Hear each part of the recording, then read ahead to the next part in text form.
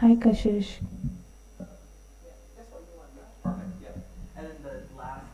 Kashish, can you hear me? Yeah, I can hear you. Hi, can you hear me? Yes, yes, can hear you clearly. Can you try putting your video on? My video is on right now. Ah, perfect, perfect, perfect. And you can hear us clearly as well. That's right. Hey, how are you, Matthew?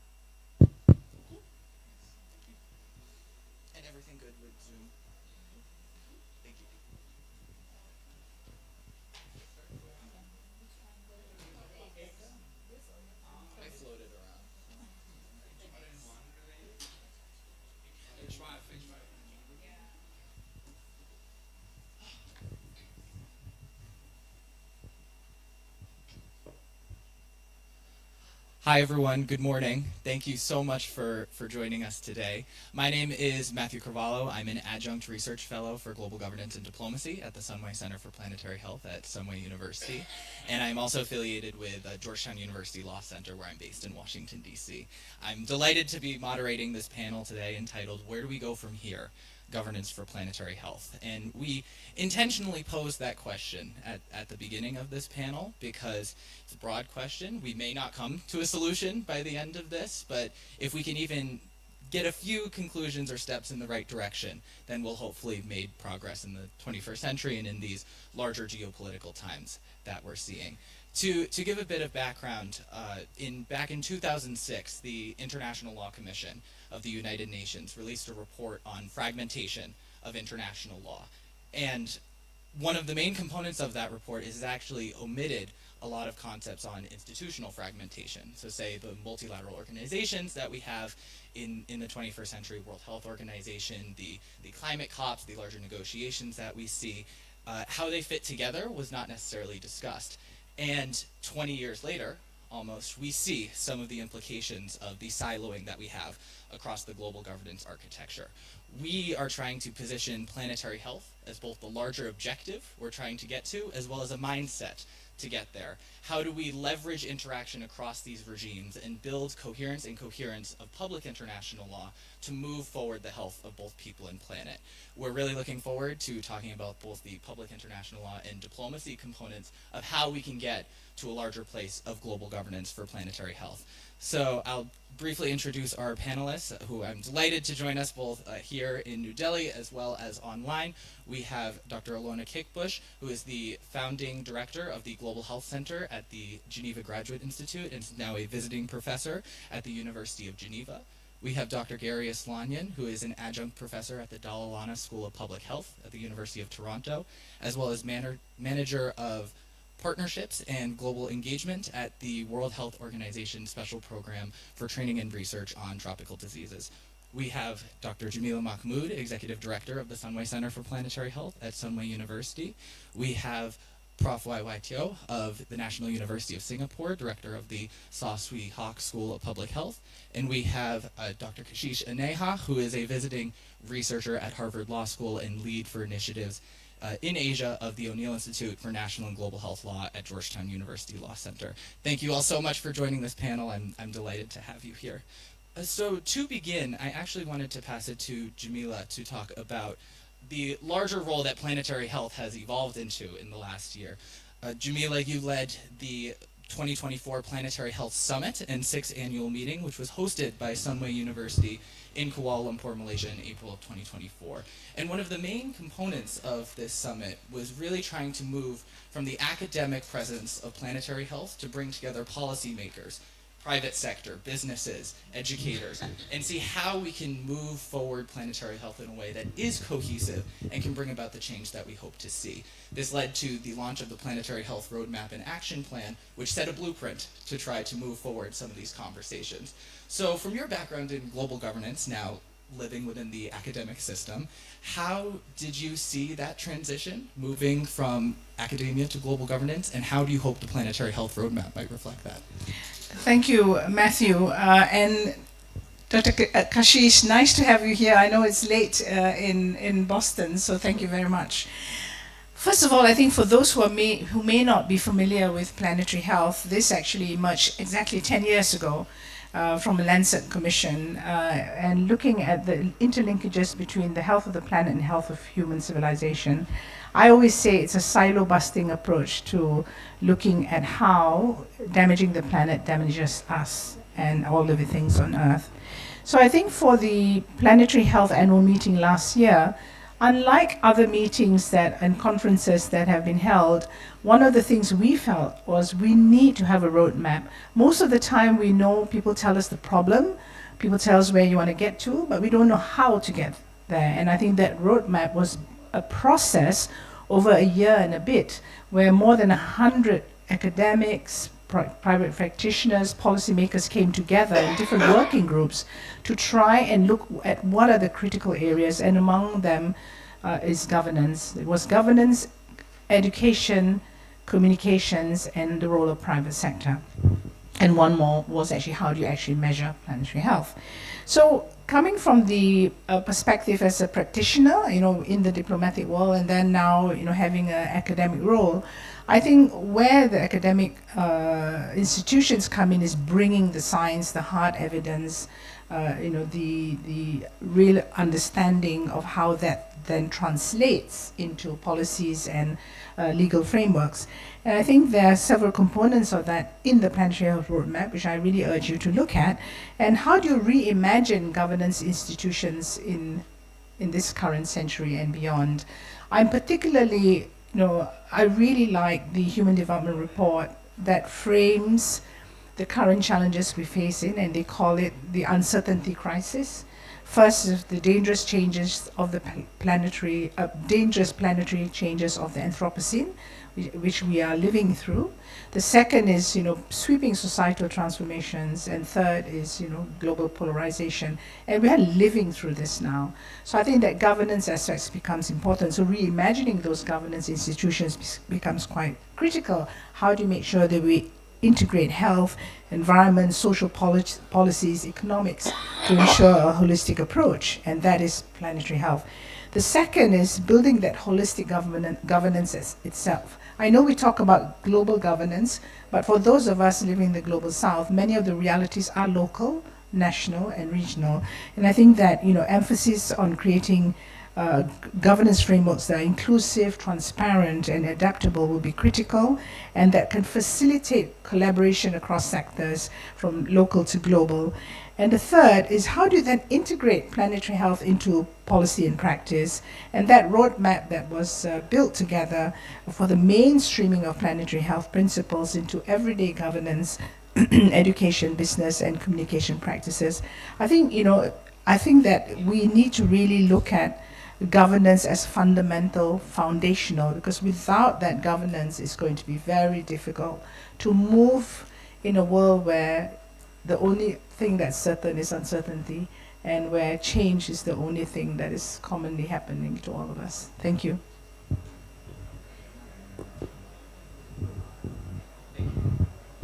Thank you so much, Jamila. And I think that really sets the stage for what we're trying to see planetary health as. It is the health of both people and planet, but it is also an operational framework to try to move many of these things forward. And I think we've seen that in practice actually very, very recently. And I'd like to turn to Kashish to talk about this example. Kashish, you have significant scholarship in the global health law world, and you've been particularly following the Intergovernmental Negotiating Body on a new pandemic agreement. I want to ask you about one part of the agreement in particular, which is the One Health article that has been incorporated into the agreement. A lot of people from the environmental community in particular have heralded the One Health article, saying that it very much reflects some of the downstream drivers of public health emergencies of international concern. But there's also been some conversation that the One Health article was one of the most contentious negotiations to happen during the pandemic agreement because of that holistic perspective it was trying to integrate. So, Kashish, from your opinion, do you see the One Health article as a win for planetary health should the agreement be adopted? And if so, what are some of the key obstacles that the international community is going to have to overcome to properly implement the One Health framework within the larger pandemic agreement? Kashish, please. Thanks, Matthew, and a very good morning, everyone. Thank you for having me. So at the outset, I wish I could be there in person, especially because the summit is happening for the first time in India, and that too in Delhi, my hometown. But so it's pretty ironic that I'm speaking from Cambridge right now. So to answer your question, Matthew, yes, I would say that I do see the inclusion of the One Health article in the pandemic agreement as a win for plenary health, and I'll briefly explain why. Broadly speaking, throughout the pandemic agreement negotiations, I've remained a bit cautiously optimistic, and I say that deliberately because I feel we need more of that energy today. That is optimism that is both grounded and strategic, as well as alert to certain challenges that's happening right now across the world. Let's start with the optimistic part over here. Where we are today is significantly better than where we are in 2020, and I speak that in context of One Health. For the first time in the history of international law, we now have a codified hard law provision on One Health, explicitly linking human, animal, environmental health within a binding treaty framework for pandemic preparedness and response. And this in itself is quite historic.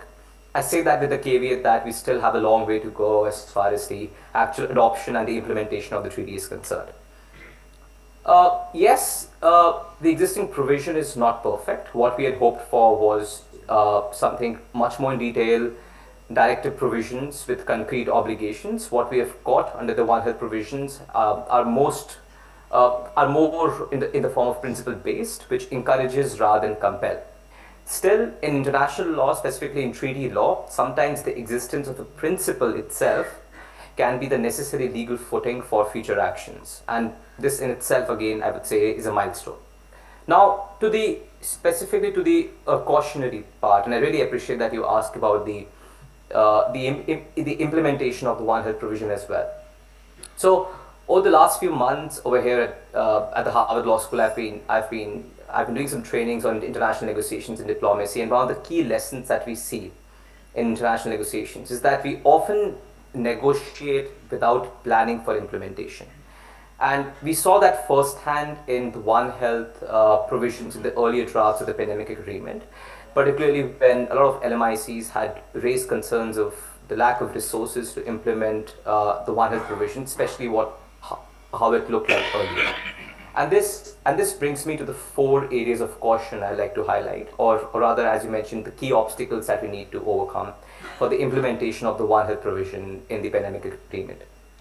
The first would be the Conference of Parties, which is very central to the broad implementation of the entire pandemic agreement. Specifically, Article 4 and 5 of the agreement leans heavily on the COP to flesh out what the COP implementation will look like, be it in the forms of establishing norms, accountability, or providing technical support to member states. In that sense, I think we really need to think about the structure of the COP, specifically the funding it will be needed to bring into forth the actual implementation of the pandemic agreement. And there we have quite some history to look forward to in context of not just the climate COPs, but what the WHO FCTC COP has done in context of how they've brought about normative guidance to implement the FCTC. The second caution I'd like to bring over here as far as implementation of the One Health provision is concerned is the 2025 buzzword, funding.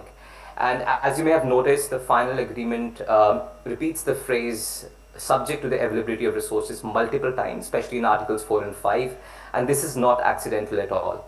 For many LMICs, the One Health approach carries real financial burdens, be it the amount of investments required in cross-sectoral surveillance, the capacity building trainings, and the interagency coordination. So without a dedicated funding mechanism, which the existing pandemic agreement lacks to an extent, we have a high risk of the One Health article becoming a hollow commitment. Going to the third cautionary point I'd like to highlight is international collaborations, or rather I would say outcome-based collaborations. We've seen international collaborations on One Health over the past couple of years, especially with the quadripartite, but I would still question whether the quadripartite functioning and the overall quadripartite framework has actually been outcome-based collaboration or not. In that sense, I am particularly encouraged by the launch of the One Health Governance Community of Practice, which is going to be launched next week, which I've had the privilege of advising. And if you look at the COP next week, you'll see that there's substantial translation of the One Health principles into institutionalized practice, and they've actually taken into account the One Health provision under the pandemic agreement as well. A final word of caution would be to resist the temptation of compartmentalizing One Health into the pandemic preparedness aspects only, especially with the pandemic agreement.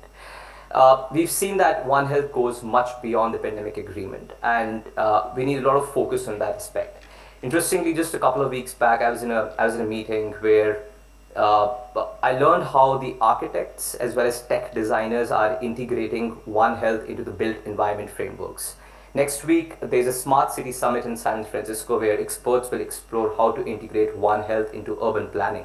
And that's just one instance why I'm saying we need to be cautious about compartmentalizing One Health into pandemic preparedness only. Finally, I'm going to close this response of mine with a point which will resonate with some of the negotiators in the room, which is in context of criteria. Criteria is an important factor as far as any negotiation is concerned. Now, a pandemic treaty with a provision on One Health, even if there's a loose or a soft provision on One Health, gives us enough powerful precedent for future negotiations. It gives us enough legal and a diplomatic anchor to push for implementation. And we've seen that in context of how the WHO FCTC worked. Countries used treaty languages to draft national tobacco laws and even successfully defend litigation. I think that's the model we must emulate as far as One Health provisions in the pandemic agreement is also concerned. So yes, I'd like to end by saying that One Health article is a win, but only if we look at the entire One Health provision over here as a beginning and not as an endpoint.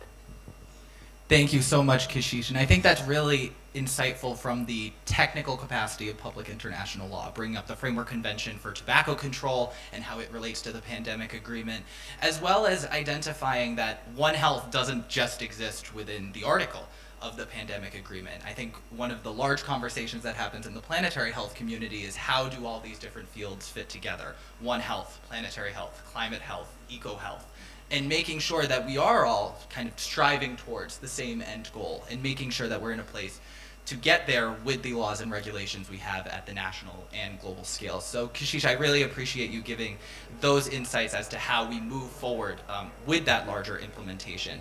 And maybe transitioning from the One Health side of things to more of the climate health side of things, Alona, I'd like to ask you about some of the diplomatic components of the climate and health space and the planetary health space. Previously, you had said that health diplomats have a lot to learn from the climate space. And I think we've seen that particularly over the last few years with the World Health Organization having climate change as a priority in the general program of work. We saw a climate change in health resolution at the 77th World Health Assembly. So given that we've seen these many themes of global climate governance integrated into global health governance, I think there's been some contention there within itself, particularly around notions and principles of equity that we may have seen in the climate world that maybe don't translate as well to the global health world. So what do you think might be the way to navigate this fragmentation? Is it the nature of the issues themselves, or is there a way to kind of bring about integrated climate governance themes into the global health world? Well, thank you, Matthew, and good morning to everyone. I'd like to start at a different point, but I'll come to what you're asking. It follows from what we just heard, that I think in terms of governance, one thing that the global health community did not learn enough in relation to the pandemic treaty is actually the COP system of climate governance. Because one of the major problems, in my view, in negotiating the pandemic treaty, and we heard a little bit of that around One Health, was that within a very short period of time, the negotiators were trying to pack every issue under the sun into that pandemic treaty. And actually having, like in the climate world, a COP system where you can, to a certain extent, rest assured that if your issue doesn't make it this time, you can pick it up at the next important COP, is something that's really, really important. And that's why also the follow-through, less than I would have liked to see, but still in an important way, of certain points that are in the agreement now, thinking it'll be adopted at least at the World Health Assembly. Ratification will take time. But that's saying, you know, we can't resolve this thing in 2 to 3 years. We need more time with everything that's going on. Taking the COP system that was developed so well through the climate hadn't always worked. You know, we can do an analysis of the COPs, but in the end, you know, that machine works. And global health does not yet have a machine of that nature. So I think that's an important thing to learn. The second point I wanted to make is that particularly in the pandemic negotiations, an enormous number of governance ideas, principles, concepts from the climate, biodiversity, etc. world actually entered health negotiations. It's absolutely extraordinary. You know, we have the PAP system, which is basically comes out of the biodiversity governance of, access and benefit sharing.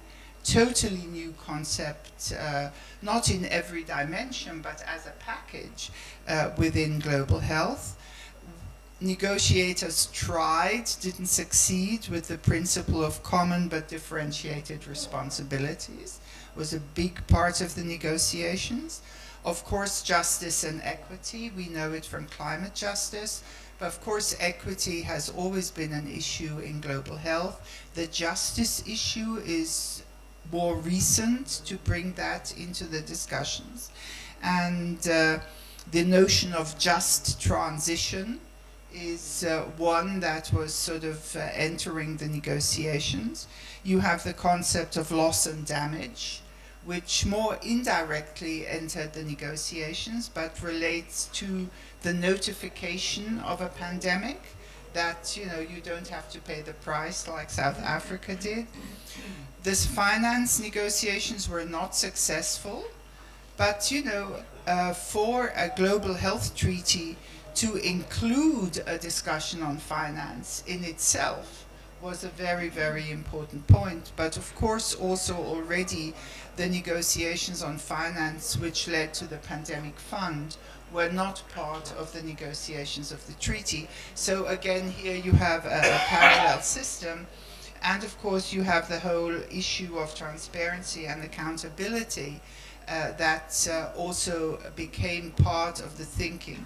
So what one can see is that many concepts developed, let me say, in the climate, One Health, biodiversity world have actually moved into the health negotiation world. And because the pandemic treaty was what one was discussing, many of those concepts seem tangible and reasonable, at least to get a discussion going, not in terms of one-to-one.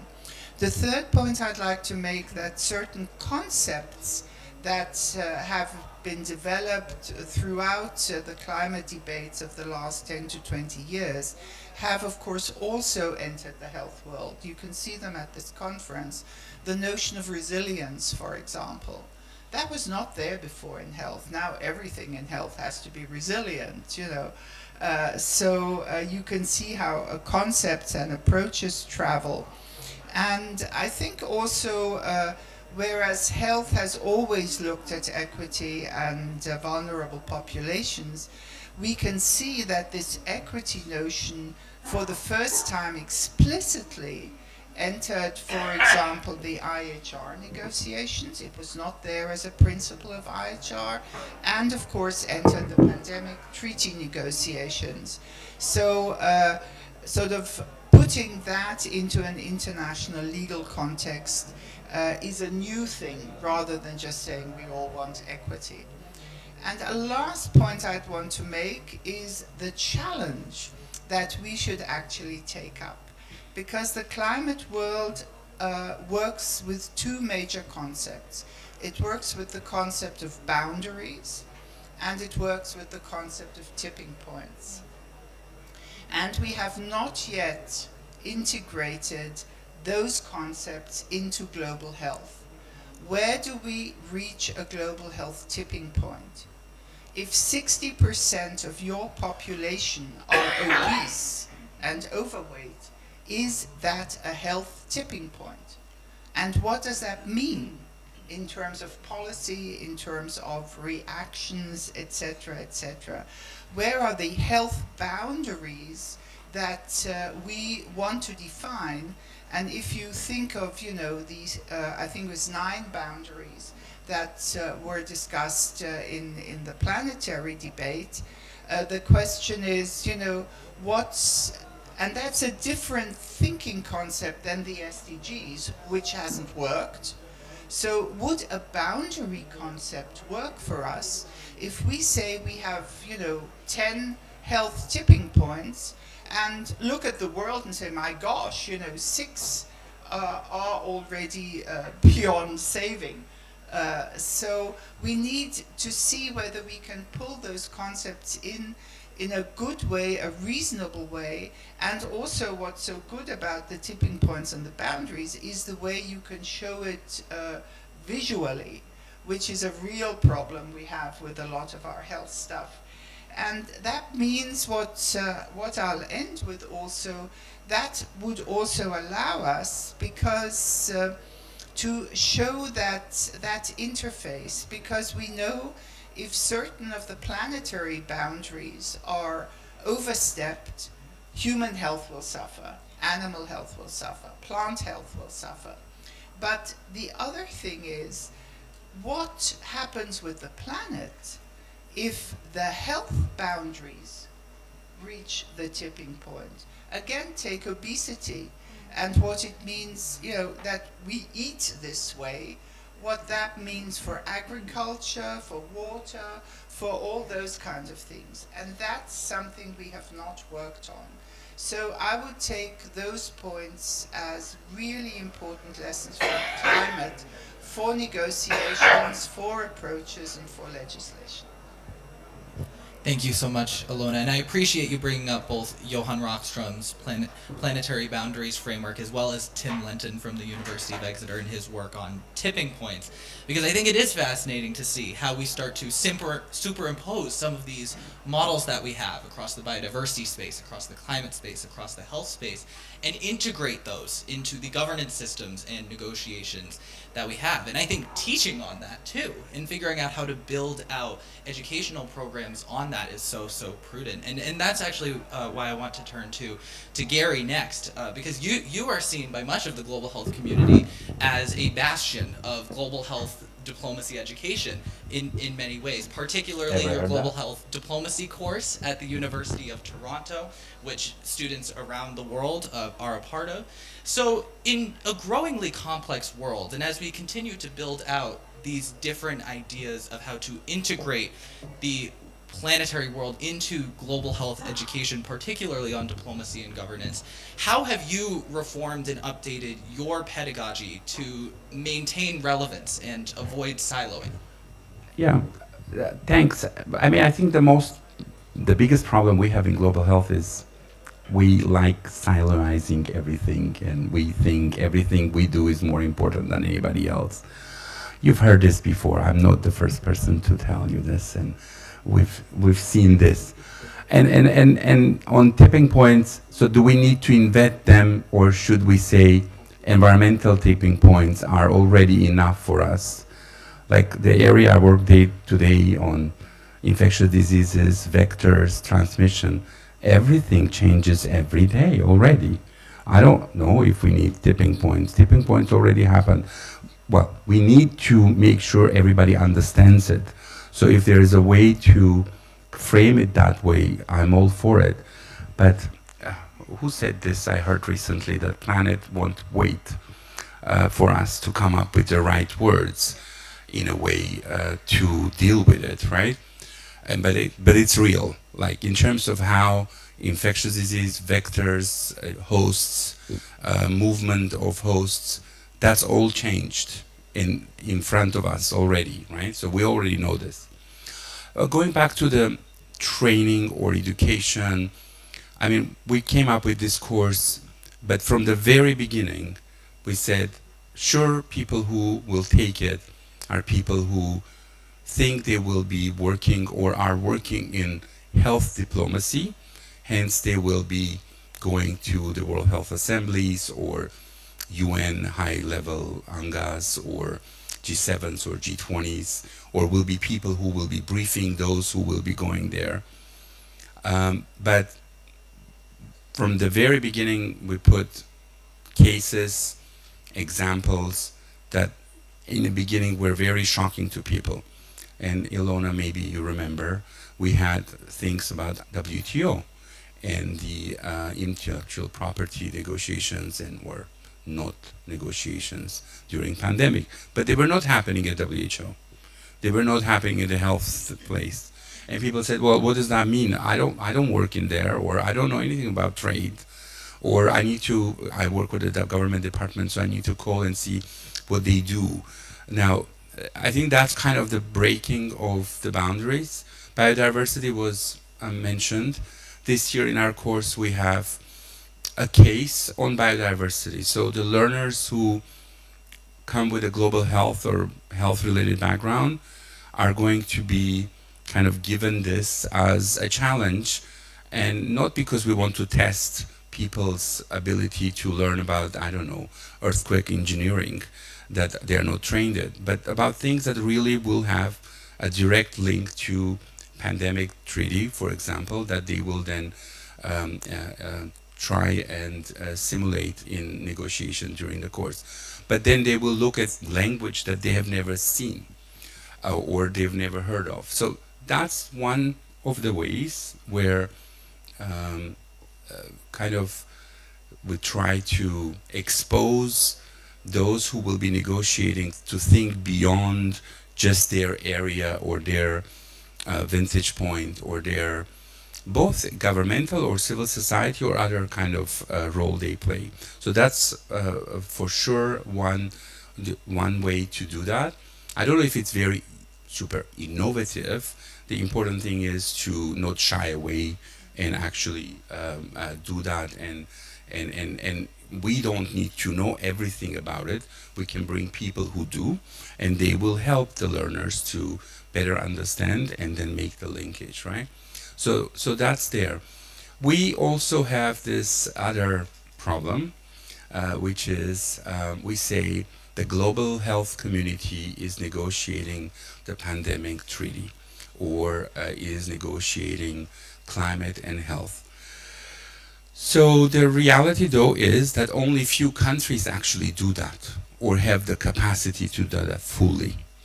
And again, it's not a criticism, it's just what it is. So if you were to go to INB or the negotiations of the treaty, it's not like everyone is involved of 190 countries. So there is really a need to demystify this area for countries through courses or through exposure, so through kind of training that will engage more countries, more negotiators from countries, both let's say in capitals or in Geneva, New York, wherever, where they can get engaged.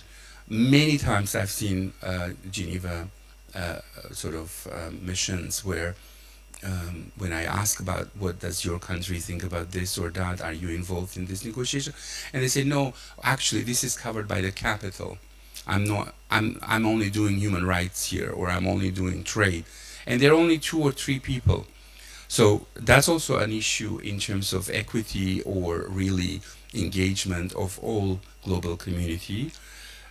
Reiterating the fact that it's not a criticism, it's just a reality we have. So we have to find ways to make these things more accessible and not seen as only, you know, you have to kind of have big countries or countries with capacities to be able to negotiate this, but smaller and less capacitated countries need to be involved, but they need to have some tools and some exposure before to help them do that.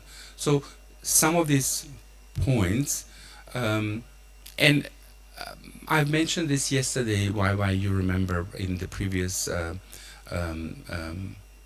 discussion we had, is that to make sure that people are prepared for negotiation, it's very easy to train people in their own countries when they talk to each other and they speak the same language and they speak the same culture or context or political order situation.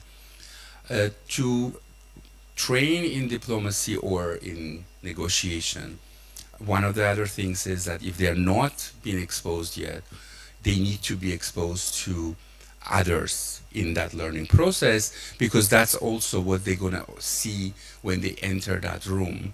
And then when they enter that room, eventually they learn. It's just how long does it take, is to appreciate who is coming from where, with what position, why some countries have that position, Those things take time.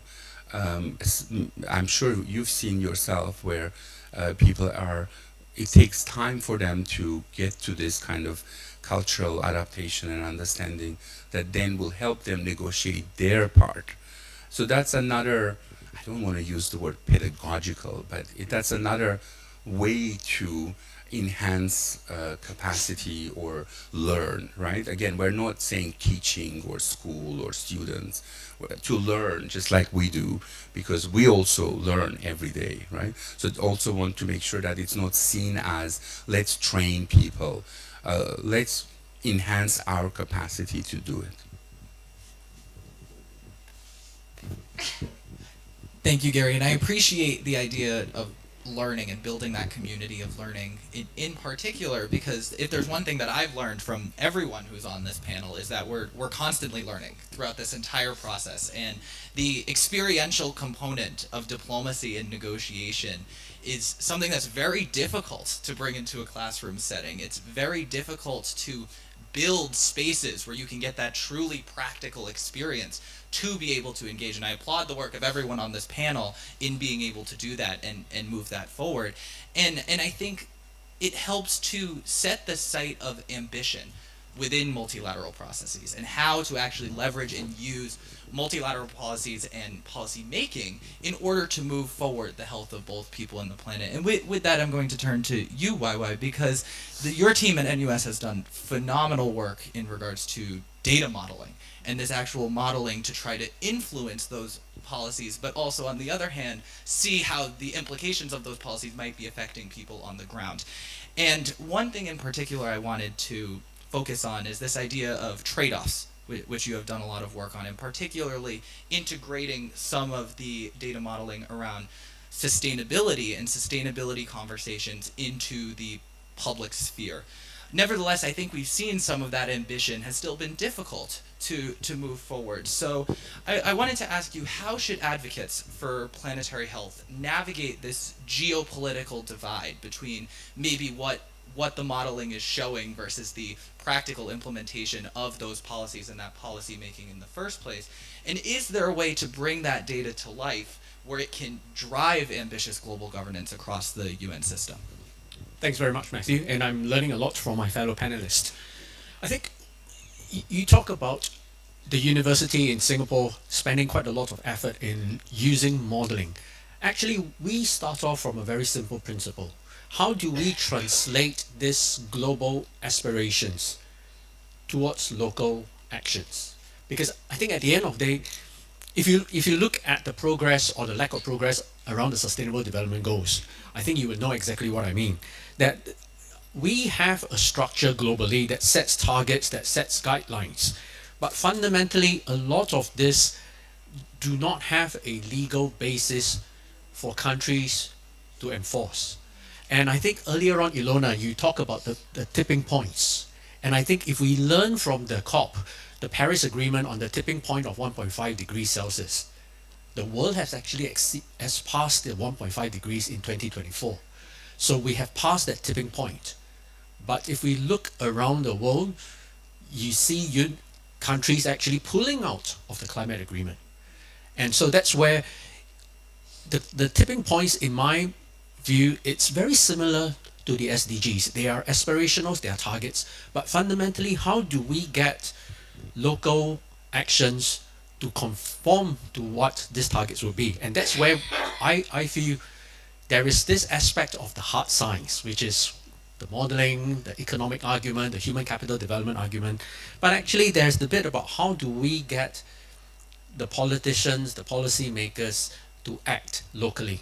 And this is where I will highlight the divide, because I like to think that policy makers generally in most countries, they are quite sensible. They know what needs to be done, but they have a boss above them, that is the politician. And politicians are the ones that are much more sensational. And Jamila, yesterday you mentioned that politicians will listen when the people ask for it. And so that's where we come in to say, how do we actually mobilize the ground, mobilize action locally amongst the people? And that comes back to your question around the use of data. And traditionally, we would think about the use of hard science data to try and present the facts, present the evidence. But I will actually use 3 points or 3 sectors. The first sector is the arts sector. And I will draw on the Netflix film Don't Look Up. It has an all-star cast: Meryl Streep, Leonardo DiCaprio, Jennifer Lawrence, as well as the planetary documentary by David Attenborough, where he had his witness statement and his vision for the future. And I thought that is a very powerful way to actually socialize important concepts about how important those tipping points are to my health in Singapore, my children's health in Singapore. So that's one sector that we can make use of the data, and we work with the arts. Because in the health space, in the climate space, we tend to talk amongst ourselves, like I suppose many of us are working in health. But if I now say, if we have a film director or documentary director in the room that is listening to our conversation, he or she may suddenly think that, well, this is important enough. Let's see how we can make a documentary, a film to highlight some of this. The second is the corporate sector. And just before we started, Gary was already telling me that, well, the corporate sector, it's one that you can never really trust. Just look at the actions of certain individuals who are corporate figures that are running countries now. But I think the corporate sector have something that they like to showcase, that it is their corporate social responsibility, their CSRs. And yesterday I mentioned this.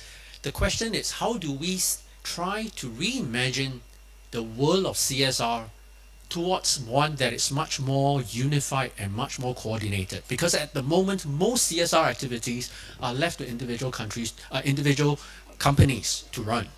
But I like to challenge our thinking to see, if we see the planetary health to be something that is going to impact the world, how do we now get to mobilize CSR funding towards the right action? And I hope this will eventually filter up to the bosses in the corporation. And the last is what, Gary, you have passionately talked about, which is the schools and the education. Because I think academic institutions, it's a very powerful form to lead reforms. And that is why governments, politicians traditionally are very wary of the power of academic institutions. Just look at what Trump is trying to suppress: science, education in the United States now.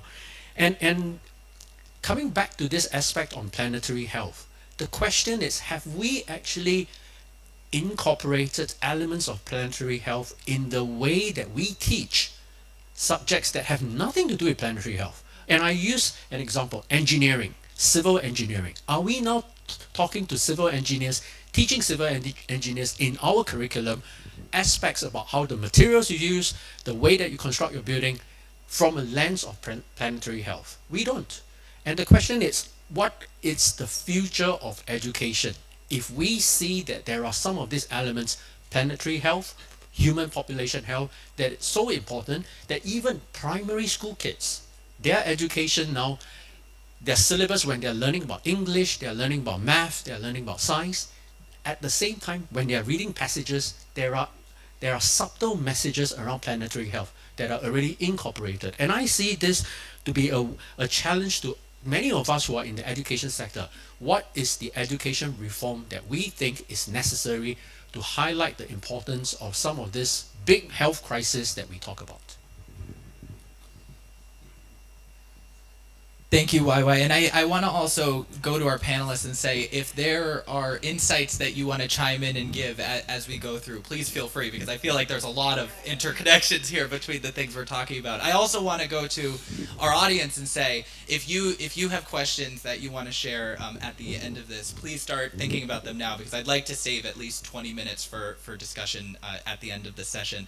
But maybe moving back to Kashish and Jamila, because you both have very parallel experiences on law and diplomacy, where Kashish, as a lawyer, you've done a lot of maybe the negotiating from the legal side of things, and Jamila, through your time as a diplomat, you have been with the law and seen how the law has influenced a lot of these spaces, there's been a lot of scholarship about this idea of a lawyer diplomat, or people who maybe have the legal background who are now engaging and advocating in the international affairs space and making sure that they're equipped with some of those legal concepts to be able to effectively identify the best ways to negotiate.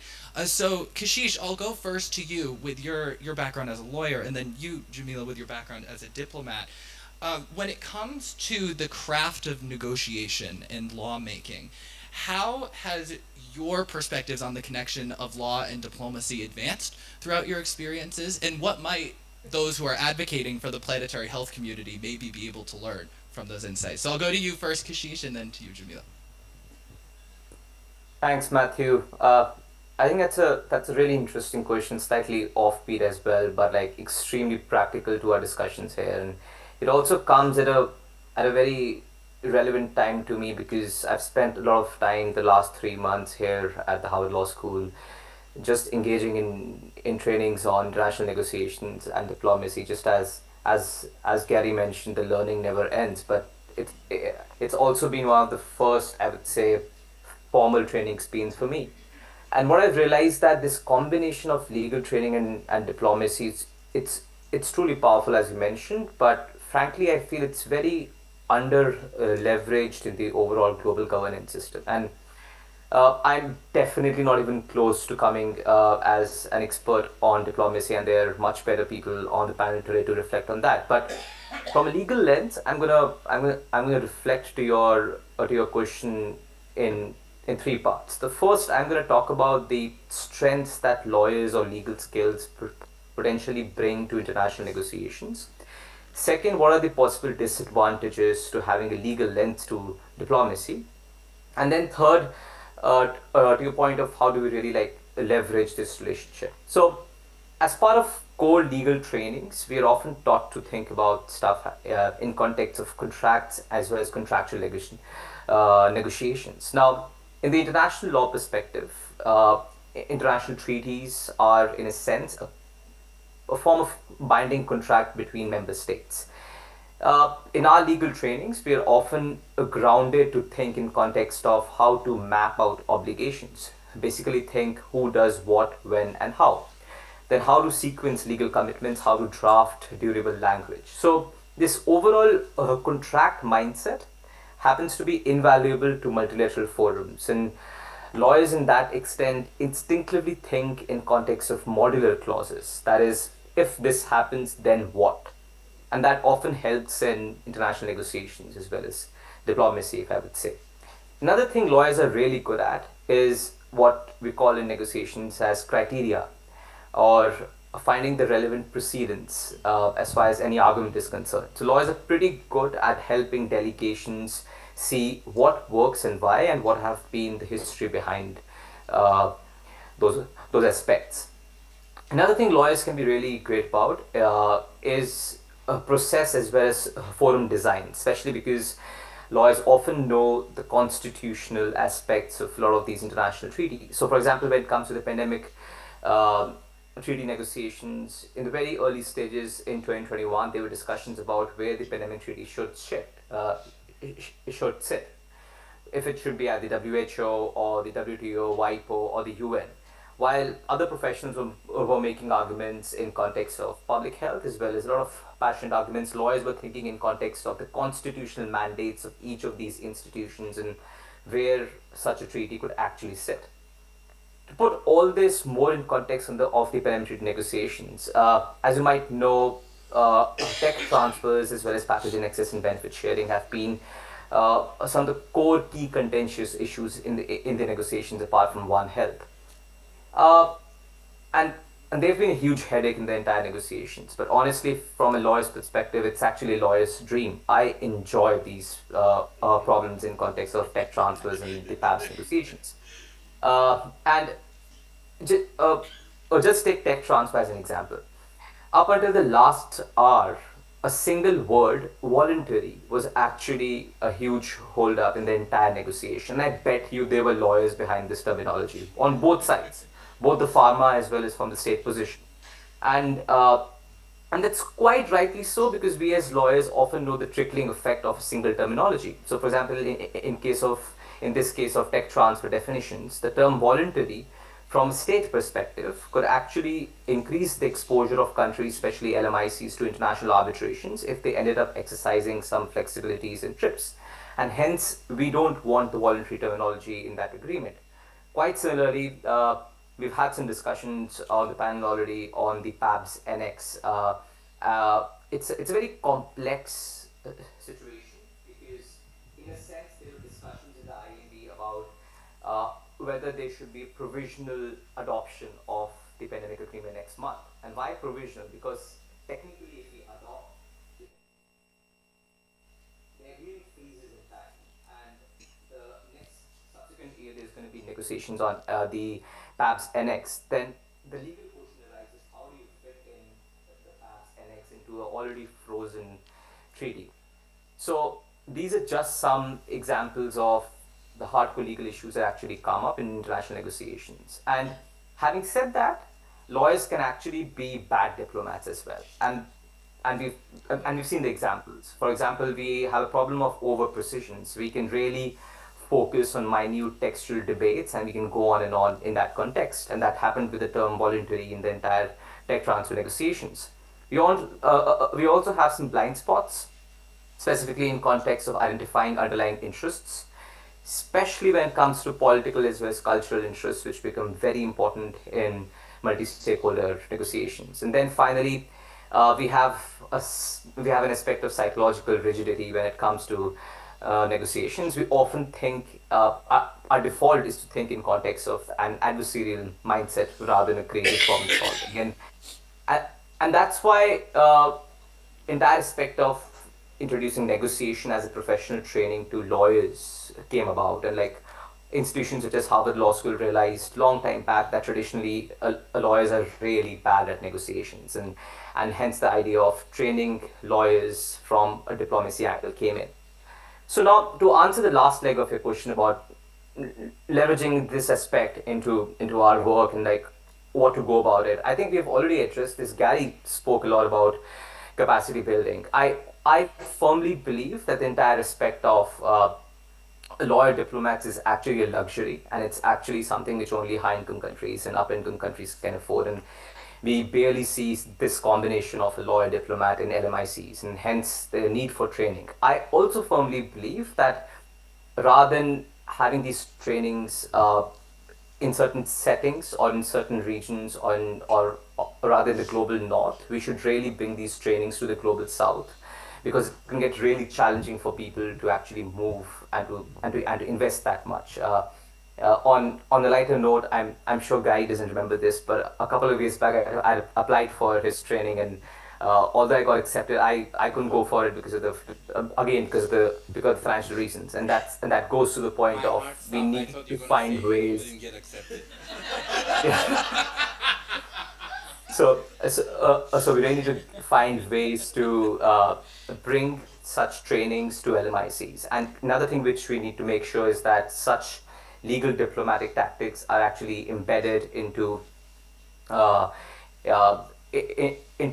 governments and ministries at very early stages itself. There's actually detriment if such aspects of negotiations come to LMICs at a very little stage in overall negotiation. So I think I'm going to pause there with my remarks right now.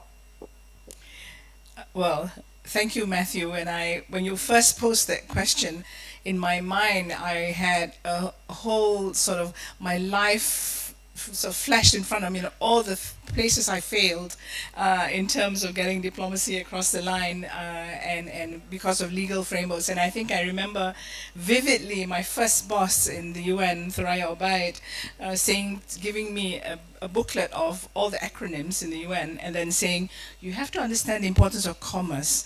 And I couldn't understand what she was saying until I actually went into a negotiation and resolutions where some lawyer insisted that the comma had to be removed, and I could not see the point of it, right?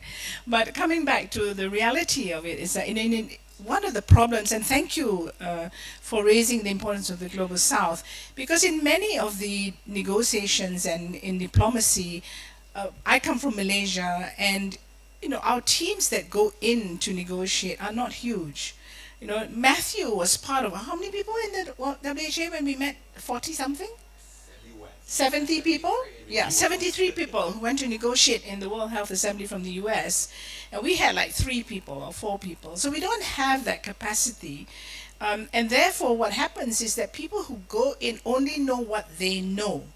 And the biggest problem is fragmentation of law, because we know that different aspects, whether it's climate, health, trade, are all interlinked. And we're seeing this play out in Biodiversity COP, the Climate COPs, the Desertification COP, and World Health Assembly, a pandemic treaty. Is all linked, but we don't have the clear understanding on how it links, and thus my passion for planetary health. So I think the answer to this is, number one, we have to have this dialogue with the legal fraternity. We need to start sitting down and saying, how do we deal with this?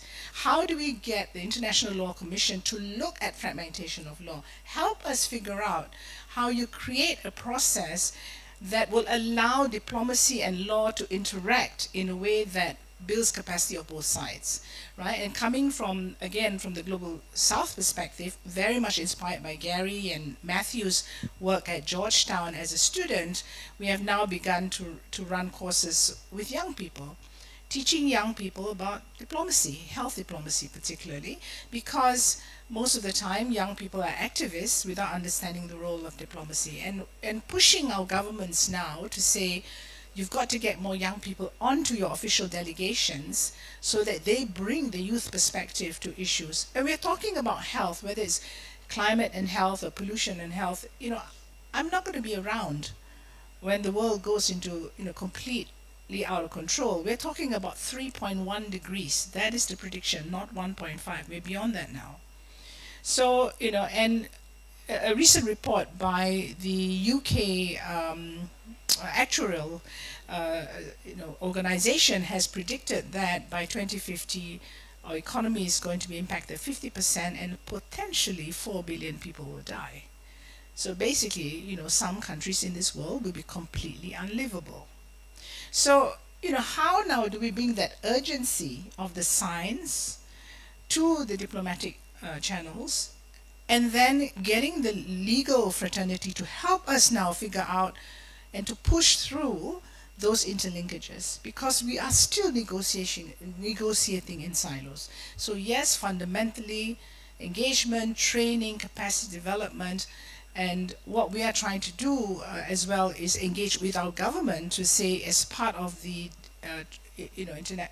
we have an Institute for Diplomatic and Foreign Relations, we have our civil service institutions, training centers, to bring this in to the curriculum, engaging also with potential policymakers. The other thing, of course, is that in diplomacy, a lot of the policymakers that we have as well, I don't know about other parts in the world, but certainly in Malaysia, they rotate.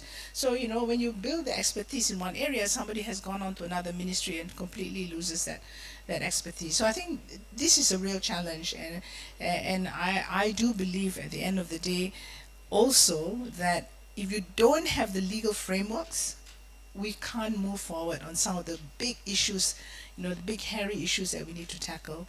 But on the positive side, what happens at local level is also very important. Advocacy, activism, diplomacy. You would have seen, for example, about 2 projects I've been directly involved in, I'm very excited about, is really writing a strong health paper to the Pacific Islanders for the member states to then take a legal course on ICJ, and it has gone up to ICJ because of the climate and health perspectives. And yesterday, a landmark decision was made in The Hague to ban the advertisements of fossil fuels. So I don't write in Dutch, but my article has been published in Dutch also yesterday, but really saying, here are the health aspects of it. Because as medical practitioners, we have an oath to protect people, and therefore, so as a health fraternity, we are so powerful, but we're not exerting the power that we have. And I keep saying that we are the most trusted people in the world. In a world now where trust is probably one of the most precious commodities left for us. So I think we've got to get our act together, right? We've got to bring this together. We're trying to build this program in The Hague, in October hopefully, to bring the ILC and UNDP and others to discuss this, right? To bring through the fragmentation of law and how then can diplomacy play a role. And if I can use the time that I have this microphone to address I got so excited when Ilona talked about global tipping points, because you're exactly right. How do we communicate the science? Because we are so bad, we are such technical people as health professionals, as scientists, we go into jargon very easily, right? So how now do we learn from entertainers, from the art scene, from PR companies, on how do you present information that is understood by the public? Because until and unless the public demands from their politicians that have only a 5-year horizon at most, then you can't have that long-term change, you can't have that long-term vision, and I think it begins with young people. So, and the final thing, YY, on an education revolution, it is happening. Certainly in the planetary health field, it's exploding. Now, medical schools, nursing schools are all bringing this in. You talked about engineering. I was just showing Gary that I was quite excited to be involved with the Asian Investment and Infrastructure Bank in China, and their seminal report this year has been Infrastructure for Planetary Health. Now, who would imagine that a bank like AIIB would actually write about planetary health? So we're chipping away. We've got to do more, but I think we really, really have to bring the legal fraternity with us and help us to figure out things that stick, which means legal frameworks, and commitments to them. Thank you so much to you both. I actually, if you'll indulge me, I think I'm going to just let our other panelists comment on what's been said so far. Actually, I wanted to consult Jamil. How would we change the national priorities around planetary health? Because if I look around a few countries in Southeast Asia, ministries that oversee planetary health, environment, sustainability are often seen as the lower tier portfolios compared to defense, compared to finance, trade and industry. How would we change this mindset that even in the government sector, suddenly there's an escalation of priorities, that now issues around environment and sustainability is a portfolio that is in your top tier government sector? So my personal journey, I thought being a doctor and talking about the health impacts of climate change and all that would really move people, and the pandemic was something that people still thought about and were passionate about. I was completely wrong. People forgot about it. So I consulted economics experts and finance people, and we looked at modeling. So our team at the university said, we've got to shift the way we look at economics from a return of value, from a return on investment to return of values. And what they were able to do very cleverly was use the planetary boundaries framework that Johan Rockström had developed with his team, and showed that for every planetary boundary that was breached, the economic impact on our economy was such and such, X% of our GDP. So using that argument, we could then build an argument to develop a national planetary health action plan. It was all on finance. And then, really, I tell you, it took me 2 years, which I think is okay, but to just convince people to listen to me, right? They thought I was a zealot on planetary health. I said, no, it makes sense because it's about your future, it's about economics, it's about political stability and everything else, security. Then we now have the Planetary Health Action Plan, which basically talks about breaking the silos and having a sort of monitoring, and you don't want to, diplomacy is the art of ego massaging, right? It's about, it really is. It's about how you walk on eggshells without breaking them. And what we realize is you've got to use existing things, because if you start saying, no, SDGs are not working, we all know they're not working, but somebody has already invested in SDGs, so you're going to get really upset. You upset the UN, you upset the government and everybody else. So we said the SDGs are fine. You have the SDG framework, you have the SDG Council. How do we make it succeed? And using that entry point to then build a planetary health kind of monitoring, so it becomes a framework for you to succeed in sustainable development. That's how we do it. And then what it is again uses science-based targets, really looking at, we call it 8I and 8R framework. It's a bit complex, but what are the 8 sort of I's: infrastructure, infrastructure, and so forth. What are the 8 R's? Resilience, reduction, reuse, and recycling, whatever. So using those 2 frameworks to then build a new ethos of investment, economy, well-being, and so forth. So as I said to you, YY, yesterday, it's very ambitious. I think we're the first country trying it. We may completely fail, but what we will do is we will learn. And I think never underestimate the power of failure. I certainly have learned more from my failures than my successes, because until and unless we are courageous enough to take that first step and to look at it and try it, and I think we won't move far. The last thing I would say is, in my country, we don't have the strong legal frameworks, for example, on environment and health. We're only now developing a climate change policy and so forth. So I was very surprised when I've been contacted now by lawyers from Singapore, from Malaysia and the region, as well as our Bar Council, to come and talk to them about planetary health so that they can think through what are the kind of legal frameworks that they now need to develop at national level or regional level. Thank you so much, and I hope the audience can forgive me. We only have, I think, 15 minutes left for questions. But while we're getting Q&A ready, I just wanted to give Alona and Gary the opportunity to give some last replies. You should. Okay, fantastic. So based on that, we will open up for questions to the audience. I think we can take probably, I think we have time for 3 or 4, maybe. So how about we go here? Yes. Thank you very much for the very inspiring conversation. My name is Ushma. I'm the founder of Ripple, a nonprofit based in the Netherlands. It's super, super inspiring, and you're basically preaching to the choir, or I'd actually say, or in my case, but I'd like to say that it's inspiring the choir, because I'm now more motivated to continue my work. I'd like to address a moral dilemma in today's healthcare systems, where we currently, from a corporate perspective, earn money from disease with the fee-for-service structures that we have today, being incentivized to manage diseases and not to prevent. With the understanding and inspirational examples from learning from the climate sector, I want to hear your thoughts on an idea. With the understanding of corporates' interest to maximize profits, and learning from the energy sector, we can learn from how the transition from fossil fuels, it's not perfect, I know, but the transition from fossil fuels to renewables was guided by fiscal levers from the government. In Germany, as an example, where I live, solar cells you can see widely on roofs, and it's not because we care about the planet. We do, but it's also a financial advantage to implement solar cells on your roofs.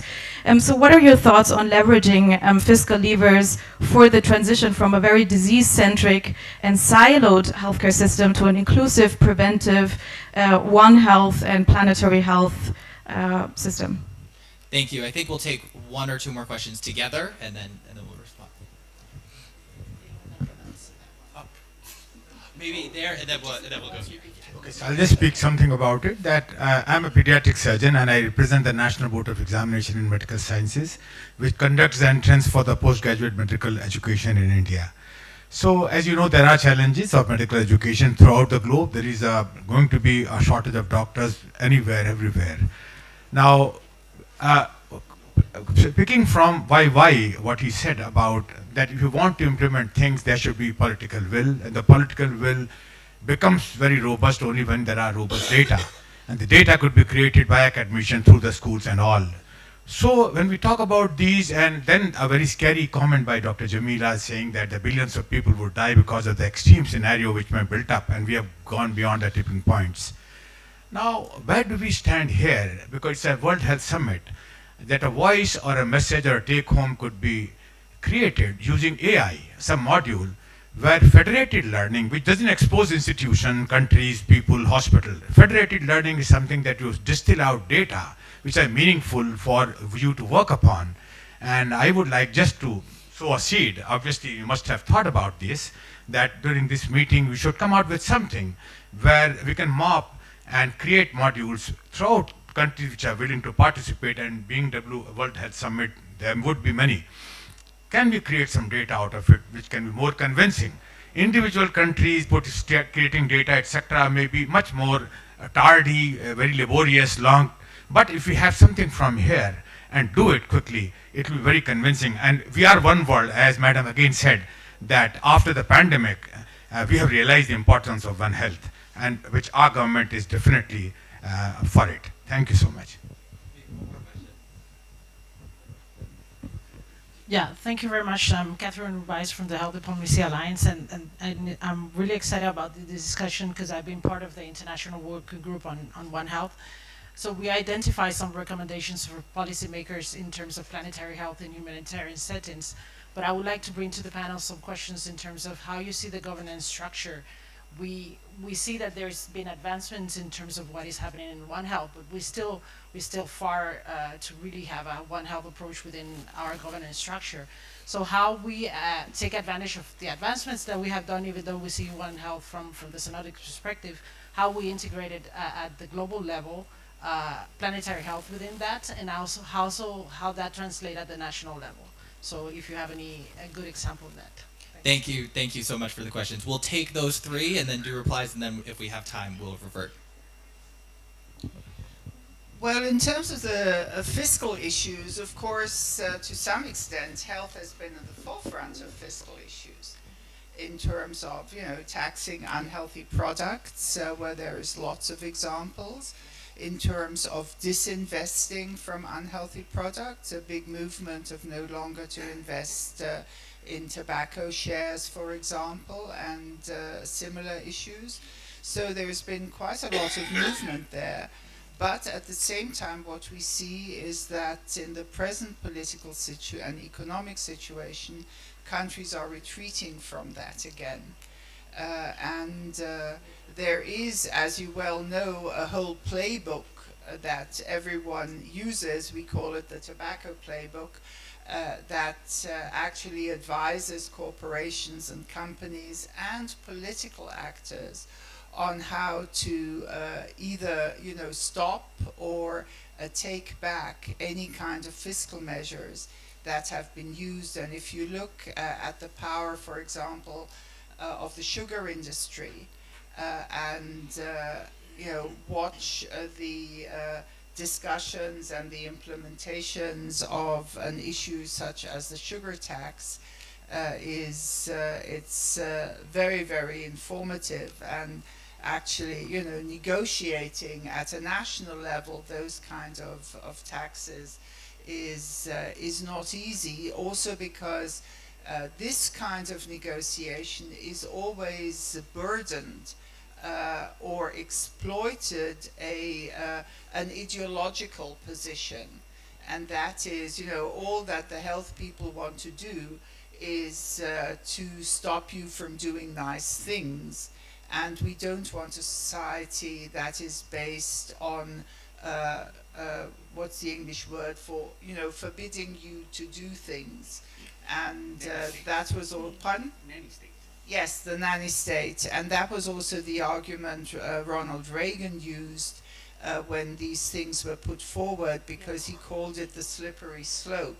The one minute you tax tobacco, the next you're going to do alcohol, the next you're going to do sugar, the next you're going to do fat, and all of that. But there's been a lot of discussions and implementation, particularly take Latin America with the sugar tax, etc. What has been less done, but suggested, as part of health in all policies regularly, is the investment side. You've mentioned the solar panels, or, the possibility for individual tax savings if you buy an electric car or something. So there's also this question, if you go down a kind of fiscal route, is it, how much will it affect the individual on the one hand, and to what extent will the individual voter have a feeling, I'm getting something? And so there's also, beyond legal things, there's a lot of psychology involved in that kind of movement. And then thirdly, you know, there is the discussion, why not make money off health? And that also can be a health in all policies debate. And you know, some countries are better at this than others, because I mean, you mentioned solar panels. Well, the German solar panel industry is bankrupt because China very early on found that, you know, if we produce cheap solar panels, you know, this is going to be an enormous boost. So again, you know, what one will be looking to, and this then becomes a global north, global south issue, is what kind of investments that boost health in this health in all policies, planetary health perspective, would we want to put forward and actually then support production in low and middle income countries and have partnerships for that production in order, you know, to be able to spread them widely and then make available to consumers, and possibly then have it, you know, in a normal, in quotes, market that the consumer can afford to buy it, and you don't have to give additional financial support from the government that they buy it. So there is, I think, a lot of examples, but the road is not well traveled, I would say, and there is much more possibility to do that. And I think just as we're discussing, you know, pushing production of medicines in low and middle income countries now following the pandemic accord, and those kind of investments, I think we should think further. If we're talking about health investments, we should think further than these kind of, you know, medical stuff, but the other supportive kind of technologies that can then be imported and bought in what is still called, you know, the high income countries. But let's not underestimate, and that, you know, would be one plea from somebody who comes from a high income country. Many of these countries are facing enormous financial burdens right now. They're, you know, they have an enormous debt burden also. If you look at them, they are not as well governed as Singapore. So I think also we have to start looking at what is happening and how those streams can then be helpful for both sides of development, and not, you know, lead to the very contentious type of diplomacy that we had during the pandemic treaty. Thank you. Thank you, Ilona, for grounding us on that. But I wanted to also answer to the first question, because you were talking about fiscal levers against corporate sectors that were making profits off diseases. And this is actually sharing some experience that we had in Singapore, because we went through exactly this debate around, we knew sugar was bad. And the question was, do we go down the route of taxing sugar? And in the end, we decided not to. And I know what I'm going to say is going to be contentious, but actually the country decided to work with the food and beverage industry. We will never work with the tobacco industry, so that's non-negotiable. But with the F&B industry, we actually work with them to say that, how do we encourage you to reformulate? And so we move away from a taxation policy towards a process of working with industry to reformulate such that overall it becomes healthier. Because we also knew that if you adopt a taxation approach, the effectiveness of a taxation approach actually wanes with time, because it's embedded into the price, people get desensitized to it. But once you have the approach that we used was actually a front or pack labeling with A, B, C, D. It's a Nutri-Grade, very similar to what France, Australia, New Zealand, they have that. And actually it turns out that the effects were so effective that the industry reformulated. We gave them time to get around it. I think it was between 3 to 5 years. They reformulated to bring down the amount of sugar. The consumers with the mindset that, well, A, B, C, D, I want to aim for A's and B's, I avoid the C's and D's. And that actually helped with the education, the literacy as well. So that's one aspect of the fiscal, of not necessarily taking a fiscal approach towards the corporate sector. But I want to also talk about the fiscal approach on two parts, which is what the government can do. Because at the same time you talk about prevention and disease prevention and health promotion, the question is around the government's own investment into disease prevention and health promotion. And I think this is a segment that in many countries it is still lacking and it's still falling behind, because it is very difficult to justify to the finance ministry, can I have support to run health promotion activities, run disease prevention activities that's at the individual level.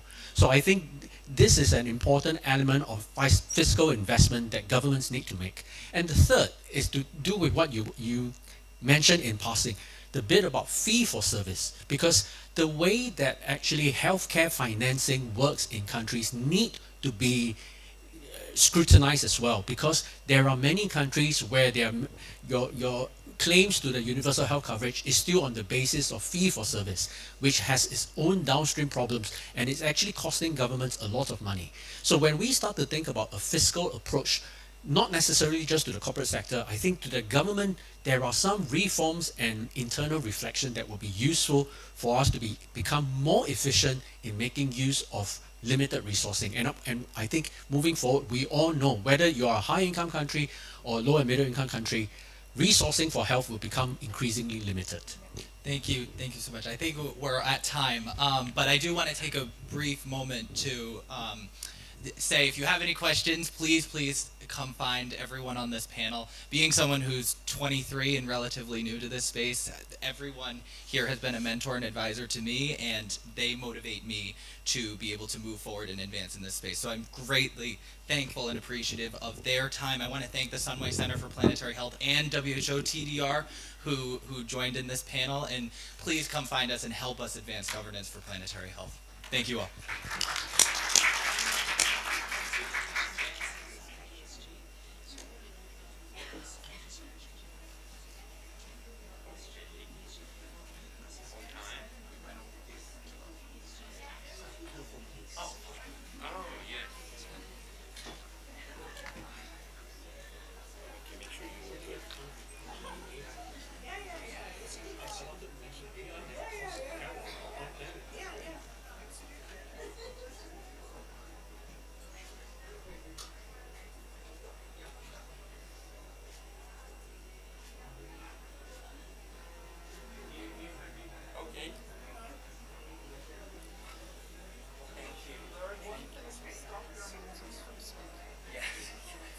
I think I might have to get a little bit older before I make this, but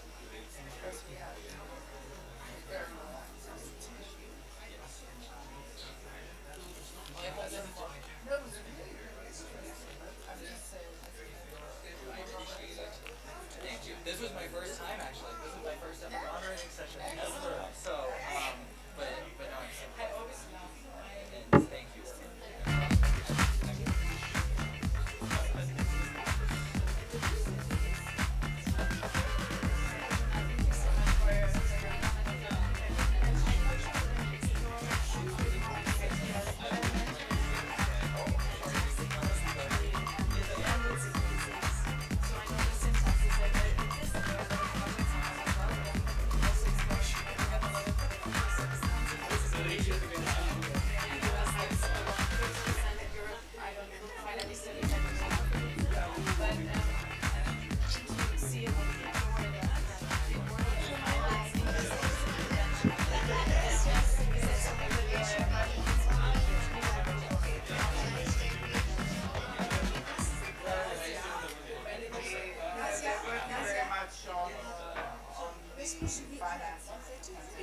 Yes.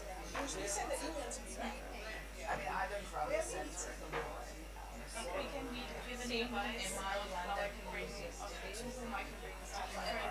MR7. MR7. 17. But, I mean, what you're saying, what you're trying to say is, so if I make money off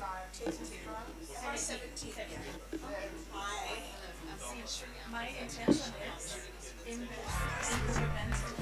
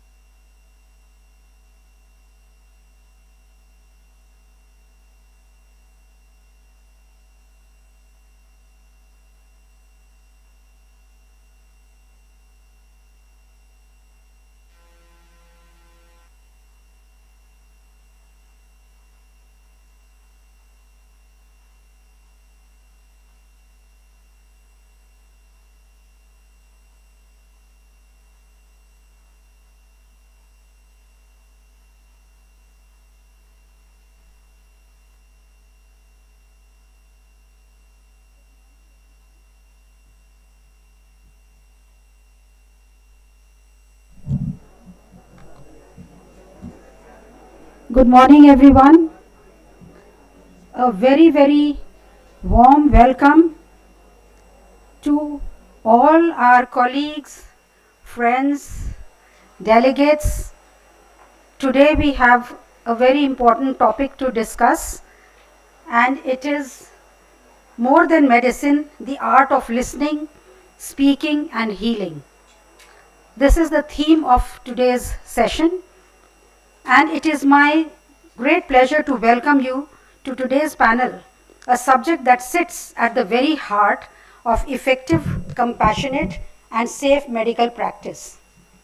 In this era of rapid medical advancement, cutting-edge technology, and increasing complexity in healthcare delivery, one thing remains timeless and essential, and that is the human connection. As we gather here today, we recognize that healthcare is not just about procedures, prescriptions, protocols, but it is a very, very deeply human, part of medical care. Communication is more than just exchange of information. It is the cornerstone of trust, empathy, and healing. Whether it is a brief consultation in a busy outpatient clinic, a multidisciplinary team, or a life-changing conversation with a patient's family, how we communicate can influence outcomes in profound and lasting ways. This panel brings together remarkable voices from across the healthcare spectrum, clinicians, educators, researchers, and leaders, each offering rich perspectives on improving communication at the bedside, in the classroom, and across healthcare systems. Today we will be exploring some deeply important questions. How can we bridge the gaps in communication across teams, cultures, hierarchies? What does it really mean to listen, to connect, and with empathy? And how we teach communication to healthcare professionals in meaningful and lasting ways. We hope this discussion will not only inform, but also inspire, encouraging each one of us to reflect on our own communication practices and how we can better support one another and our patients through the power of words, presence, and understanding. We are honored to, have a very elite group, a panel. We have Dr. S. Basu, Senior Consultant, Max Hospital, Delhi, and Professor Atish Agrawal, Vice Chancellor, GS University, Uttar Pradesh, Professor Sanjeevni Khanna, Professor and HOD, Obs and Gynae, Fortis Hospital, Dr. Vijay Agrawal, President KAHO, joined by Padma Bhushan, Professor B.K. Rao, Professor Kamal Bakshi, Professor Ajay Kumar, Council Member, World Medical Association, who will be talking about breaking bad news, along with Professor Meenu Bajpai and Professor Sharda Jain, Professor Sandeep Buddhi Raja, Group Medical Director of PanMax India, joined with Professor Arun Agrawal and Dr. Ranga Rao, will be speaking on closing the gap on medical errors which can be related to communication. Mrs. Somi Das, who is a community media communication expert, and she would be joined by Dr. Atul M. Kochar, Chairman, CEO of NABH, and finally the art of connection, and I would be talking on teaching and learning communication, and I'll be joined by Dr. Neelam Mohan and Dr. A.G. Radhika. Each of their people, the elite panel that we have, will not only give us professional excellence, but they also have a passion for making healthcare more human, more connected, more healing. Thank you all for joining us today. We look forward to a meaningful and thought-provoking session. And now, without further ado, let me first introduce the chairpersons and the panelists. First panelists. Do we have the CVs of the panelists and the others? Yes. Okay. First, the talk will be by Dr. S. Basu, and who will be talking on more than medicine, the art of listening, speaking, and healing. And the chairpersons are Professor Yatish Agrawal, Vice Chancellor, GS University, Uttar Pradesh, and Professor Sanjeevni Khanna, Professor HOD of Fortis Hospital. Dr. S. Basu, please.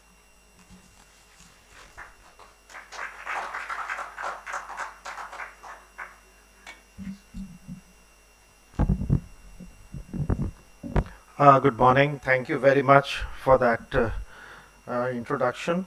and it's a pleasure and an honor to stand in front of you.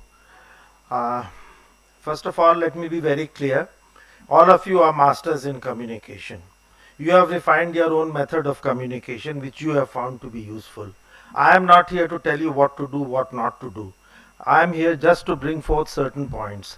Now, this is a very vast topic, and it's not possible in the time allocated to deal with everything. So, I'll make an effort. I apologize if some points may seem very basic to you. I wish I know how to, oh yeah, okay. Okay, let us start. Can you hear me? Am I audible? Oh, let us start with a scenario. This is a lady, Mrs. Malhotra, 55 years, works in the bank, is complaining of dysuria or burning micturition for 1 week. She's noticed some blood on her underpants. She's a diabetic with poor control because she often neglects to take her medicine in her busy schedule. Her mother died of CA ovary. She has got 2 teenage daughters. So what is the main concern? That she may have malignancy. She has come to you in the gynae OPD. Why gynae OPD? Well, that's her choice. Because I suppose she's more comfortable with female doctors. Ideally, she would like OPD treatment because it's the year ending and she cannot afford to take leave to be admitted. And she wants to explore alternative treatment for diabetes because she's fed up of taking daily pills and a lot of them. So it's a full house really for the doctor. So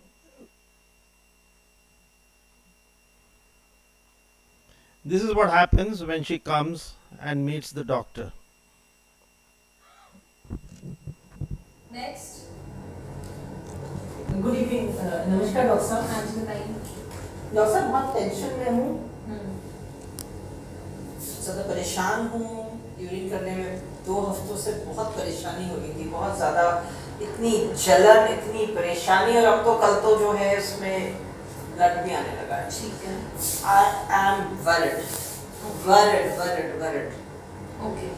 oh God. कितने बच्चे हैं आपके? एक बेटी है। ठीक है। Okay, और काम क्या करती हैं आप? मैं बैंक में हूँ डॉक्टर साहब, बैंक में हूँ, वो भी प्राइवेट बैंक है। ठीक है, क्या पता नहीं क्या बीमारी लग गई है, मैं तो बहुत परेशान हूँ। ठीक है, क्या लग रहा है आपको, क्या लग रहा है? देखिए मैंने देख लिया, मैंने जांच कर ली आपकी, और ये में कुछ इन्वेस्टिगेशंस हैं, कुछ ब्लड इन्वेस्टिगेशंस हैं, और कुछ ये अल्ट्रासाउंड में आपको लिख रही हूँ, और एक यूरिन की 2 इन्वेस्टिगेशंस देती हूँ। ये आप कराइए, उसके बाद फिर हम आपसे बात करते हैं।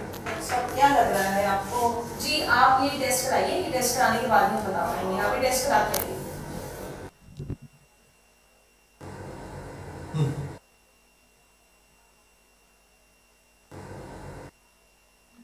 Okay, put yourself in the patient's shoes. Would you be satisfied with that interview? So, communication is a process by which we share information, ideas, feelings, emotions, and values. Now, that's a long definition between 2 or more persons. The last part is mine. That will result in a desirable change in behavior. So, it's a meeting of 2 skilled people. You are skilled in the art of healing. The person who has come to you is skilled with her or his body. She knows something is wrong but cannot obviously diagnose herself. So it involves a sender and a receiver. The mode of communication can usually is verbal, can be written, can be through the media. I think we have got a media person also here. When reverted, it's a feedback or a reply. When the receiver changes, and this is what I want to stress, that you have to effect a change in the patient and in yourself for effective communication. Word of warning here, we should not view communication as a means to pacify in a violent patient. We are not social workers. Our job is to diagnose and treat. But good communication can help in that. That's interesting. Rating, how do patients rate us? Not so much as how much we know or how skillful we are, but how we communicate. They may be wrong, but their perception is everything. Good communication cannot be a substitute for poor clinical skills. Now, this is a study from our country, one of the few studies whereby patients rated their level of satisfaction with hospitals, divided into 4 categories. Let's not go into details, our time is limited, but obviously communication is at the really at the top of the list.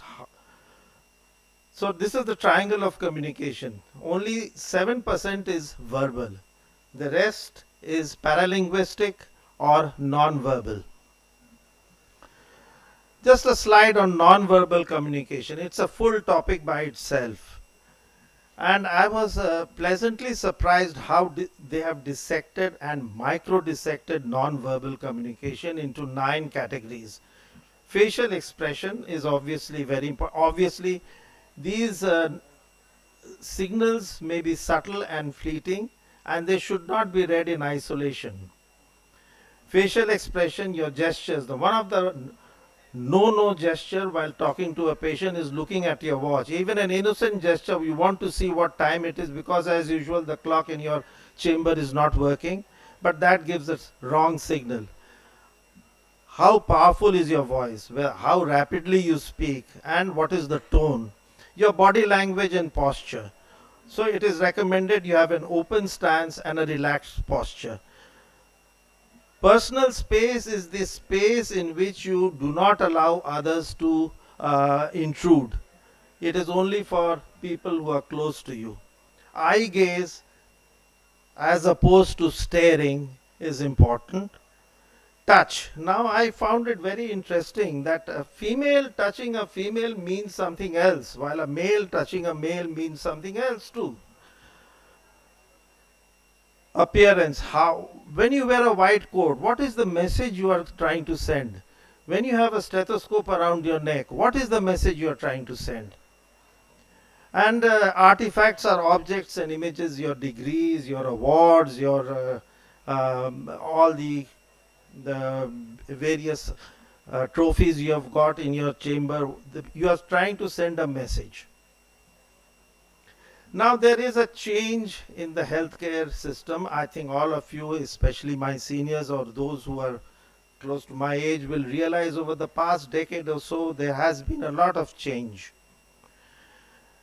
So the purpose of communication mainly is to identify the medical condition. 90% is from history, explain the need of the treatment, give informed consent and prevention. So why change? Because there is one constant in life, and that is change. So there is a change in the nature of healthcare. There is a shift from management of acute illnesses to chronic conditions.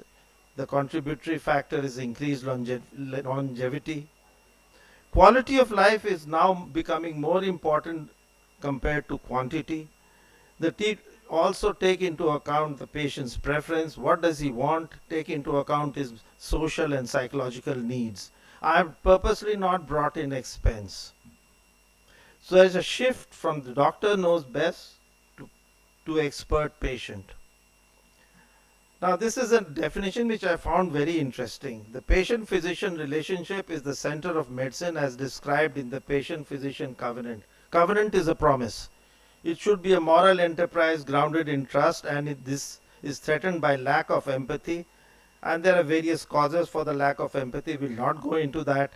Lack of compassion, which often, if we rely too much on technology, and pressing economic considerations. So medicine is becoming more and more complex. At the root is good, honest, and effective communication. There are many challenges which you will encounter on the way. How you navigate them, that will come mostly from experience. This was the relationship of the doctor-patient initially, before, where the doctor is dominant. He knows best. He tells you, he tells you what to do. He takes decisions on your behalf, and if you are the patient, and the patient is submissive. That role is changing now to patient-centered communication. Not only does the doctor focus on the biological aspect, but also on the psychosocial aspect. He facilitates the patient to talk. He negotiates changes in behavior and treats the patient as a person. So this is the patient-centeredness, when you are treating the patient as a person, taking his views into account. Now we have got various modules. Modules for the learner, for trainers, modules what to do in an emergency, the referrals. But the basic thing is the medical interview, where you'll see the bulk of your patients. In the beginning, it is patient-centered, when the patient does the talking.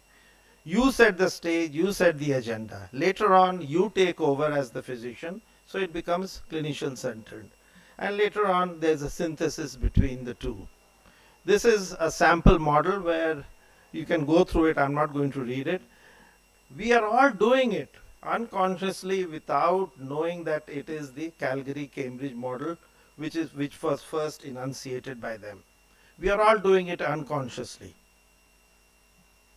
When you initiate the session, you set the stage, make the patient comfortable, welcome the patient. Now this is not important as far when you're seeing the patient for the second time. But in our hospital, with due respect, Dr. Bhuti Raja, where there's a shortage of OPD rooms, and it's a game of musical chairs when you see a patient, because you enter a room which is vacant, and it's got somebody else's name on it.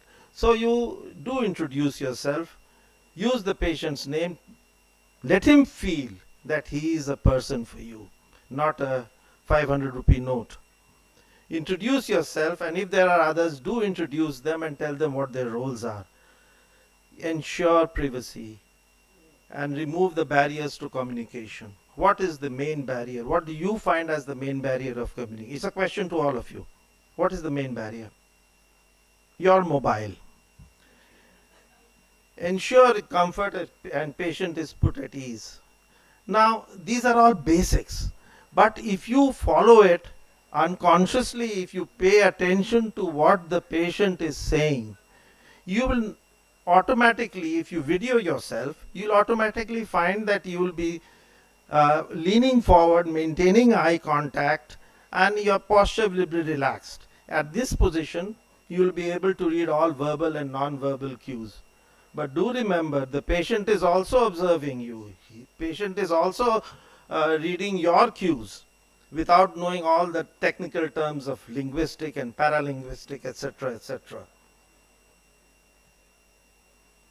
Appropriate opening question, and you listen attentively without interrupting. Now, the studies have shown that the patience of a doctor lasts 7 seconds before the doctor starts interrupting.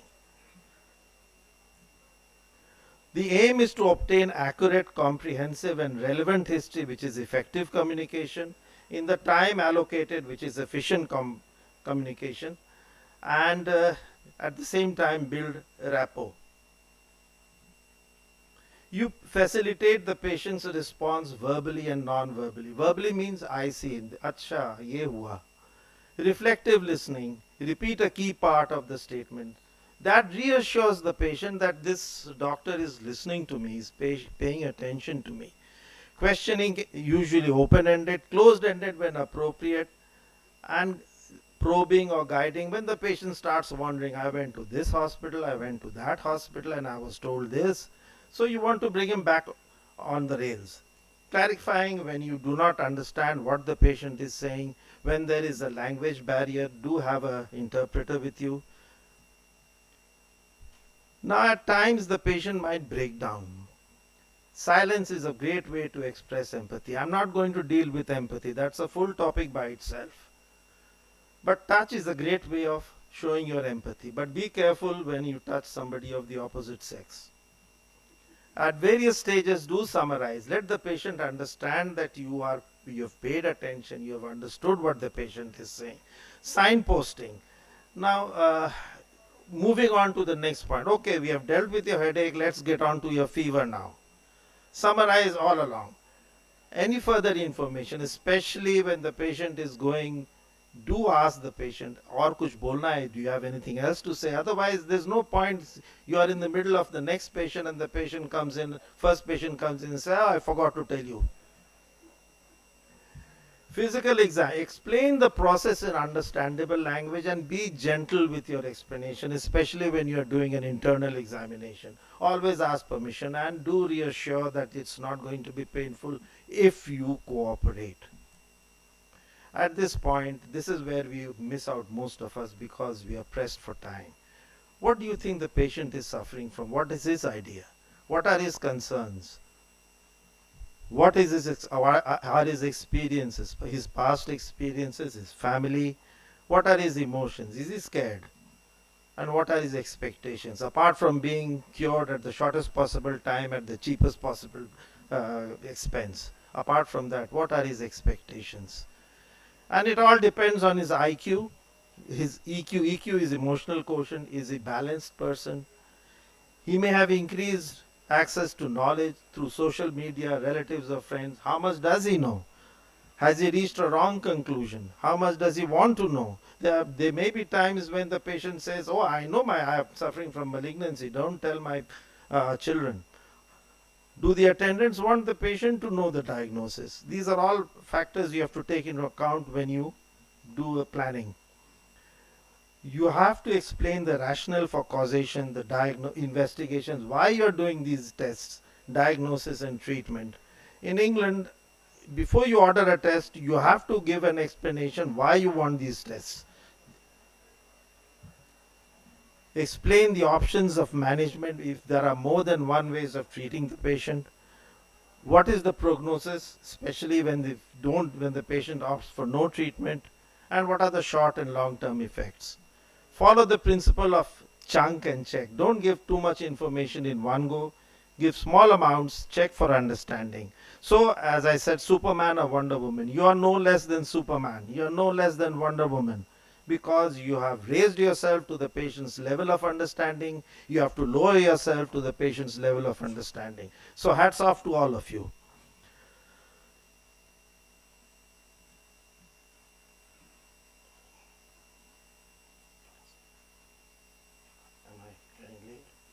Okay. Okay. These are the do's which you can always come to me if you want. Don't decide on a plan of management without concurrence. Don't comment on previous treatment of doctors. That is medical juicing, which is a topic by itself. Remember, they are as good as you. Don't be an emotional crutch. Don't take your attachment to the patient to such a level that the patient starts consulting you for non-medical problems. I had a patient who rang me to say, can you look for a suitable groom for my daughter? You know, when effective listening fails, this leader of the team forgot to say that we have to lift the patient at the count of 3. So they have dropped the patient. You can see the patient's feet sticking out. Just a few slides on shared decision making. Do I have time? Oh. Bus, okay. Okay, I've got the Home Minister's permission for 2-3 slides. To allow patients, to involve the patients in making of decisions to the level they wish. There are 4 patterns: physician controlled, which is the paternalistic; patient controlled, especially you saw that during the corona vaccination in states where the patients refused vaccination, saying it is my body, I will decide what goes into it. Jointly controlled and family controlled, when the patient is not in a position to take decisions. Okay, now there are just last 2 slides. How well are we doing? No, these 2 slides are from a study in the NHS in England. And this is the feedback of shared decision making. The patient said they felt more confident and get greater knowledge. They took realistic decisions which suited them, and they decreased anxiety. And this is another study from the NHS, and they videographed the doctors, and in brackets is the percentage of people who were following it. Described the nature of the decision, 83% did it. That's pretty good. 14% discussed alternative methods of treatment. Risks and benefit, only 9%. Related uncertainties, 5% only. Only 2% assessed the level whether the patient understood what they were saying, and 19% only elicited what the patients preferred. So we have a long way to go. I don't have any answers. I look to you for your valued advice. Thank you very much.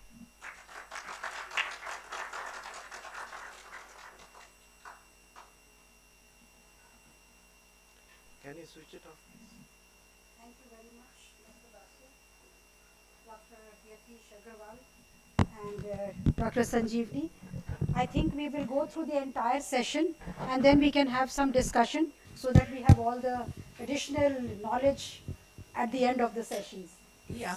So We'll have it at the end. At the end. Okay. So thank you, Dr. Sitangshu. It's been wonderful listening to this all-encompassing talk, and I'm sure you had much more information, but we are hard pressed for time. So discussions at the end. Thank you. Okay, our next session is by Dr. Vijay Agrawal, who is the president of CAHO, or the Consortium of Accreditation Hospitals. So, over to you, Dr. Vijay Agrawal. Can we have the slides, please, of all the introductions?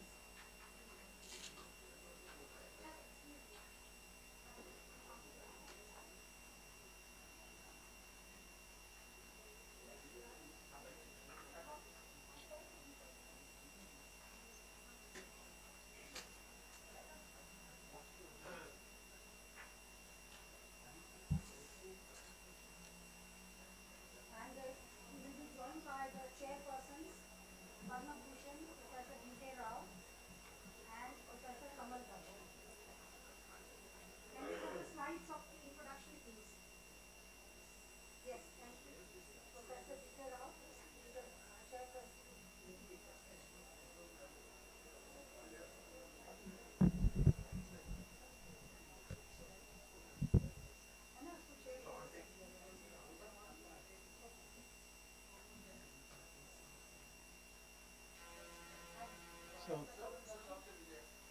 okay.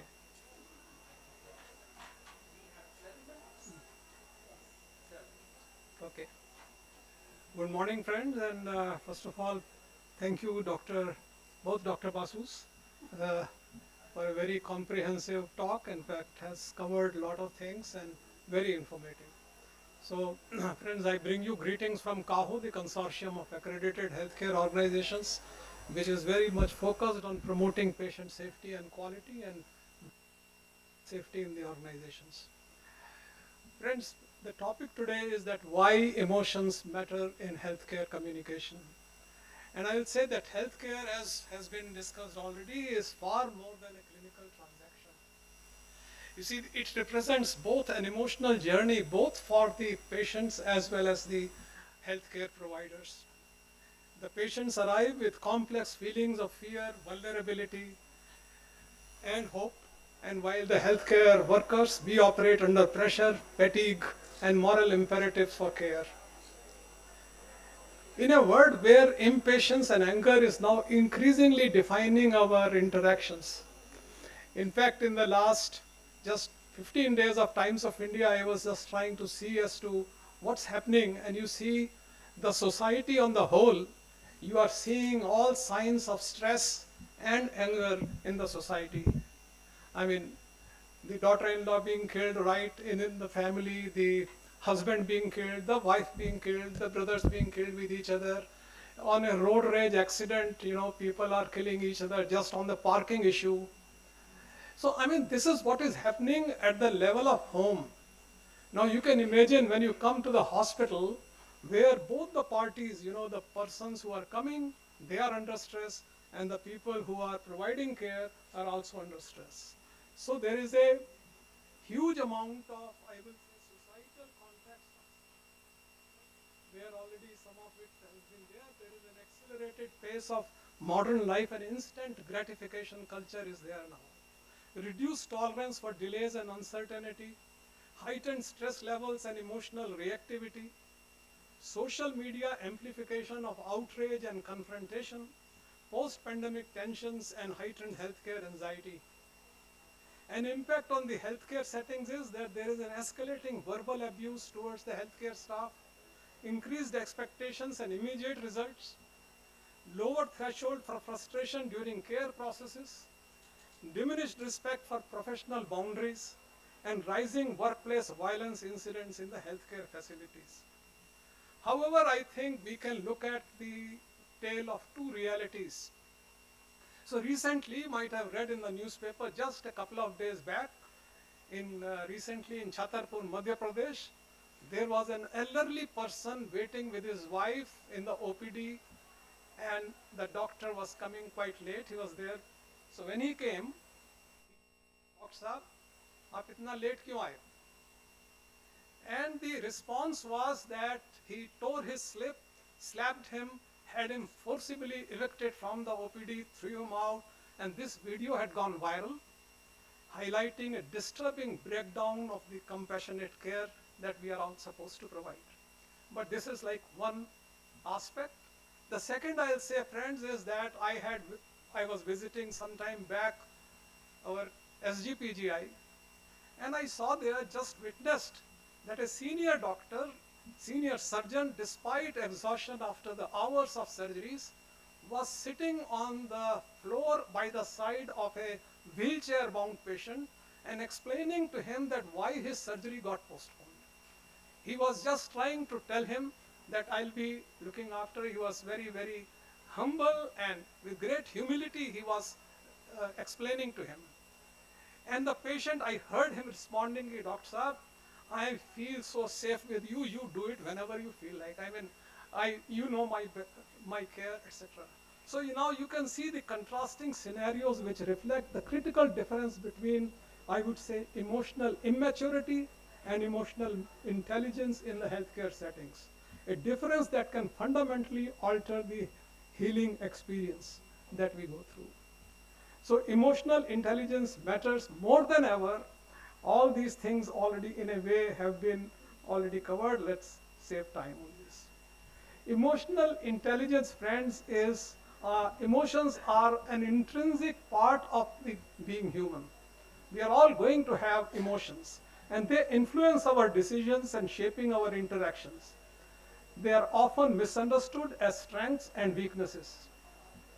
I think that we need to understand they are powerful tools which can be harnessed intelligently to enhance our lives and relationships, and this can be the essence of emotional intelligence.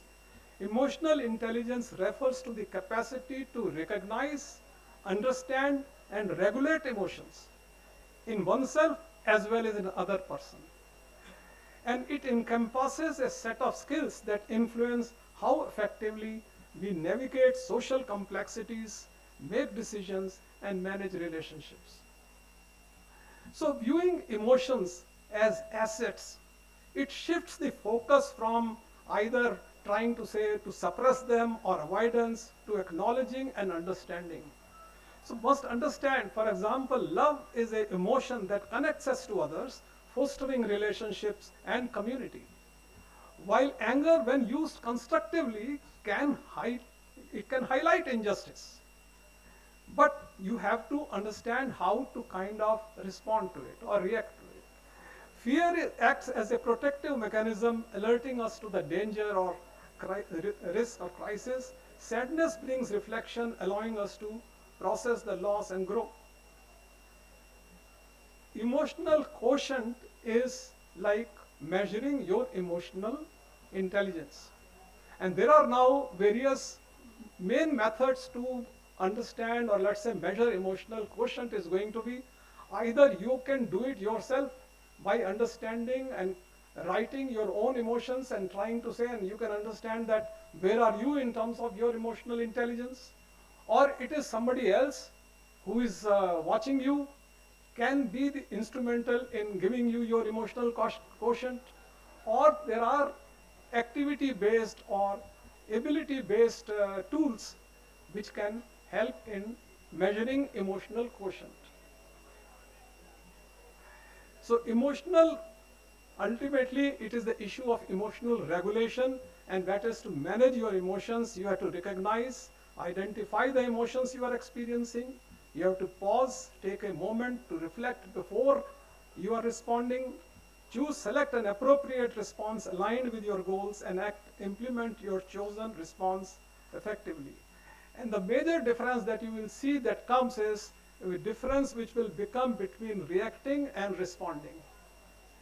The reaction is sometimes reaction will be immediate, and the emotional state of yours is heightened. Outcome is often regrettable, and the alignment with the goals is low.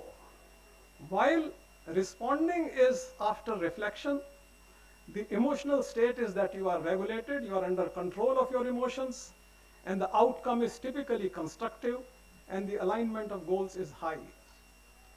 Empathy is, of course, like understanding the other people's emotions, and it will come out of active listening, pay full attention to others without interrupting, perspective taking, try to see situations from the other person's point of view, emotional resonance, connect with the other's feeling on an emotional level, and supportive action, offer help or support based on empathetic understanding. Now, there are empathy building exercises, which all, I think these are issues which are not, I would say, probably not only relevant for healthcare. I think it is all important in our own personal lives. When we say that the patients have changed, you find that your own family has changed, your children have changed. The way we were treated when we were children and the way the children are treated in today, I think we just feel as if we are in a different world. And we really don't know whether, probably it's like a pendulum swinging. So therefore, this issue of empathy that we are trying to understand and will be very important at your own family level, at your neighbor's level, and every level. And ultimately, another thing we keep saying about patients, but I feel that all of us are patients. Either we have been patients, or we are going to be patients tomorrow, or we are patient caregivers. So actually speaking, we are all talking about all of us individually. It is very important for us to imbibe these practices. And to kind of becoming a little more of this, the practice of mindfulness is there to increase your emotional intelligence, is being present in the moment. It is said that focus on here and now, observe thoughts and feelings without judgment, and mindful breathing. I mean, it's all linked to meditation and yoga, and all those things can help you calm your mind and to regulate your emotions. Now, cultural considerations in Indian healthcare are again another very important part to my mind. Family-centered decision making as compared to West, where you see probably the left or the son will not know what the father is going through. Here in Indian healthcare, I think the family gets involved. It was already talked by Dr. Basu. Emotional intelligence in this context means navigating the complex family dynamics while still respecting the patient's autonomy and when appropriate. Linguistic and regional diversity is again very, very important. I mean, other day, our friend from CMC Vellore, she was explaining that a patient who was coming repeatedly to the one of the front office person and bothering that give me an appointment, and the person said, look, it is not available. Ultimately, in the regional language, he just said chumma chumma and something. Now chumma chumma in Tamil means that why are you coming? It's a slang. It comes, why are you coming again and again? And that lady raised such a hue and cry, and there was a issue of this person has kind of sexually misbehaved with me. And when the whole interview was taking place, then they came to realize and explain to him that, what's happening. So we need to kind of have these kind of things in mind. Hierarchical respect patterns, when there are senior people who are coming, age and status, that significantly influence how we need to kind of interact. I have 2 minutes? Okay. So I would say that embracing emotional intelligence is there for a richer life.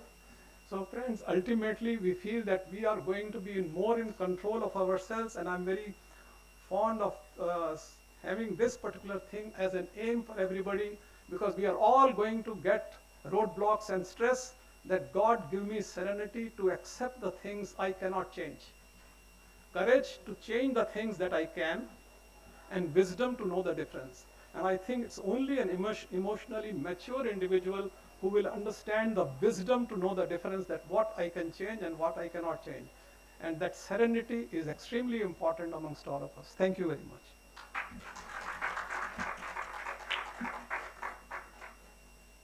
Thank you very much, Dr. Agarwal. That is a very, very, very important topic. And in fact, I think everything stems from emotions. You know, there are only two things. Either you think from the heart or the head. Here you require a combination of both. And quite often, the head is given more importance as compared to the heart. But in medical care or in any relationship, I think both should be together.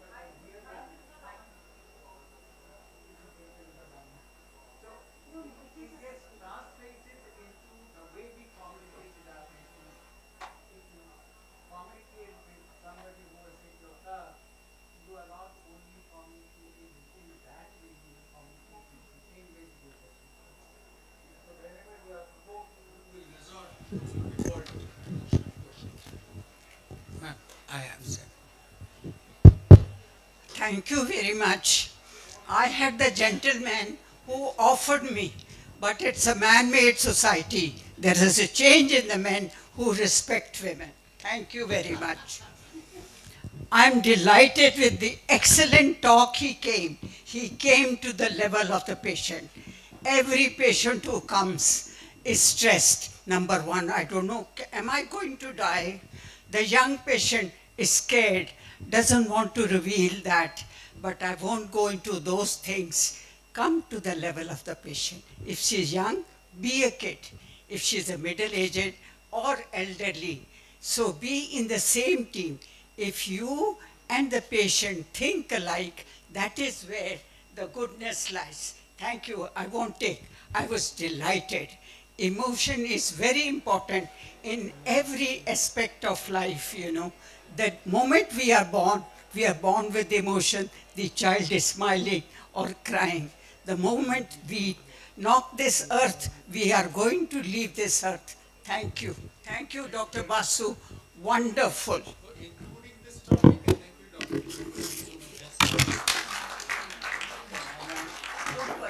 My spellings here also. Our time is over, that's why they are falling. They say time is over.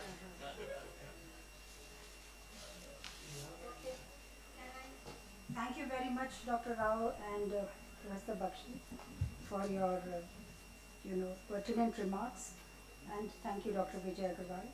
We now move over to the next session let me call the chairpersons. Professor Meenu Bajpayee, have you got his CV to project?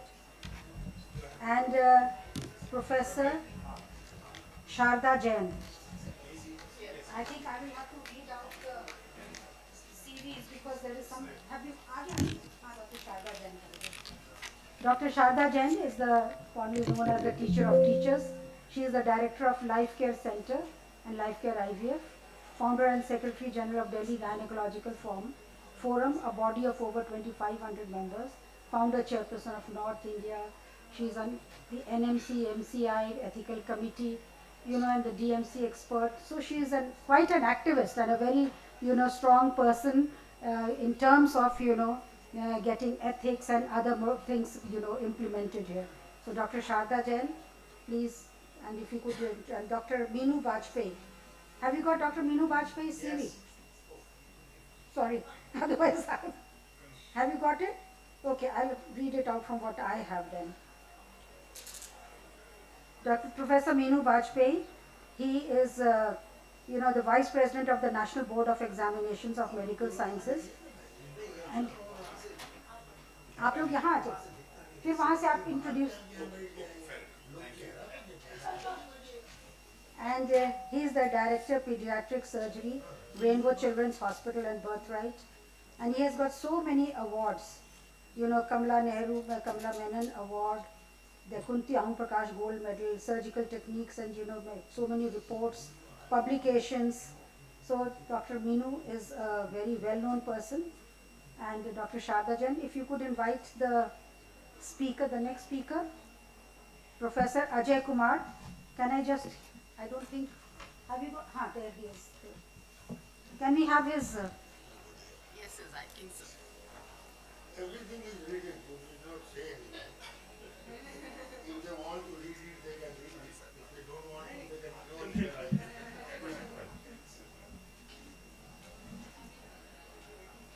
She tells me 12 minutes, I may finish in 10 minutes. Don't worry. Well, friends, good morning.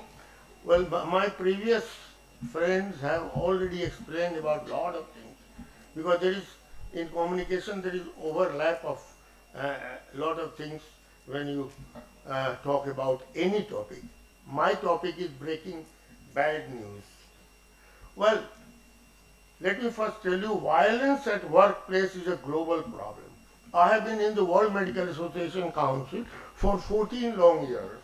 And during those 14 long years, whether it is the general body meeting or the council meeting, one of the agenda used to be violence at workplace. And I look at, it's a global thing. Now, if I have given here, due to shortage of time, I will not read all, but everywhere, whether it is USA, UK, India, Australia, even China, I would call it a very disciplined place. In China, in 2019 survey by Ding Yuan, a website for healthcare professionals showed that 85% of doctors had experienced violence at the workplace. Well, the possible factors were violence, maybe public, law and government, and the last but not least, communication by doctors. These three are out of our purview, but communication we can improve, and we can try to get the violence less and less at our workplace. And the worst is if you have to break the bad news to the patient. In one way or the other, in next few minutes I will explain, and that causes violence. So it is generally breaking bad news which needs proper communication skill to prevent or minimize violence against doctors. The bad news about breaking bad news is that bad news is bad news. What is the definition of bad news? News that results in a cognitive, behavioral or emotional deficit in the person receiving the news that persists for some time after the news is received. Well, let me quote this professional cyclist Lance Armstrong's recollection. It alters one's image. Quote, I left my house as one person and came home as another. Unquote. What are the examples and conditions requiring bad news? Cancer-related diagnosis, intrauterine fetal demise, lifelong illness, diabetes or epilepsy, poor prognosis related to chronic disease which causes loss of independence, informing parents about their child's serious mental and physical handicap, giving diagnosis of serious sexually transmitted disease which causes catastrophic psychosocial results, non-clinical situations like giving feedback to poorly performing trainees or colleagues. बुलाया लड़की को, कहा अरे पागल लड़की तू तो पढ़ती लिखती नहीं है, फेल कर रही है, ये है वो, मालूम है कि उसने अपने को हैंग कर लिया जाके. Good news about bad news. Using a plan for determining the patient's values, their wishes for participation in decision making, and a strategy for addressing their distress when the bad news is disclosed can increase our confidence in the task. It may also encourage patients to participate in difficult treatment decisions. Those who do so have a better quality of life. Clinicians who are comfortable with giving bad news are subject to less stress and burnout. What are the barriers to breaking bad news? This is American Society of Clinical Oncology did a study, found 55% to be how to be honest with patient and not destroy the hope. 25% said cannot deal with the patient's emotions.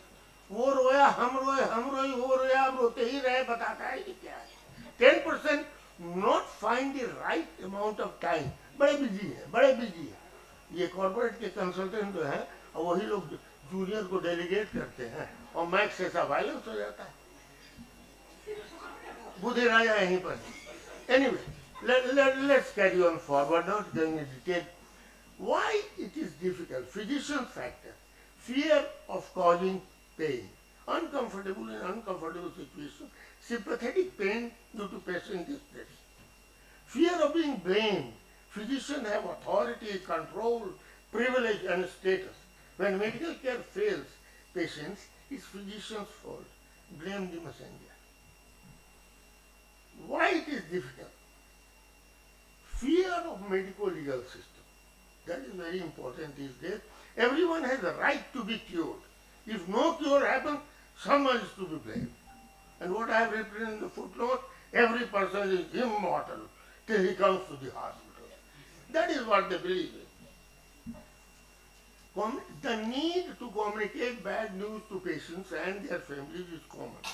The person who imparts bad news should approach this communication directly and with a caring attitude. Do not delegate the communication. I have given in red. I am not explaining because she has given me only 12 minutes, but this needs at least half an hour of explaining. Plan what you say, confirm medical facts before starting the process of communication. Be sensitive to both the informational content and emotional reaction. An insensitive approach increases the distress of the recipient and it increases the risk of litigation. How patients and doctors experience the delivery of bad news? Stop me at 10, warn me at 10, and now warn me at 10 minutes. Yes, and then I'll go for another 2 minutes. The stress level. Physicians' anticipatory stress before delivering bad news peaks during the clinical encounter. But it can last for hours, even up to 3 days afterward. सोच रहे काहे ऐसा हो गया भाई घर में खा नहीं रहे बीवी पूछ रही है उधर परेशान है लोग या हस्बैंड पूछ रहा है and it's a great stress. Patient's stress peaks up after some time and lasts much longer. There are 6-step protocol overview of communicating bad news, designed as a systemic guide to the communication of bad news, may be viewed more generally as a model for communicating any important information. That is called a spike protocol. You can go back and read the details if you are interested. What is spike protocol? I will quickly run through. It has 6 components: setting up the interview, assessing patient's perception, obtaining the patient's invitation, giving knowledge and information, addressing the patient's emotions, strategy, finally strategy and summary. Well, preparation, never on telephone, always in person, face to face. When you are setting up interview, plan, arrange for privacy, involve other significant person, manage time constraint, interruption. If you like my lecture, you can copy it from here. There is more to it. Number 2, patient's perception, patient's knowledge and expectation and hope. You know, already my previous speakers have said that. Why do they understand? What do they understand about the situation? Unrealistic expectation. What is their state of mind and hope? And I have given some photographs. The gentleman from the rural area doesn't want to know much. He wants the cure. The second photograph is very dangerous. A very sort of notorious politician of my estate called Pappu Yadav. When he comes to the patient, see the patient, be careful. He will create problem and he will make patients, more And the next one is all those Google searches. Very dangerous. Step 3, invitation. Majority of patients express a desire for full information. If patient does not want to know details, involve a relative or a friend. Number 4, giving knowledge and information to the patient. First, give a warning shot. Unfortunately, I have some bad news to tell you, or I am sorry to tell you. Use non-technical words like spread instead of metastasize, and small chunks, pause and allow the patient information to sink in. Avoid being blunt, as it may make the patient isolated and angry. Quote, you have such a bad cancer that you will not survive without treatment, unquote. Check the impact. Addressing the emotions and empathetic. Shock, isolation, grief, that is the emotion. Silence, disbelief, crying, danger, denial and anger. Observe patient's responses and identify emotions. Other empathic responses. And the last, enroll the patient in decision making, already told. Check the understanding and then contract for future. Why I went through so fast? Because death. I wanted to talk for 2 minutes at least. This is very important. When you have to communicate after death, it is a very sensitive issue. And death may take place under 2 circumstances. One is expected. You have already explained, made up, everything is sort of sunk in the mind of the patient's relatives and everything. And the other is sudden and unexpected. That is more dangerous. In sudden and unexpected death, when the death occurs unexpected and suddenly the relatives find it difficult to cope with the bad news. They can hardly believe the sudden death of their loved one. Relatives will be sensitive and emotionally highly charged. In this situation, lack of compassion and kindness on part of healthcare team may trigger violent grief reaction, and anger may be directed toward the hospital staff.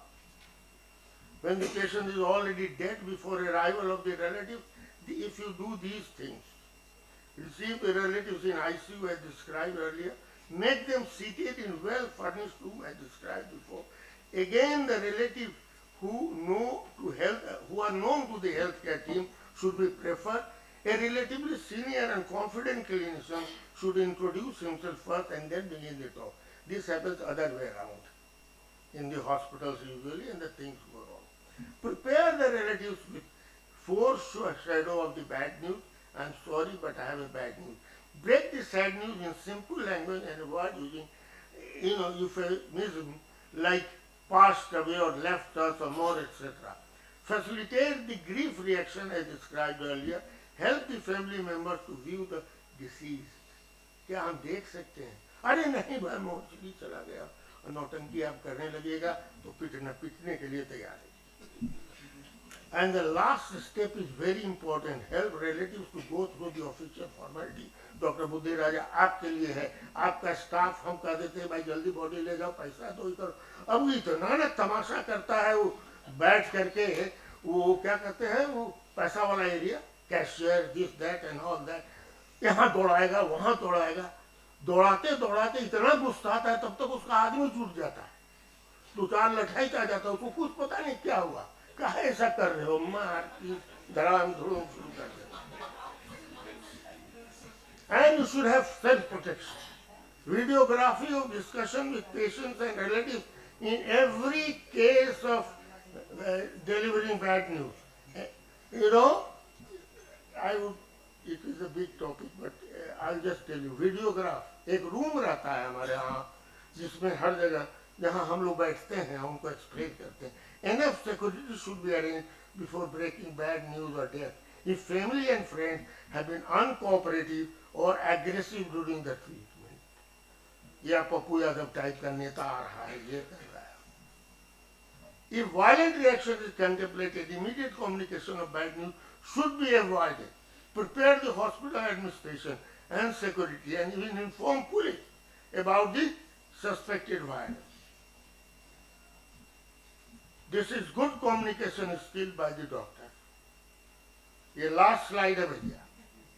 Doctor comes out of the operating theatre and tells the people operation सफल रहा. अब doctors को कोई खतरा नहीं. अब नेता और गुंडे जा सकते हैं. Well, those who are coming from different places don't understand Hindi, understand operation is successful. Now doctors are out of danger and the heroes and the goons can vacate the premises. Thank you very much for your patience.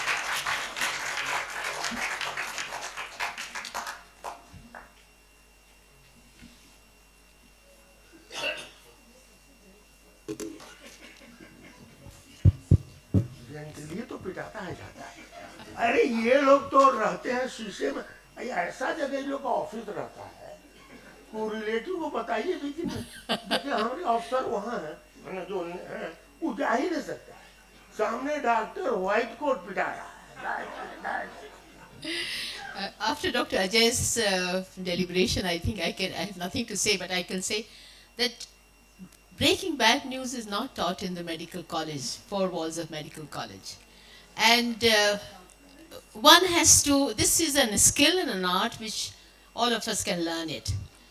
And when he said that, when the meeting is there, you must gather all information for your patient. And before you start breaking them, and he very rightly said, the place should be absolutely cozy where they can sit down, and you must perceive each and everybody who is there, what kind of expectations they have, and the senior most person should be speaking about it with all the informations. And here I will say that, the touch will definitely matter. If there is a female person or you find your husband is also there, then you must have a touch with them. Talk little. एक साथ कुछ बोलने की बहुत ज़्यादा ज़रूरत नहीं, because most of the thing they know about it. And if anything they want to gather, you are there to explain to them, and then future guidance has to be also there. So I think with these words, I feel whenever there is a communication is not good, on one side there's a litigation, and on another side you find that the patient is emotionally traumatized, all relatives. So that particular part must be taken. Thank you, ma'am. I think enough has been said. I think I'll just take a few points from Dr. Ajay Kumar's talk and your madam's comments. So basically, as you very rightly mentioned, especially for the youngsters in the audience and subsequently when we communicate to them, bad news is the bad news. This is something which was very important when he started off. He also mentioned that the physician himself is so disturbed, which shows his emotional involvement. By the time he walks down to the family, he's mentally prepared and his body language is very visible. I think that's something which is very true and that we should all remember. And we are involved with our patient. When it happens, this will be automatic. Then identify with the emotion of the patient, and which means that we are walking to a person on a turf which is so labile at the moment. So use simple languages, as he said, and in small comments rather than giving a whole narrative in one go. So he prepares himself, he gets it, body adapts very quickly, but it takes time for bad news to adapt quickly.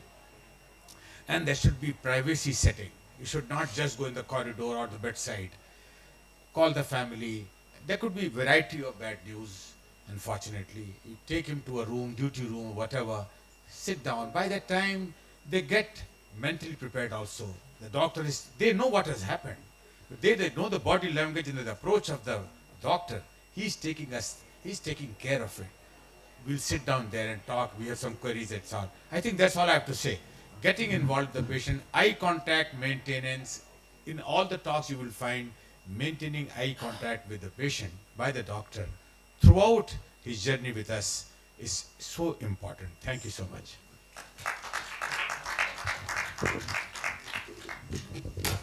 Thank you very much, Dr. Bajpayee and Dr. Jain. We now move over to the next very important topic, bad news, how we can prevent the occurrence of some of the bad news. So I would request the chairpersons, Professor Arun Agrawal, who is the director and chairman of ENT department, Maulana Azad Medical College, and as academician who's very well known everywhere. And of course, Dr. Ranga Rao could not make it. Could I request you, Dr. Yatish Agarwal, to please chair this session? He's the Vice Chancellor of GS University, Meerut University in Meerut. And if you could invite Dr. Sandeep Buddhi Raja. I don't think they have seats. It will be our honor to invite. We want to learn something from. Thank you and good morning to everyone. I think it's a slightly off the track topic when we are talking on communications, but why I say it is related is because faulty communication is probably the commonest reason why errors happen in clinical practice. And once they do happen, again, communication has a big role to play in closing that loop for the errors which have happened and which will happen in any healthcare setting. So I want to go back 100 years back to just reflect on how the practice of medicine was at that time. So the photograph on the left very clearly reflects what have been spoken about in the previous talks about empathy, about compassion, about the touch. And I think 100 years back, it's just been not even been 100 years from discovery of penicillin. And after that, there was a huge growth in pharmaceutical and technical and technology, etc. So at that time, the practice of medicine was very simple because we did not have much to offer to our patients. It definitely was not very effective because, again, there was hardly any treatment, but it was at least safe because we, as doctors and as healthcare providers, had nothing much to do in terms of creating errors of these patients. And how this practice has changed in less than a century. It has become a highly complex, highly effective. Obviously, we now have effective treatments. We have cures for conditions which were unimaginable. Cancer is now a chronic disease. But at the same time, we have made our practices unsafe and more expensive. Now, as doctors, we always take this oath, do no harm. I think that's the basis of my talk. So I just reflected that in the previous slide, how the hospital processes or healthcare processes are very complex. And this line diagram here typically represents a movement of a patient across in a hospital. And the more the complex that journey is, the more likely errors are to happen. And the error happening at one point has a huge risk of getting amplified because of the system failures which can happen. Now, we always keep talking about industries and which industry is at the highest risk, which industry is safer than the other. And I actually like this slide. You see healthcare where it is? Healthcare is one of the most dangerous service providing industry.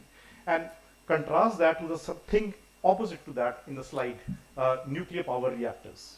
Now, how many nuclear disasters have we heard of in the last 1 or 2 centuries? Well, last 1 century or last 50 years. And let's forget nuclear power reactors, talk about the airlines industry.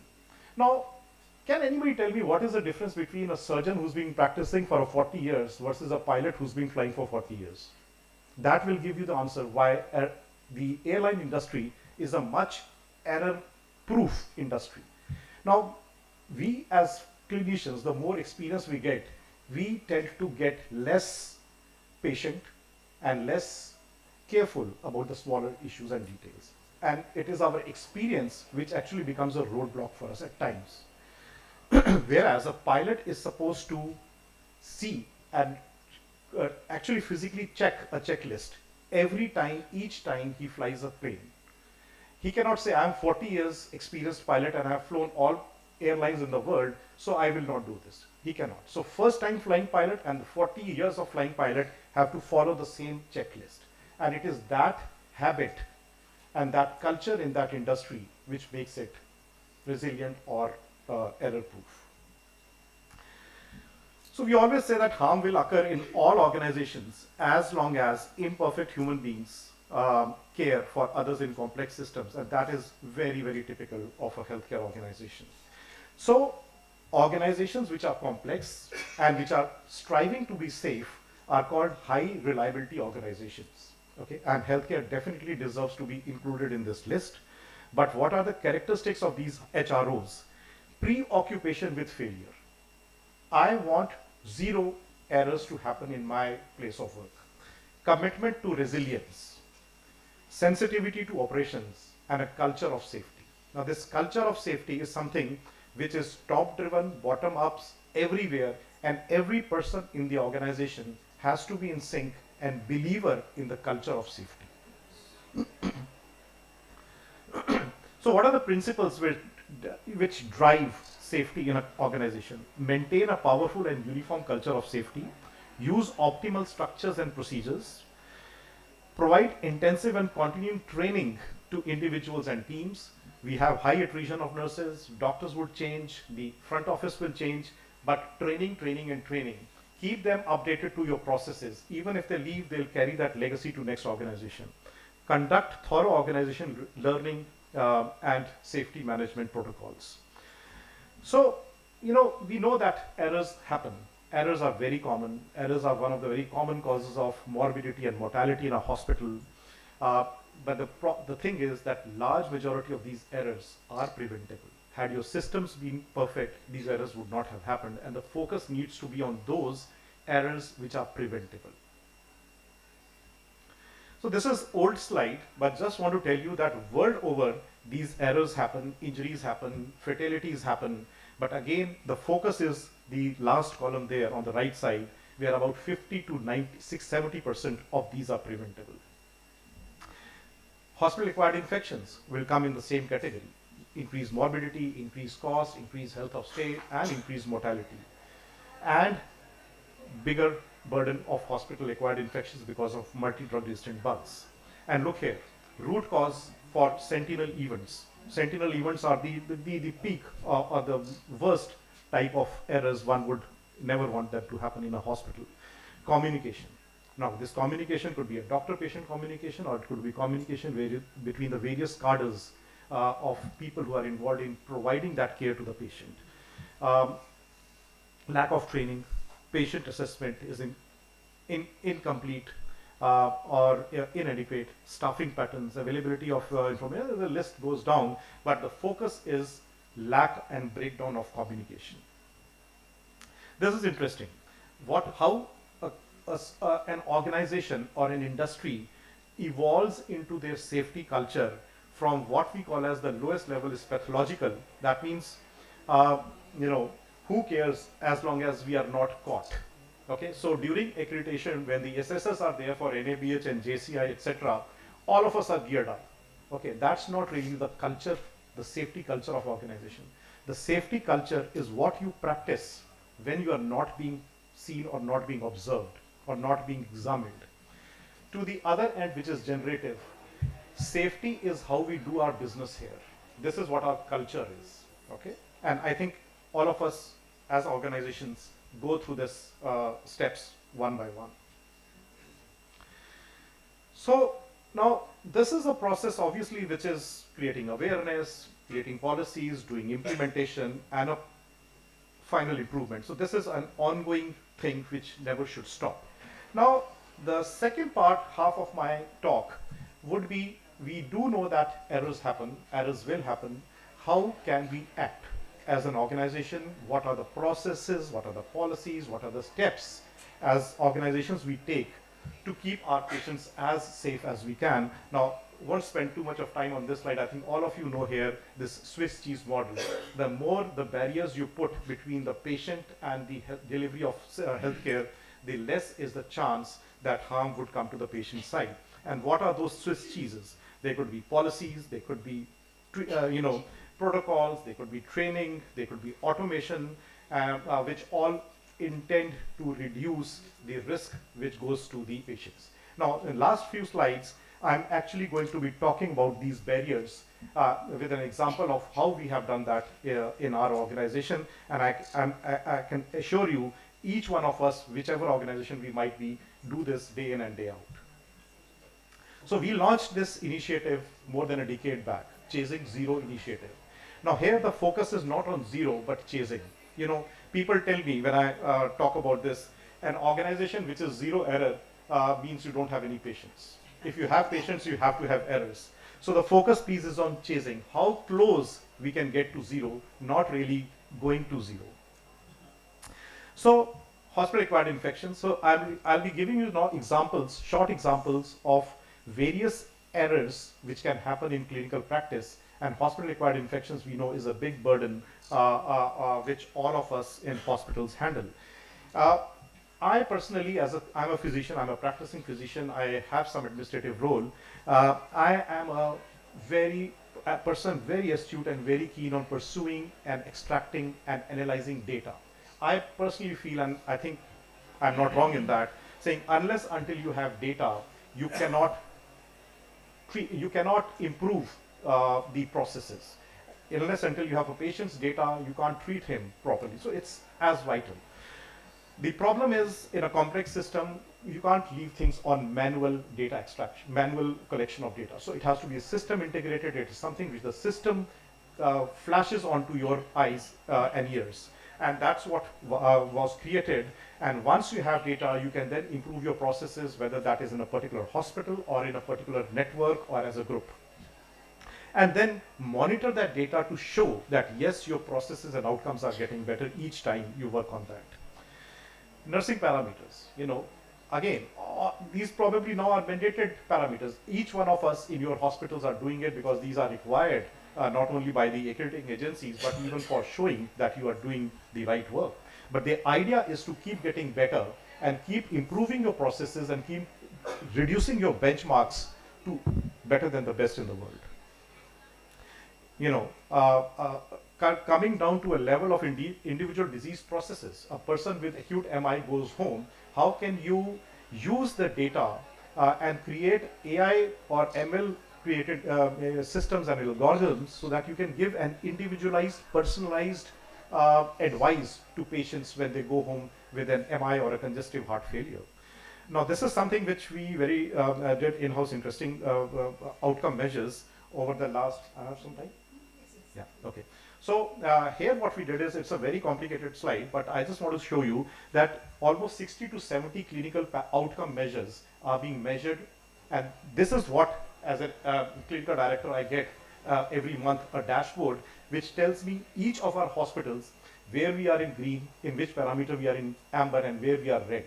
Now, for me, as sitting on that side, this gives me an idea that which are the quality improvement projects which I need to design, launch, whether network-wide or a unit-wide. So there may be a process which one unit is lacking in and others are doing very well, and vice versa. All other units are not performing well, one is doing very well. So what are the things they are doing which I can then cut, copy, paste for the other organizations? If all my hospitals are not performing optimally, how do I create new processes? How do I get the stakeholders in place? One very simple thing I'll tell you. Blood transfusion blood transfusion in our dialysis patients. There's an international benchmark for that. And we saw that most of our units in red. That means we are giving more blood transfusions to our patients in dialysis than they need. All we needed to do is get the 7-8 nephrologists in the group, show them this data. Once you show the data, nobody can deny or say, no, this is not happening. It is happening, it is there in front of you. What we need to do is standardize, okay, what is the definition or cutoff of hemoglobin where you like to do blood transfusion? It's as simple as that. Somebody is giving it 7, somebody is giving it 8, somebody is giving it at 9, somebody is giving it 6.5. Fix one, give blood transfusion. This itself, we see, has changed around the practice. So it can be as simple as that. Monitoring the usage of antibiotics so that we can reduce the burden of antimicrobial resistance. This is a very sad picture. This is a data of 10 years of one of our hospitals. We have similar data for all hospitals, and this is a data which is the data representative of the country.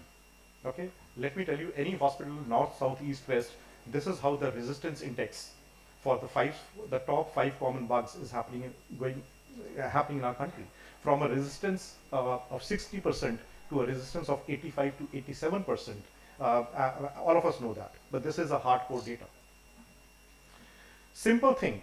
As physicians, if you ask me, if you have a patient of pneumonia, an elderly 70 years old person with no contraindication, and he is admitted to you, would you give him DVT prophylaxis? My answer would be yes. My answer today is yes. My answer 10 years would have been yes. So 10 years back, we did a study to find out how many of our patients who are eligible for getting a venous VTE prophylaxis are actually getting it. And that number was dismal 36%. And I probably was in that 64%, but I would have said, I do give it. So again, that data is so powerful that when you confront people, doctors, me, with this data, I can't refute. That means in my patients also only 30% were getting it. What we did was, we did a conference, symposiums like this, to sensitize that why it is important and why it should be done. It did result in a significant improvement, but nowhere than our benchmark was about 95%. What we did next, we have this system of electronic health records. It's mandated, so inpatient. So we put a reminder in that. It raised it to a few more points, but still not where we wanted. Then we mandated it. What does mandate means? We said in 36 hours, if your patient, you have not done a VTE assessment to assign his risk, you will not be able to do anything further. You will not be able to discharge him, give orders, drug orders, or laboratory orders. So you had to do it. Suddenly, it became 90%. Then we reduced that 36 hours to 24 hours and not 12 hours. So now in our system, if in 12 hours of admission, you do not do a VTE profile risk assessment in the system and give an adequate, appropriate treatment for that, the systems will move. So this is how you go in that journey of ensuring that the organizations become more and more safe. Barcode medical administration, a simple wristband which has a barcode, and similar barcode is sticking on the patient's drugs which come from the pharmacy. A nurse goes with a trolley which has a bar scanner. He or she would scan the barcode on the medications and barcode on the patient's wrist. Only if it is green, then the nurse gives the medications. This is universal across our system. Patient safety, less medications error. Mortality audits, we're talking about expected and unexpected. Dr. Ajay Kumar was talking about. We only focus on the unexpected deaths and do an RCA and corrective measures around that. STEMI protocols, door to balloon, door to needle times in stroke patients. Last but not the least, patient-reported outcome measures. Now, of course, a lot of assessing agencies have made this mandatory, but this is something which I tell you is very, very important, just to give that confidence to you as a healthcare system and to the patients that, look, my doctors are still concerned about me even after 6 months of having sent me home after the knee replacement. And last is the role of AI, the role of technology. In a lot of forums, people do ask, do you think AI is going to replace doctors? Well, my answer to that is very clear. As of today, I don't think that is going to happen. Doctors, but yes, doctors who do not adopt AI and technology will be replaced by doctors who adopt technology and AI. So we use AI now extensively in radiology. It helped us a lot during COVID times when the volumes of radiology reporting was very high. And this is my last slide. Everything is system driven. We have complex IT systems, and one needs to be now very, very cognizant of the fact of data security, which can also, in our world now, in future, can be a big source of patient and clinical errors. So I think we have to now extend our definition of safety processes from the culture, environment, our individual practices, to the IT systems and the safety of AI and going forward robotics, etc., to make our environment safe. Thank you. Thank you. Thank you, Dr. Sandeep. I think, first of all, thank you, Dr. Basu, for highlighting the need of communication. And I think in last 4 lectures we have heard a lot, and we have understood the need, and perhaps Sandeep, you have highlighted the need of documentation and data, how important it is. My 1 minute comment will be slightly different, and I would like to give practical tips on communication, madam. Incidentally, I was president of Delhi Medical Council, and during 11 years of those medical councils, there were number of increasing complaints. And then we try to analyze the complaints, why every year the complaints were increasing. The basic cause was defective or lack of communication. So this is definite, as everybody said, and you also said, we have to improve our communication. Only one more part of communication I would like to highlight here, rather than the doctor and patient communication. I'll give you one example, madam. It was an example of a corporate hospital where a patient underwent nephrectomy, and in the evening, 2 young doctors were talking about the patient with some x-ray, and they said, यार इसमें तो मुझे लगता है दोनों kidney चली गई, ठीक है। वो कम्युनिकेशन दोनों यंग डॉक्टर हंसी मजाक में भी कर रहे थे, कैसे कर रहे थे, विदाउट रियलाइजिंग कि पेशेंट के रिलेशन भी वहीं खड़े हुए थे।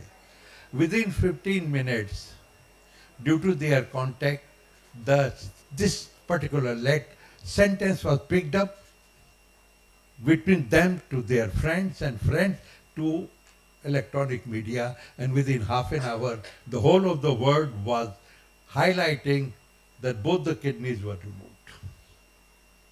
किसका fault?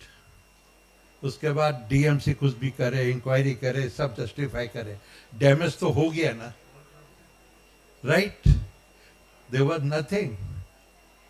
It was nothing but a loose communication of any kind. That is what I wanted to mention here. A doctor has to be very, very careful, irrespective of seniority, what we are talking in public. That is I want to mention here. We are really running short of time, so. Especially in the elevators. Very correct, very correct. So, this is from my side. Yeah, so thank you, Sandeep, for a wonderful exposition. Also, I thought it was more a saga of cathartic confessions, actually. You know. Well, having said that, I think there's a major need to make a cultural change. System change, yes, but there's so much that we can do in that area, and that's where communication and all that, they are wedded with each other. Thank you. Thank you. Thank you very much, Dr. Agarwal and Kashi.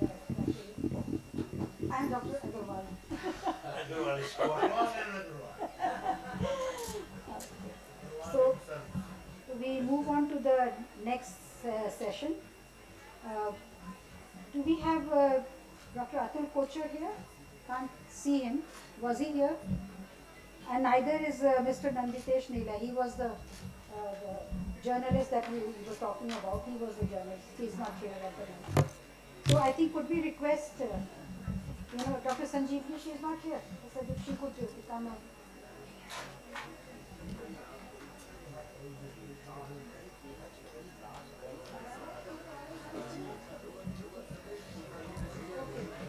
just wait for आपका time हो गया है, तो 10 minute हम आपको और दे सकते हैं. So what we will do is that we have a quick talk by Dr. Sobi. I think I will have Mrs. Sobi. I will have to probably forego my turn, doesn't matter, but we just hear what she has to say. Could we have the chairpersons? I mean, could we have Dr. Radhika, Dr. Sanjeevni Khanna?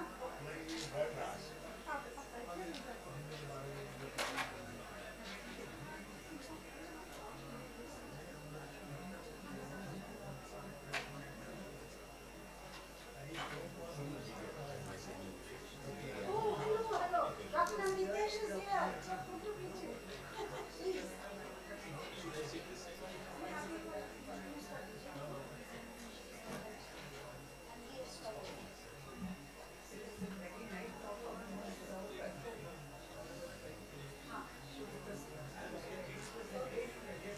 Mr. Nanditesh Pillai, he has a very long CV, and he is an author and a columnist, and he's an IIT alumni. So I think just say a word. You want to show me?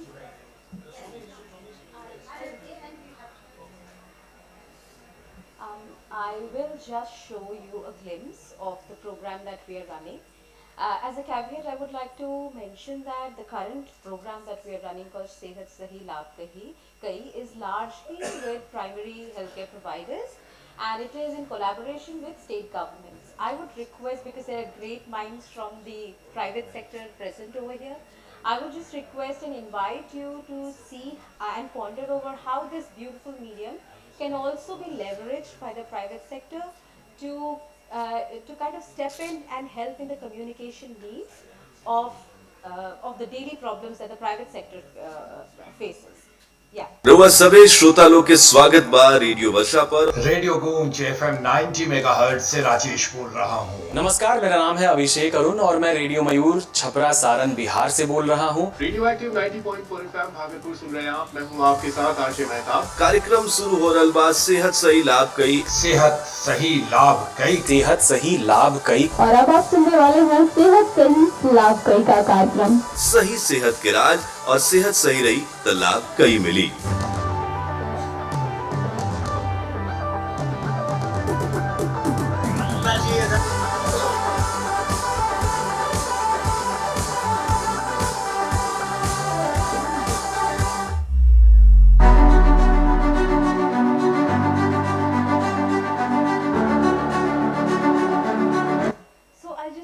Short because we have very little time, and I wanted to just take you through our program. So this is a glimpse of the infrastructure that is there when we talk about community media, and how is it helping in mobilizing information at the ground level. Healthcare providers at the primary level often shoulder the dual burden of clinical care and foundational health information in resource-constrained settings. Community media, which would include community radio, the glimpses of which I have shown you currently, hyperlocal digital platforms, local influencers can serve as critical intermediaries by offloading repetitive, time-consuming communication tasks such as explaining basic symptoms, diagnostic procedures, and preventive protocols. This allows providers to optimize clinical encounters for more nuanced or more pressing patient needs by embedding culturally relevant and linguistically tailored content into everyday media consumption. Community media platforms raise baseline health literacy. When patients arrive at the point of care with greater clarity on what to expect, example during an antenatal checkup, chronic disease management, or vaccination schedules, the burden on the provider to orient, reassure, demystify, clarify, manage the anxiety of misinformation is significantly reduced. I have already shown you what a community radio looks like. At SMART, the organization that I am representing, we are piloting an innovative community-anchored model that integrates hyperlocal media, specifically community radio, with operational Ayushman Arogya Mandirs in the state of Bihar and Uttar Pradesh. The model facilitates structured collaboration between community radio cadre and frontline health workers, including community health officers, ASHAs and NMs, to jointly disseminate health information, co-create outreach strategies, and broadcast real-time service needs and updates. So rather than treating communication as a parallel function, the model embeds community media as a core component of primary healthcare delivery, particularly in under-resourced and media-dark regions.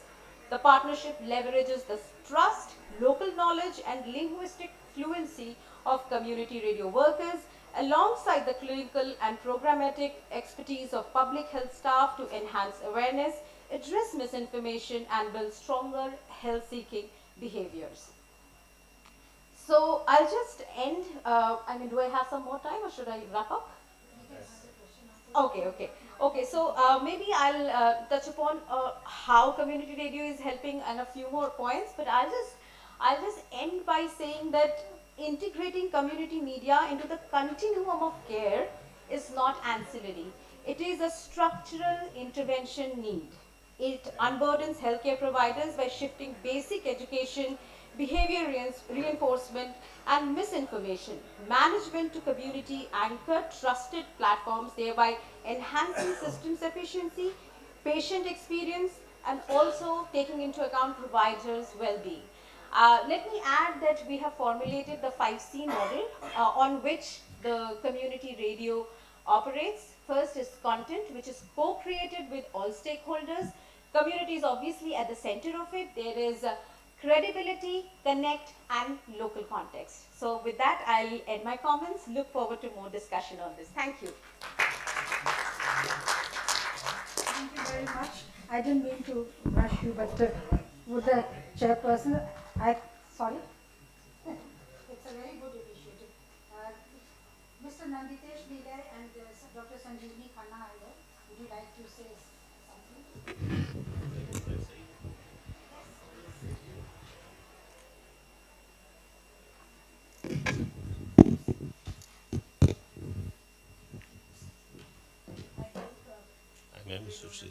Oh, it's okay. First, thank you so much. I just want to say that because I belong to this, the word called media, I can only say that when I was listening to everyone, I was thinking as a patient that a patient should not feel fearful when the patient meets the doctor. That's an irony in any developing country or any developing nation, where democracy is always defined in a minimal way, where the casting the vote only defines democracy. And I feel really bad. I am coming there and I will speak more on that. That if a patient is in trouble, in pain, why patient feel fearful? We are struggling with poverty, we are struggling with illiteracy, we are struggling with the remote areas, we are struggling with so much of inferiority complexes in this country, in our country. The question is, it's not about hospitals. The question is not about the systems and the infrastructure. The question is, the doctor needs to ask a question. Who am I? That is important. Thank you. You please. So, Ms. Das, it was wonderful to hear your, very comprehensive presentation, and we all acknowledge that media is extremely important. So, you're doing it only on radio in Bihar and UP? How? Gamification as a means of social change, and this is a very amorphous medium where they have digital presence through apps and their own social media accounts. So I think the potential to use this platform, especially in tier 2, tier 3 cities, is just, I mean, we haven't even begun to explore it, I guess. Yeah. So it's not every topic that you can cover on this, because there are some topics which you cannot actually, they may end up scaring the public. So, and so you have to choose topics, and I know there's a lot of creativity and positivity about the message that you pass on, but you have to filter the topics that you can cover. And so that a very important topic is vaccination. Yeah. So community media, has this embalming effect when we are dealing with very tricky issues like, say, for example, vaccination or family planning. That is where community media comes in, because they know the cultural nuances of how to communicate. So, yeah. And so, if there are more two-way methods. So it's not just one person giving a 3-minute or 2-minute presentation on media, on radio, but if it's two-way. So if there are programs, of course we all hear, Radio Mirchi and all those, so two-way. But so you could have your people in the community and have an interactive presentation. So I think interactive one will be more alive. Yeah. Thank you. Yeah. Thank you, Dr. Basu. Thank you. And this last talk, I don't think I will be able to take it, even though I was supposed to speak. But it was just how do we teach and learn communication in. We must hear you. Who are your chairpersons? Dr. Neela Mohan is the chairperson, and Dr. Radhika. Dr. Neela Mohan is a pediatric gastroenterologist. And G. So I still have some time. I know, so I have to just show the slides. So, okay. And Dr. Radhika, please. Dr. Radhika is a gynecologist, senior gynecologist, and works with Cochrane. And of course, Neela Mohan is a pediatric gastroenterologist. So why are we talking about communication, and that too on such a platform as World Health Summit? The whole world has become aware of the fact that communication is required to improve healthcare outcomes. And the concept of patient care has changed. The concept of patient care is patient-centered care. There should be team collaboration, crisis management, and we have to go to legal and ethical standards. I think Dr. Buddhi Raja had already shown. So this is the communication that everybody has to grow. The last person standing here, communication goes to all those various channels, and the person at the end should hear exactly what you want to hear them to hear. So there are so many misses and hits and misses here. In India, the doctor-patient ratio is skewed, healthcare resources are stretched, and cultural diversity. There are over 22 officially recognized languages and hundreds of dialects. Communications consider language, cultural norms, and patient references.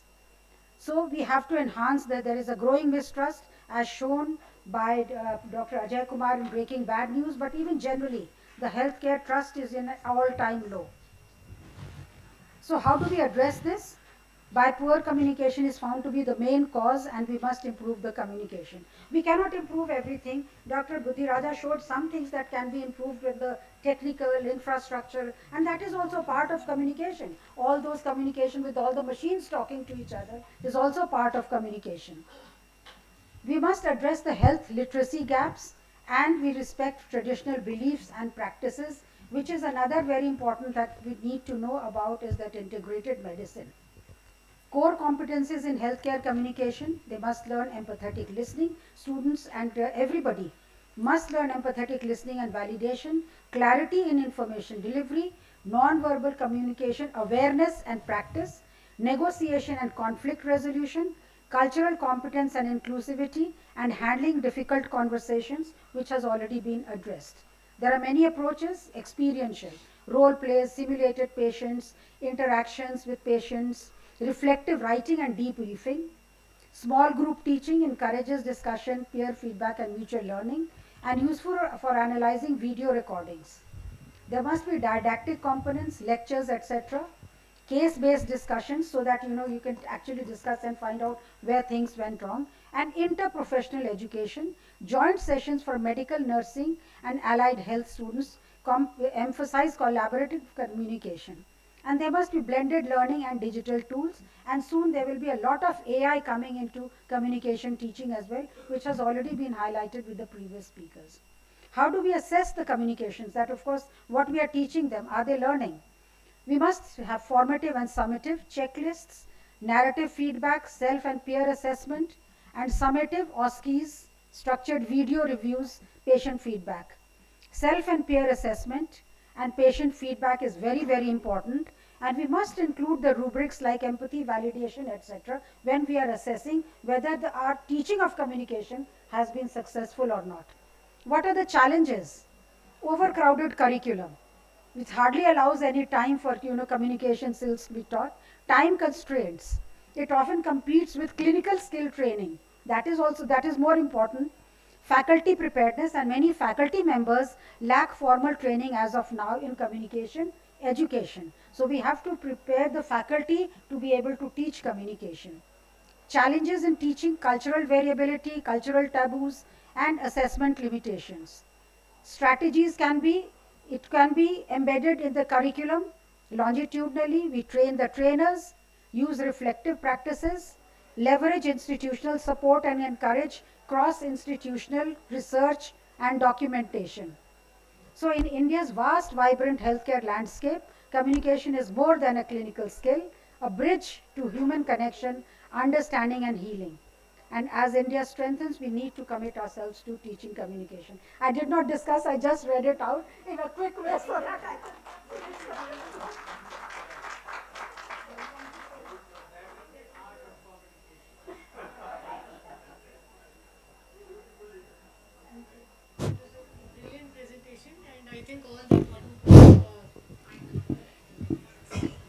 I think that was a brilliant presentation, and since the past few talks have been extremely informative, and I think keeping it crisp, Dr. Basu, I must really congratulate you. You got all the points in.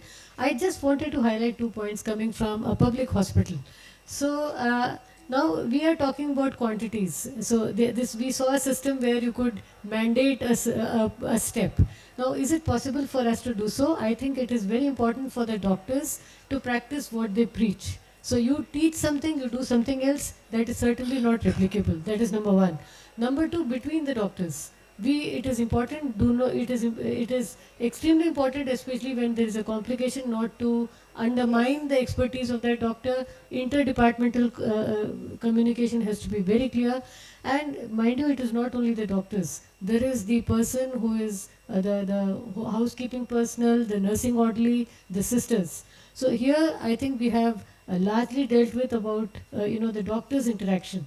It's also extremely important for the rest of the staff to be very, very concerned. Interprofessional team communication is very So it starts from there. So when you are out of that arena, the situation completely changes. So you see that when you suddenly go unannounced, the entire scenario is different. So I think the sensitization of the entire group and also the patients, their expectations start. I think one of the slides which said they are immortal till they reach the hospital.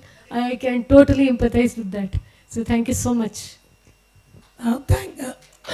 Thank you, ma'am, and that was such a lot of learning today for all of us. And I think what we can say is that though we treat with our hands, skills, knowledge, we can only heal through our words.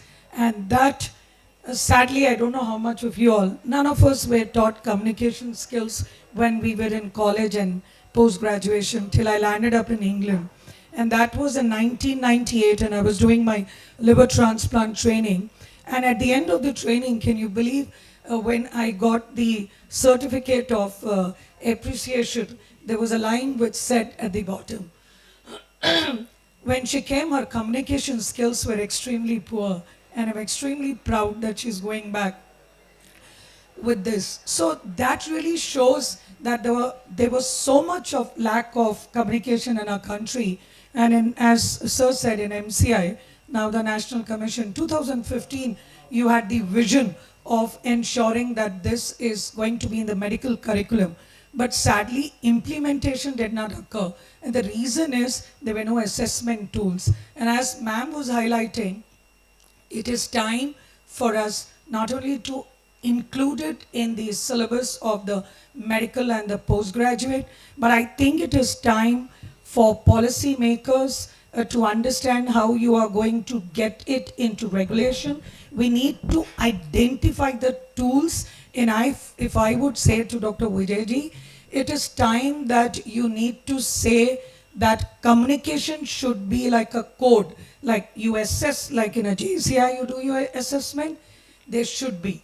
So I'm an MRCPCH examiner besides being in the national boards. And the difference I see is we give them cases. You know, there is a proper case where the patient reads and she's supposed to communicate with the family.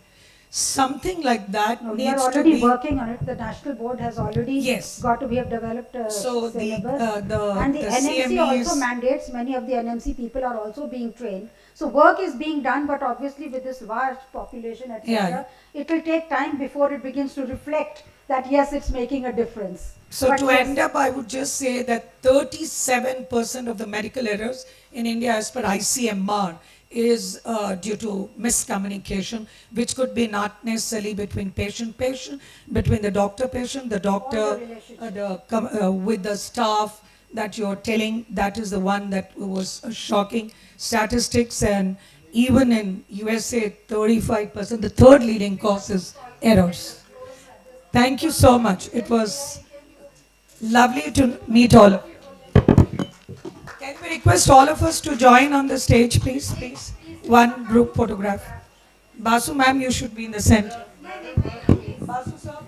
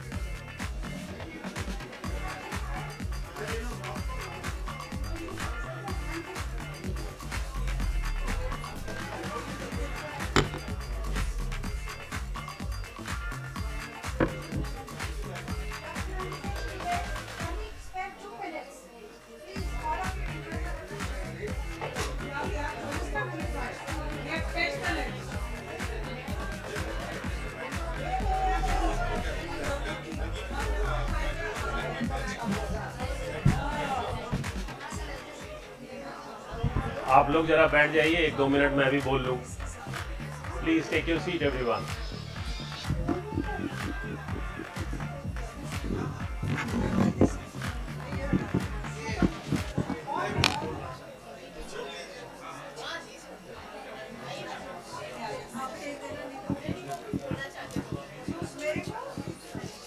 Thank you, ma'am, first. Thank you so much. जरा उनको बैठा दीजिए ma'am, please.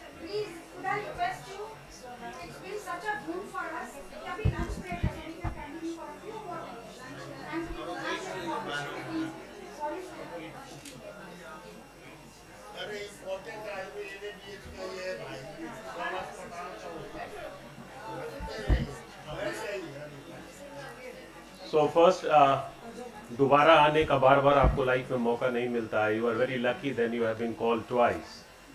So I feel myself lucky. My grandmother always used to say me कि Nanditesh, it is not important that who are you, but you should be very much clear where are you. So this जगह पे जहाँ पे खड़ा हूँ, जहाँ पे ऐसे लोगों से मिलने का मौका मिला, I feel very lucky. I just want to say a few things to everyone and for myself also. One of the greatest philosophers, Schopenhauer, one day he was sitting in a park, unkempt, unshaved Schopenhauer. And one constable came and prodded Schopenhauer and said, "Who are you?" And there was a smile and, and that old Schopenhauer's face, and he holded the wrist of the constable and said, "Yahi to main bhi janna chahta hu, I also want. Who am I?" The question is not that where we are doing a job, what kind of a doctor we are, and what are the laurels and achievements we all have. But the basic question in a country where the customer is God, we have been treated that output is everything. We have been treated that we have to live with numbers, and it has to be counted where everything is quantified. How the doctor is living himself and herself as a person in the home. Are we being treated? Are we being taught that your parents are God, Nanditesh? You learn to serve them. First serve them, then you go to the institution, then you write an article, then you try to put yourself through your knowledge and skills. This is the fundamental issue which I want to discuss with all of you, that whenever we reach to our workplace, what kind of person we are, what kind of professional we are, we know that. Therefore, the common people, the nurses, the sisters, the housekeeping staff, the doctors, the fellow beings, the patients, whoever looking to us, that is fine. But the question is how we are looking to ourselves. This is the biggest question in a country where human values is not being treated as an input. Then ethics turns out to be a compliance issue. Therefore, ethics is a compliance. It is an ideal state which we don't want to talk. We don't want to put here. We always say, "Gyan mat bato." Then the question is, hum kya kare? Aap gyan batein? What we should do? That point I want to emphasize and very heavily emphasize, People used to me, Nanditesh, how you introduce yourself? I always say I live with my parents and my wife and kids live with me. अगर मेरे पिता 4 बजे उठते हैं, how big a person I am. If I am not able to leave the bedroom and reach to my father's room, it has been waste, complete waste. If my father and mother goes for a walk, if Nanditesh doesn't have got that sprint with him, and he will say, I have been awarded, and the laurels are there. I reach at 12 in the night, and my beloved is saying me that you should sleep more, you are tired. Though where is that son, where is that person who is pushing himself? No, I am going to walk for a father. And if the old person is traveling in a hospital, and that old person is not from the middle class and the upper middle class and the lower class, you tell me the management book is going to teach me that empathy, that compassion, that sympathy. I will put a mask here and lot of mask here. I will not remember what Margaret Mead said. I will not remember that the femur was healed. I will not remember that Gilligan has defined care, that some unknown person is dependable on you. This is called the state of care. I will be not exposed on all this. I will be an artificial person who understands that a patient is there and the fees has been given and I have to behave normally because I have been taught. But what about from inside? Empathy is not a quantified skill, neither the care. These all are qualitative, and this has to be felt.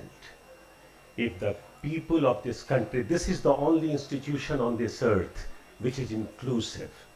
I am fit person, so what? I take my father to hospital. This is the only institution on this earth where everybody is participative, directly or indirectly. What needs to be done? That we should start asking the question again to ourselves. Who am I? The more we will ask, the more we will get the answer. वो जो गुलजार साहब कहते हैं कि दिन ऐसे गुजारता है कोई जैसे एहसां उतारता है. डॉक्टर साहब को फोन कर दिया, डॉक्टर साहब को डर के मारे फोन किया, डॉक्टर साहब ने उठा लिया, डॉक्टर साहब को मैंने 2 बार गुड मॉर्निंग बोला, मैं डर रहा था. दिन ऐसे गुजारता है कोई जैसे एहसां उतारता है कोई. आईना देखकर ये महसूस हुआ इस घर में जानता है कोई. इस घर में सब मुझे जानते हैं. I am right for Indian Express. I have been advisor to Union Public Service Commission in 2013 on ethics and values. I am advisor to CBI Central Bureau of Investigation. I teach and train on ethics and values. And living with a purpose. And the purpose is simple. The problem of this world is not competency. The problem of this world is not a skill. The problem of this world is we have started forgetting who am I. We as a human being, we as a good human being are not willing to be accepted by ourselves. We are just profile, brand value, money value at the cost of human value. Thank you.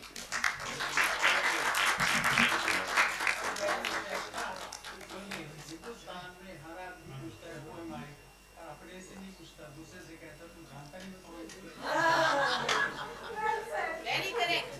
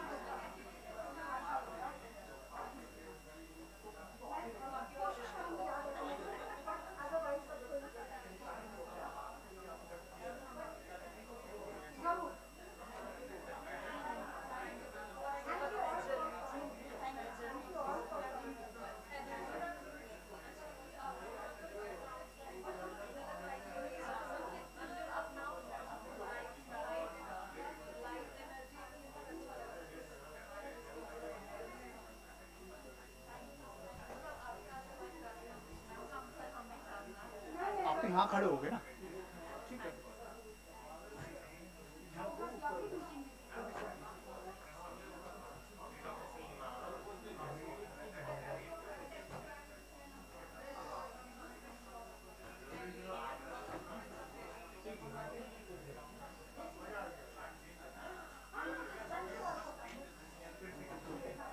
एक बार comfortability check करो।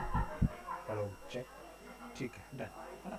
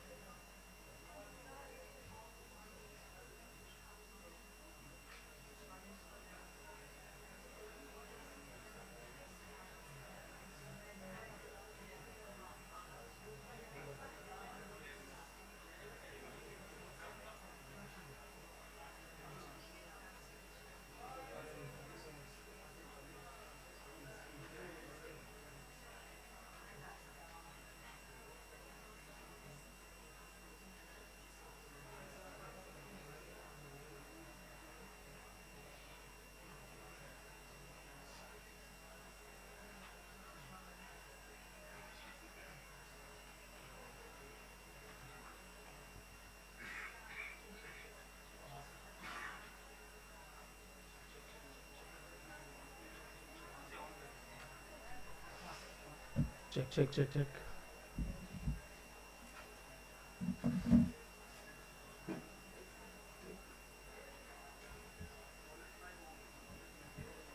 Okay, good afternoon, everyone.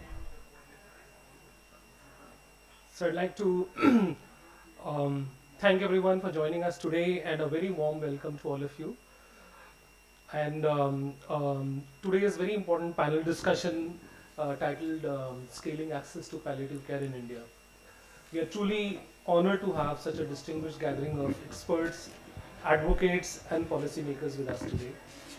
It's my privilege to welcome our guest of honor, Dr. Soumya Swaminathan, Chairperson of the MS Swaminathan Research Foundation, and one of the most respected voices in public health, to join us today. Dr. Swaminathan has made outstanding contributions to health research and policy both in India and globally, including her impactful tenure as Chief Scientist at the World Health Organization. We are deeply grateful to have her here with us today. Request you, ma'am, to please share your thoughts and help us frame this important conversation.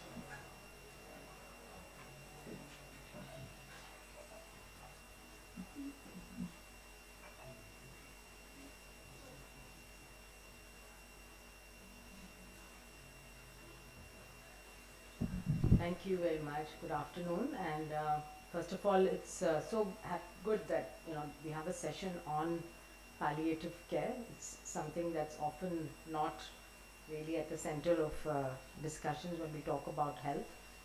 I think everyone in this audience is probably already very committed, because then we usually end up talking to people who are all interested in the same topic. That sometimes becomes an issue, because what we really want to do is to reach people who are not at all aware and knowledgeable about palliative care. So we know that of people who need palliative care, barely 1 or 2% of them actually have access to it.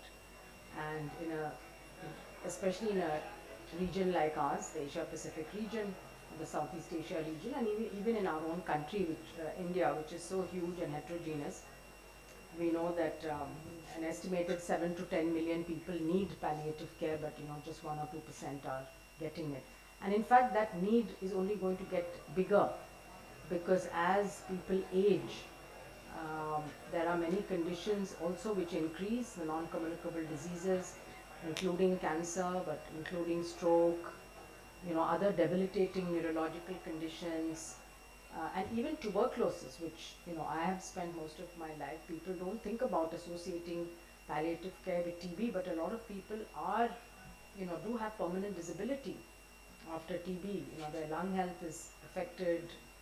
They are not able to get back to work or the kind of physical work that they used to do earlier. There's, of course, in addition to that, the societal stigma and discrimination for some of these conditions like TB or HIV and so on. So if you really start looking at the need, then probably the need is much, much more than even what is estimated now.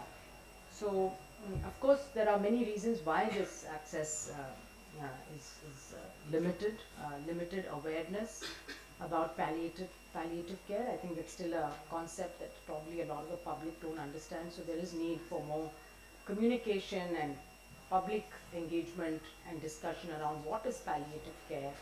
It's also something to do with end-of-life care that we don't teach well, I think, in our medical and nursing schools.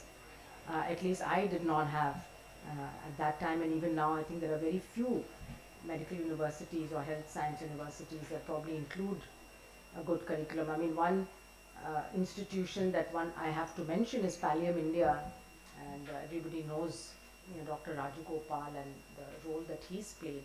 In fact, he was the one who came to me when I was head of ICMR and talked about the Supreme Court's ruling and the definition of end of life and so on. So that is also interlinked. So I think medical and health education curriculum is where we need to start, because if the health professionals are not aware, then it's a far cry from making the public aware. So I've been trying to work with universities of every state now has obviously a health science university, to see how we can include the curriculum both in the training, education of medical and nursing schools, but also for the practicing professionals who are in the field already, who are employed by the government. How do we increase their knowledge? There's also another complicating issue is the restriction on the use of opioids, the fear, and to the point where we're so afraid of overuse, and there are restrictions and rules around that people who really need it for pain relief, often don't have access. So I think we have to work at different levels to change the scenario. One is, of course, at the policy level, and so there needs to be a very good analysis of and I'm not an expert, so I'm not going to give you an analysis of the current policy and what the gaps are and so on, but any policy that's made always needs to be re-looked at in the light of how it is implemented and what impact it's having. And I don't think any health policy should be static for very long. I think it must evolve, it must update itself. There are some programs where it's much more built in terms of gathering the evidence, updating the guidelines, so for drugs and for vaccines, we have institutional mechanisms to do that, but I'm not sure we have it, for palliative care. So that's perhaps something that, we need to look at, strengthening the national program for palliative care. And what we really need ultimately is to integrate it into primary health care. So I'm a very strong proponent of primary health care really being our pathway to universal health coverage. And I truly believe, and I've been traveling across India, going to primary health care centers and now the health and wellness centers and meeting the CHOs, the mid-level health providers. So we are creating that layer in India of people being really close to the community, because one MLHP is in charge of 5,000 population approximately. So that is a manageable number for a person to really get to know that population. And so we can actually now provide comprehensive primary health care, which is family-centered or person-centered, rather than a disease-oriented vertical program, which is the way our system is set up. So we have a lot of vertical programs with reporting, with its own, supply chains, sometimes the protocols, the guidelines. So it does create a burden, and moreover, I believe that is inefficient, and maybe it was needed at one point. We're trying to eliminate malaria, or HIV at that time was new. One needed to really, TB, is still a huge problem. The NCD program is also developed like that. But ultimately, you finally depend on that one or two female health workers to deliver all of these. And then she is overburdened with so many reportings that she has to do. And so a better approach, and something that we should move towards, is this type of a person-centered. It's an individual who might have multiple things going on at the same time. I could be pregnant, I could also have hypertension, I could have mental health issues, I could get an acute infectious disease, I could get TB, I could get malaria, but I'll be entered so many times into different registers. So I think that palliative care, now we're talking about prevention and health promotion. We've started talking much more about the health sub-centers playing a role in that. But rehabilitation, providing people assistive devices, and palliation, physiotherapy, these things I think still need to get strengthened and become part of primary health care. Education and training, as I already mentioned, community-based models, expanding home-based care services.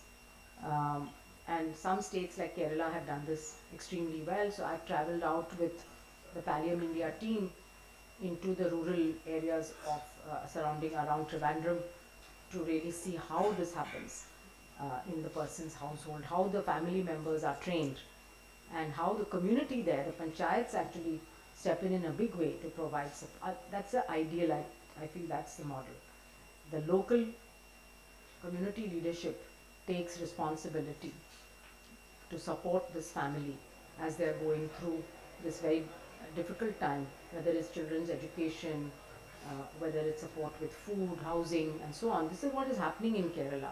But that's because the panchayats there and the local bodies are very empowered, and they also have much more resources than the panchayats in any other state.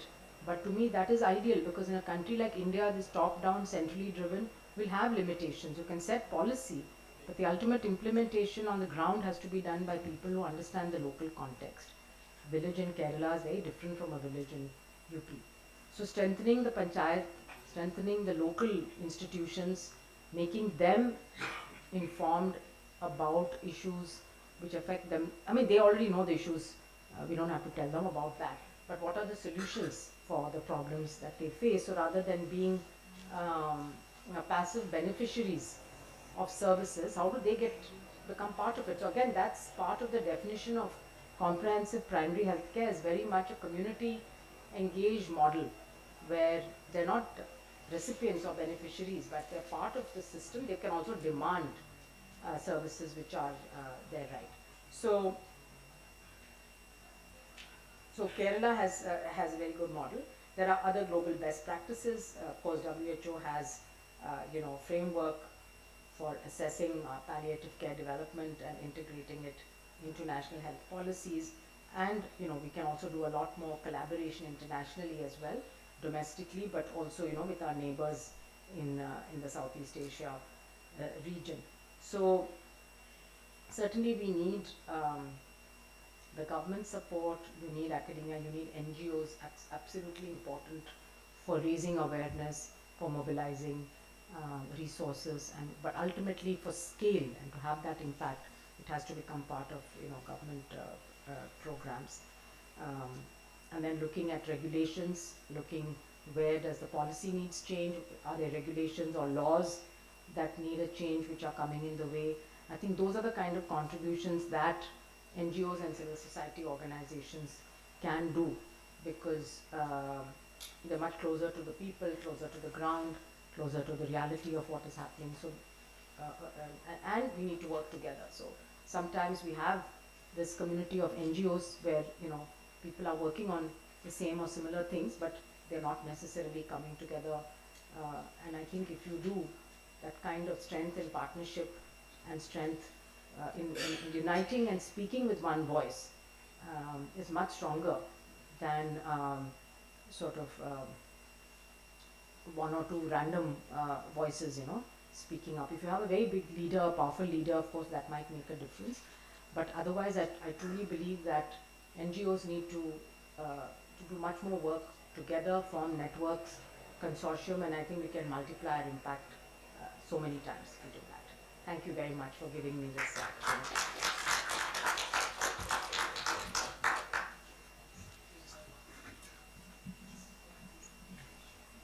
Thank you very much, Dr. Soumya, for your inspiring words and putting things into context.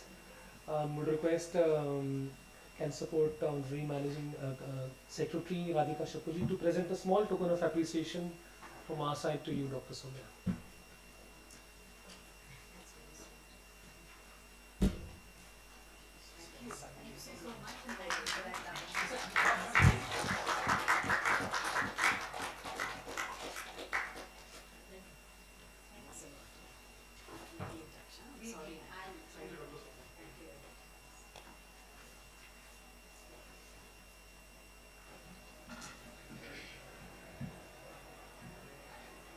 So before we dive into our panel discussion, we are honored to present a very special video message from Dr. Catherine Pettis, who is the Senior Advocacy and Partnerships Director at the International Association of Hospice and Palliative Care in the US. She unfortunately could not join us today in person, but she is kind enough to have sent a video message. So in this message, she talks about what palliative care means, the basics of palliative care, and why it must be seen as an essential part of healthcare, not just in times of crisis, but as a fundamental right for all those facing serious life-threatening sicknesses. So can we have the video, please? My name's Dr. Catherine Pettis, and I'm going to tell you how palliative care is changing the world, one bedside, one patient, and one caregiver at a time. The word palliative, as you probably know, comes from the Latin palliare, which means it also is part of the word pallium, that root, which means to cover. And the definition that was evolved through a year-long strategic planning process and research was the active holistic care of individuals across all ages, with serious health-related suffering, I'm going to define that in a minute, due to severe illness, and especially those near the end of life. So it's not just for people at the end of life. It aims to improve the quality of life of patients, their families, and their caregivers. And this is where you can find the definition on our website, iahpc.org, and then what we do, consensus definition of palliative care. And a friend of mine who runs the Atlantis WHO Collaborating Center in Spain has called it the medicine of the future, but it's also the medicine of the present. So I said I would define serious health-related suffering, and you will also find this on our website and on Pallipedia. It is associated with illness or injury of any kind, so that's when there's the suffering, it's health-related. It cannot be relieved without medical intervention. It compromises physical, social, spiritual, and or emotional functioning, so it really is a form of total pain. It carries a high risk of mortality, and it negatively impacts the quality of life and daily function. It's burdensome in terms of caregiver stress, treatment, and symptoms. So this concept of serious health-related suffering was introduced in the report of the Lancet Commission on Pain Relief and Palliative Care, and it really is an important part of our advocacy, our research, and everything else. There are many other components of the definition that you can read on the website. Serious health-related suffering in the world now is estimated at about 74 million. I think that's per year. I tend to think that's an underestimate, but that number is increasing exponentially as populations age and the burden of communicable and non-communicable diseases grows. And the WHO estimates that only 14% of people in the world who have palliative care needs, so serious health-related suffering, actually receive palliative care. So the burden of SHS is expected to double by the year 2060, with the fastest increases in low-income countries. Around 7.2 million Indians are noted to have serious health-related suffering every year.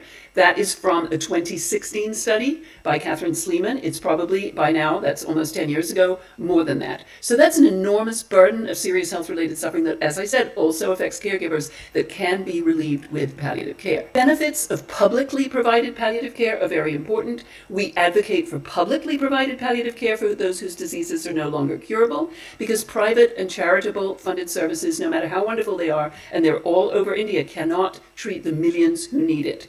So your government, as a UN member state, has committed to this under the Palliative Care Resolution approved in 2014 at the World Health Assembly and in the Declaration on Primary Health Care, which was approved in Astana, Kazakhstan in 2018. So according to those resolutions and declarations, palliative care must be included in all levels of care of a health system, including outpatient home settings and tertiary hospitals. So good health and well-being for all, which is one of the Sustainable Development Goals, will not be available to everyone unless palliative care is available to everyone. It improves patient and caregiver quality of life by relieving health-related suffering. It promotes workforce integration and increasing savings at the whole household and health system level. Palliative care education enhances bedside skills of all clinicians, not just palliative care docs. It also, interestingly, increases trust in government, and there are several studies that show that. And it prevents catastrophic out-of-pocket spending on futile treatments which are offered when palliative care is not available. So that works both at, as I said, the household and the ministry level. That's what you can use for advocacy. Palliative care is changing the world for the better. As I said, it strengthens health systems, it inculcates compassion, and it cares for caregivers. So I urge all of you who are attending the World Health Summit to advocate for palliative care services to relieve serious health-related suffering. All the governments of the world who will be attending that health summit, including India, have officially committed to it in these global organizations, and it's now up to civil society organizations such as yours and our friends in government to make this happen on the ground so that families can get the support they need during very challenging times. It does not have to be that way with lots of serious health-related suffering towards the end of life, and I know that very well, having cared for both my sisters, accompanying them to their next destination with good palliative care. Good palliative care support, there's nothing that beats it, and without it, it's not a pleasant journey. So I want to finish with a quote from one of your great poets, Rabindranath Tagore. He said, "Death is not extinguishing the light, It's only putting out the lamp because the dawn has come. And palliative care is with patients and families as the light itself until the dawn comes. So thank you for inviting me again, and I hope that those of you who go to the World Health Summit will take this responsibility and this message to the World Health Summit.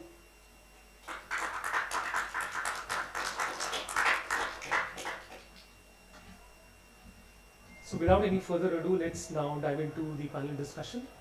We have an esteemed panel of experts who have joined us today for this discussion, so request all of you to please come up and take your seats. And also request Can Support's Honorary Secretary Radhika Shapurji to moderate the discussion.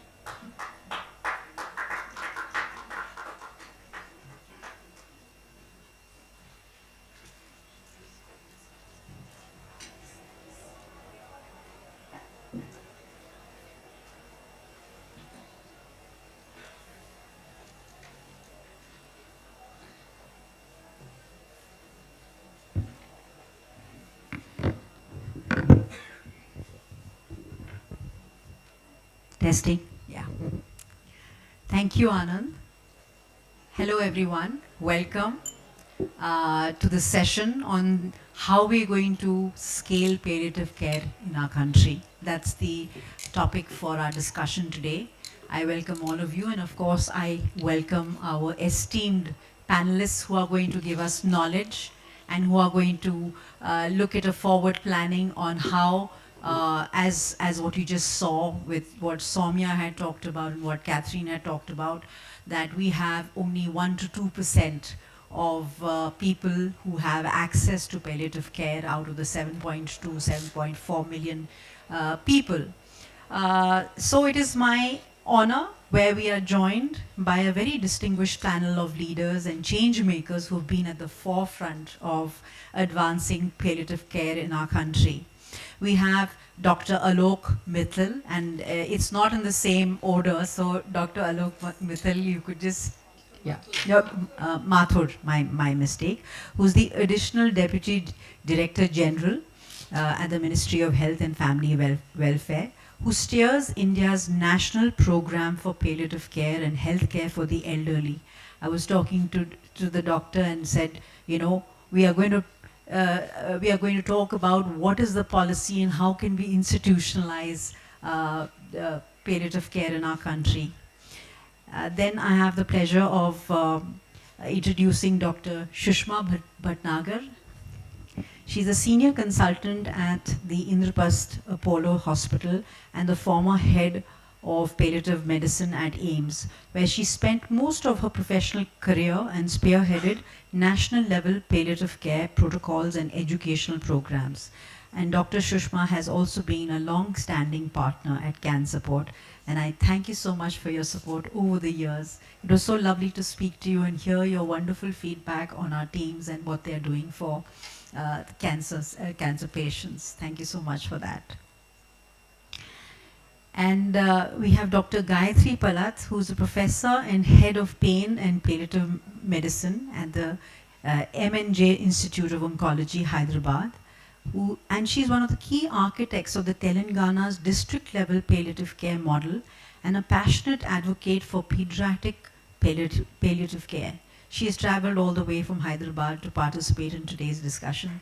Thank you so much. We were having, again, a discussion on forward planning, and the kind of work that Dr. Gayatri has done was so impressive. So thank you for that. And we have Dr. Prakash Fernandez, who's the head of palliative care partnerships at CIPLA Foundation, which is widely recognized for its impactful work training ASHA workers and fostering sustainable partnerships. I must mention that we have a wonderful, Can Support has a wonderful new partnership with CIPLA, which has just been finalized in April. And we have included a whole lot of new teams in Maharashtra. And we're working with the CIPLA Foundation, and I'm sure you will talk about how we, the private sector and NGOs can work together in such a deep manner to have impact. And of course, there's Dr. Bhavna Saroi, my partner and part of the MC in Managing Committee in Can Support. Dr. Bhavna Saroi, is a medical director at Balco Medical Center and known for her leadership in integrating oncology with holistic patient care. Dr. Bhavna has served as, of course, as I just mentioned, is the managing committee member at CanSupport for many years, and she brings, 15 years, and she brings an amazing depth of knowledge and compassion, where she's not just worked in India but in the UK, and she has a deep understanding. And so we're going to really we have a wonderful panel out here who can share a lot to all of you. So I'm going to start before I actually go in, I'd like to say a little bit about CanSupport. We've been CanSupport has been was born 30 years ago almost, and it was an organization that has been founded in 1996 by a cancer survivor, Harmala Gupta. Amazing lady, should have been here actually, but she had to go for some urgent meeting, and therefore is not here. But she really pioneered home-based palliative care, and we are the largest home-based palliative care in this country, and I believe across the world, in terms of the numbers, where we have 47 teams across North India, taking care of 30,000 families every year. And what is beautiful, that is very person-centric, and I think we heard that we have a nurse, a doctor, and a counselor who goes to these patients who really crave for that weekly visit. I've been there, and they need the care, the compassion, and the holistic way in which their emotional, medical needs are taken care of. And that model that has been created by CanSupport is a unique model. In fact, they've done some amazing research that is set up best practices that are being that we also have government partnerships. In fact, just today we are signing an MOU with the Punjab government, where our people are going to train and advocate palliative care at the district level. So there's a lot of work that's required in this area, and CanSupport has actually created models which we will also talk about. We've also talked about the Kerala's community-based based approach, which I think we'll elaborate more on other such state partnerships with on this panel discussion. And this discussion is really a step forward, where I'm sure you will listen, you will share and learn about how to make palliative care integral to the healthcare system in our country. So on that note, I'm going to start with the first question, and I have a series of questions, and so that it has some a kind of framework and we use this time well, we are going to talk about policy, we are going to talk about partnerships, and we're going to talk about training and advocacy. These are the 4 areas that are the challenges that we face, but we're going to talk about best practices and learning around these 3. I'm going to start with policy and institutionalizing of palliative care in our country, and I'm going to start with Dr. Alok Mathur. Dr. Mathur is a key enabler for public health delivery, and he has worked on the policy, he's worked on the National Health Mission. I would like to ask you to share with us what is it that, what is the kind of policy, and how is it being integrated at the district level? So Doctor, I'd like to start this with you, Dr. Alok. Yeah, thank you so much, Radhika, and good afternoon all of you. First of all, I would like to make a small correction here. Yes. We have yet to finalize the policy. In fact, we are working on the policy, draft policy document, but we have a program in place that is called the National Program for Palliative Care. So the activities which we are carrying out under this program, we are trying to integrate with the general public health system at all the levels. At all the levels means right now we are focusing on the district hospital level. In this direction, at the district hospital level, we have the palliative care unit in place, out of the 655 districts which have been approved under PIP. PIP is a process, I would say, through which the central government releases the funds to the state governments on some kind of a ratio, sharing basis. Okay, 60-40, 90-10, 90-10%. There are two kinds of ratios. So in the PIP, the states put up their proposals that these are the districts for which they seek funds for carrying out the activities under different programs. One such program is the National Program for Palliative Care.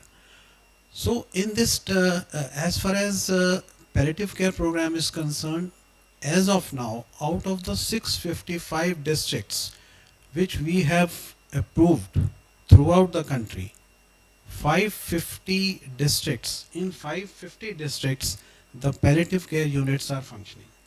I was talking to Dr. Bhatnagar because she has been our, in fact, the leader, technical leader throughout in implementation of this program, right from, preparing the training modules, carrying out the trainings and all. So she was telling me that in almost all the districts of Bihar, I am specifically telling you about Bihar because I went with her to meet the Principal Secretary of Bihar. At that time, there was not a single district for which that state had proposed to take funds for carrying out the activities in the palliative care program. So, Dr. Bhatnagar, along with the team of the central government, we all went there. We met the Principal Secretary, and today, that was long back, I think 7-8 years back, we went there in Patna and we met there. So right now, the good news is that almost all the districts in Bihar, they have a palliative care unit in place, and at that at that level, at the district hospital level, we have the physiotherapy unit in place. That is not under our program. That is under the National Program for Healthcare of Elderly. So we just want to integrate the things. We cannot have a separate physiotherapy unit under our program when a similar kind of facility exists under different program at the same level. But we want to integrate. So we are integrated with various other vertical public health programs also, like physiotherapy unit. We have a mental health clinic in place, mental health team in place at the district level under mental health program. We have daycare centers, cancer care centers, which some of which are coming up now and some are already in place. So similarly, there is one more platform, that is eSanjeevani, also in place. So through all these activities under different programs, we are integrating our program also, so that the needy who need palliative care, they need the care, the quality care, at least at the district hospital level.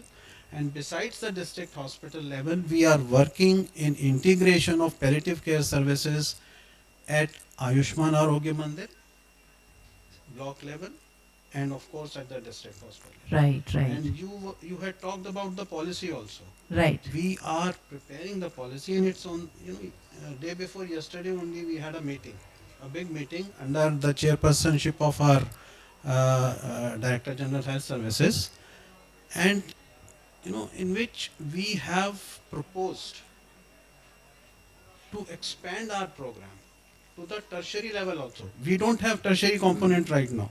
So we would be involving the apex hospitals also, the tertiary hospital, we would be funding them also. Wonderful to hear the kind of work that is being done by the government and how it is being taken on such a serious note. And in fact, from there, I'd like to come to Dr. Gayatri, who has done a whole lot of work in Telangana. And can you elaborate and share with our public out here on the work that you've done, and what are the practices that have worked to bring palliative care to the forefront, as we were talking about a little earlier? Thank you, Radhika. So Speaking about Telangana, so first of all, let's understand who needs palliative care. When we are planning a program, what's the kind of population we are thinking about? Can you hear me? Yeah. So India has seen a very interesting transformation in terms of epidemiology. Like we all are aware, like we are still struggling with infectious diseases, but like as Dr. Swaminathan mentioned, there's a steep increase in NCD. So if you look at the state I come from, Telangana, 70% of how people are dying. So it's all about people living with life-limiting conditions and serious health-related suffering. So in Telangana, which is a prototype of again India, 70% of people in rural Telangana are dying of NCD. That means out of 10, if you have 10 people today, out of 10 of us, 7 are going to live with some kind of life-limiting non-communicable disease today for a considerable period of time, with some or a lot of suffering towards end of life, and then die. So that's a huge number.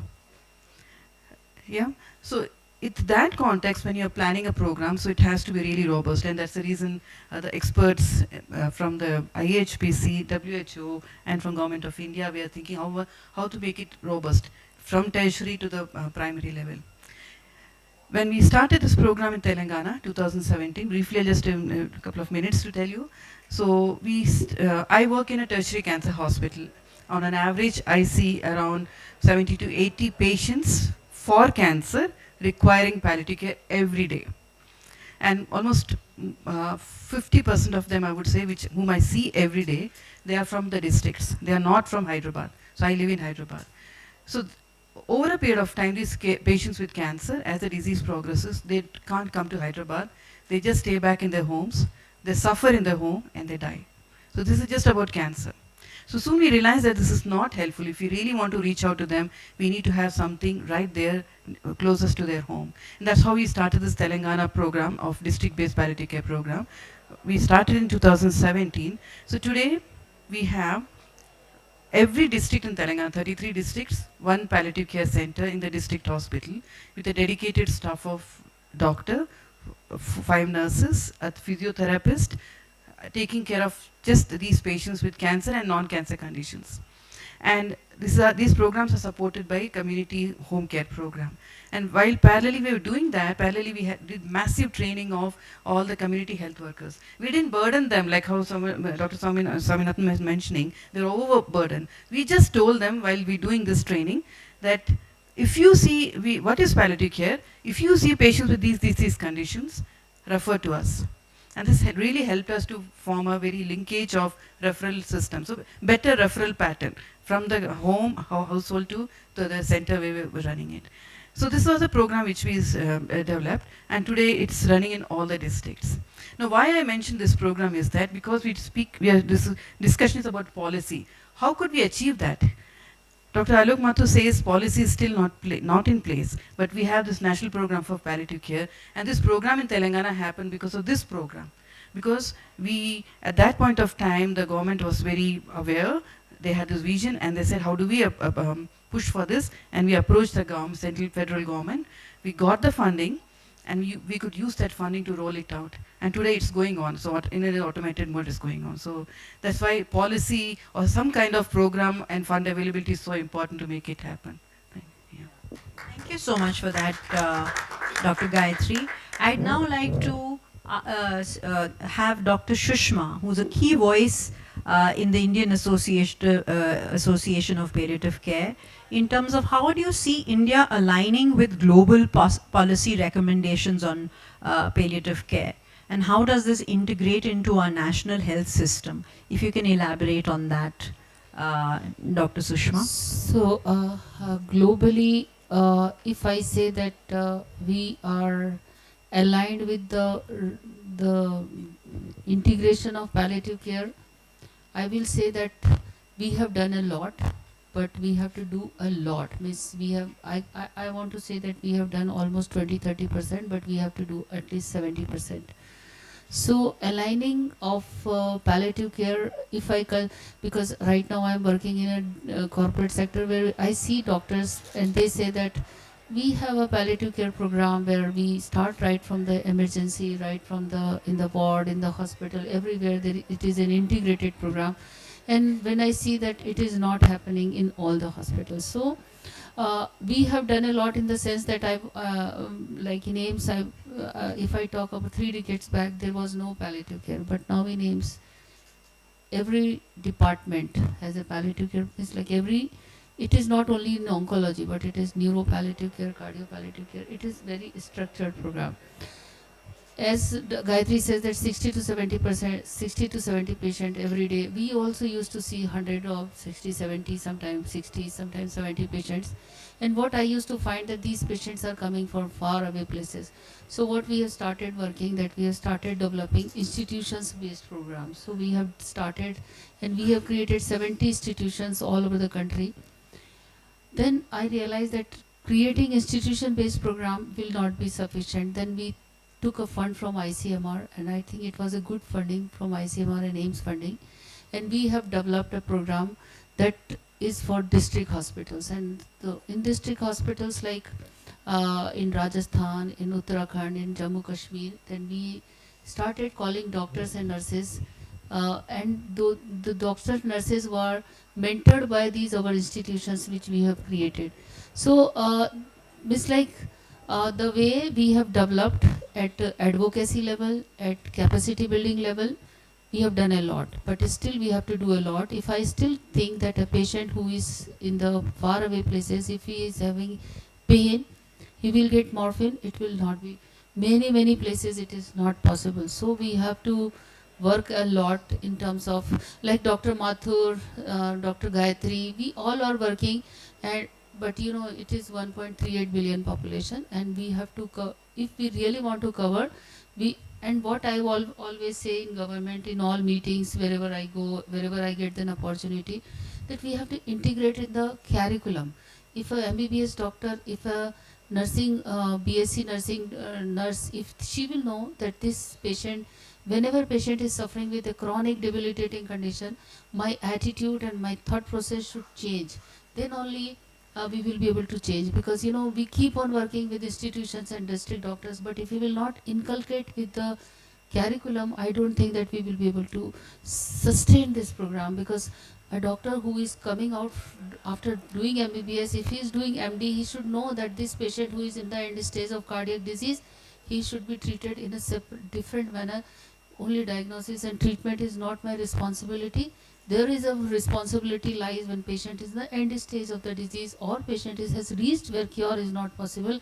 My attitude to change, my communication skills to change, my every possible places where I need to talk to the relatives, I need to talk to the patient. I think this, according to me, Dr. Mathur, I must have met secretary also, and many times I said that in MC we have to integrate pain and palliative care program, or palliative care, concept of palliative care, concept of end of life care, to the budding doctors and the budding nurses, so that they are the one who will go ultimately. Because if we will keep teaching, and you know, it is going to be a long journey. So I have an experience of institution based palliative care program. It was a huge struggle, but I have a very good experience of Harmala. I think when you said that Harmala started, I was the one who we were working together when they were having one team. And you know, first foundation course of palliative care when we did, there were only 12 participants, and out of 12 participants, 5 were my residents and 3-4 were outside. So for now, when we do, this time we have done, I think 25th, 22nd foundation course. And you know, we have to stop registration, that we can't take more than this because the hall is full. And today also I am very happy you said that halls are empty, but this hall is full, there is no place to sit. So I think people are realizing its importance, and the way we have worked with Can Support, I think this partnership is required, because the AIMS and Can Support partnership has become a landmark for everyone, that the way any patient who is in my OPD, Now I from Apollo Hospital, I think that if this patient needs home-based palliative care, we are planning, we are trying to develop home-based palliative care program for Apollo Hospital also. But till the time we develop, I think I'm sending to the CAN support team, and they are looking after our patients so well. If they are having any difficulty, they talk to us. We are teaching their doctors are helping us in taking care of the patient. I think this kind of public-private partnership should go. It's not public-private, but it's like, I can't say that how much CAN support has helped us. So this is what, and how many doctors and nurses we have trained through the foundation course. There are many. So there are programs are going on. People are getting trained.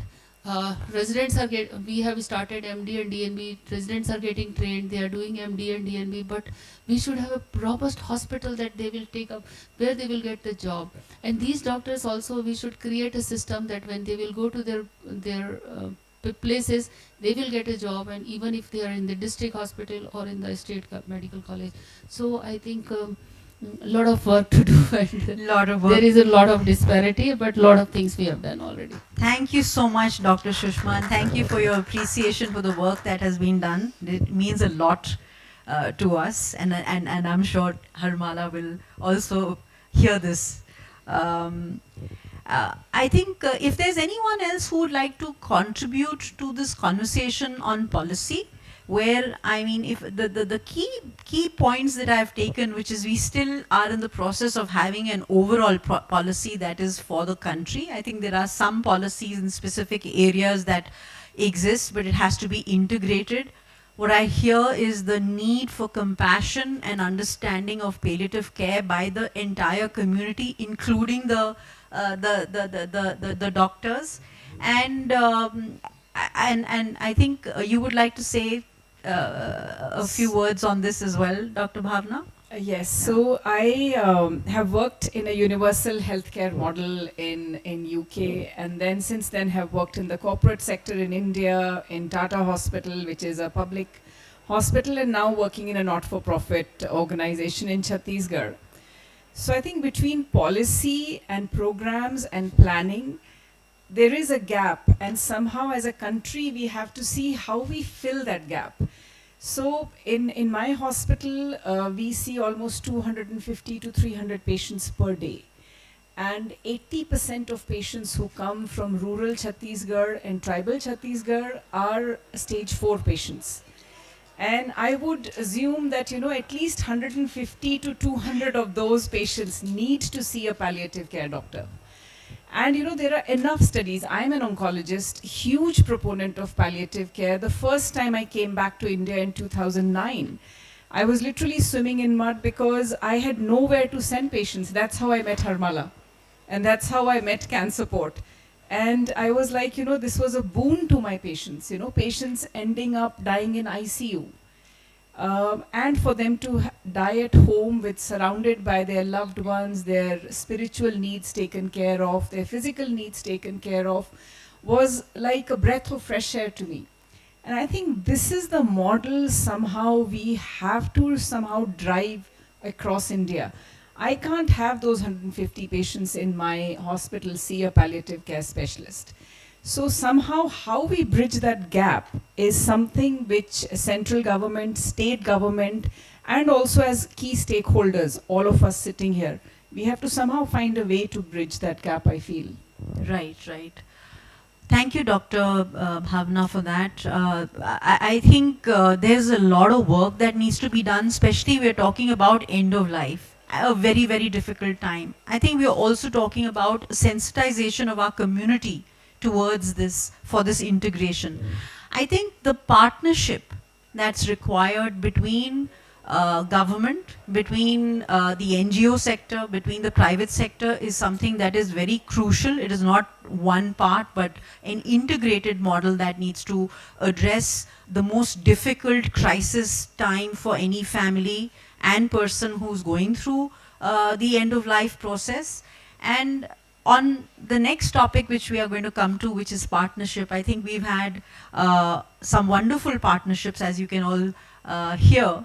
I'd like, again, Dr. Bhavna, I would really like to hear from you about your deep involvement in oncology and palliative care, and how partnerships between oncologists and palliative care providers, if you can elaborate more on that, because that's what seems to be coming through. What is this partnership and how can it roll out into the future? What does it look like?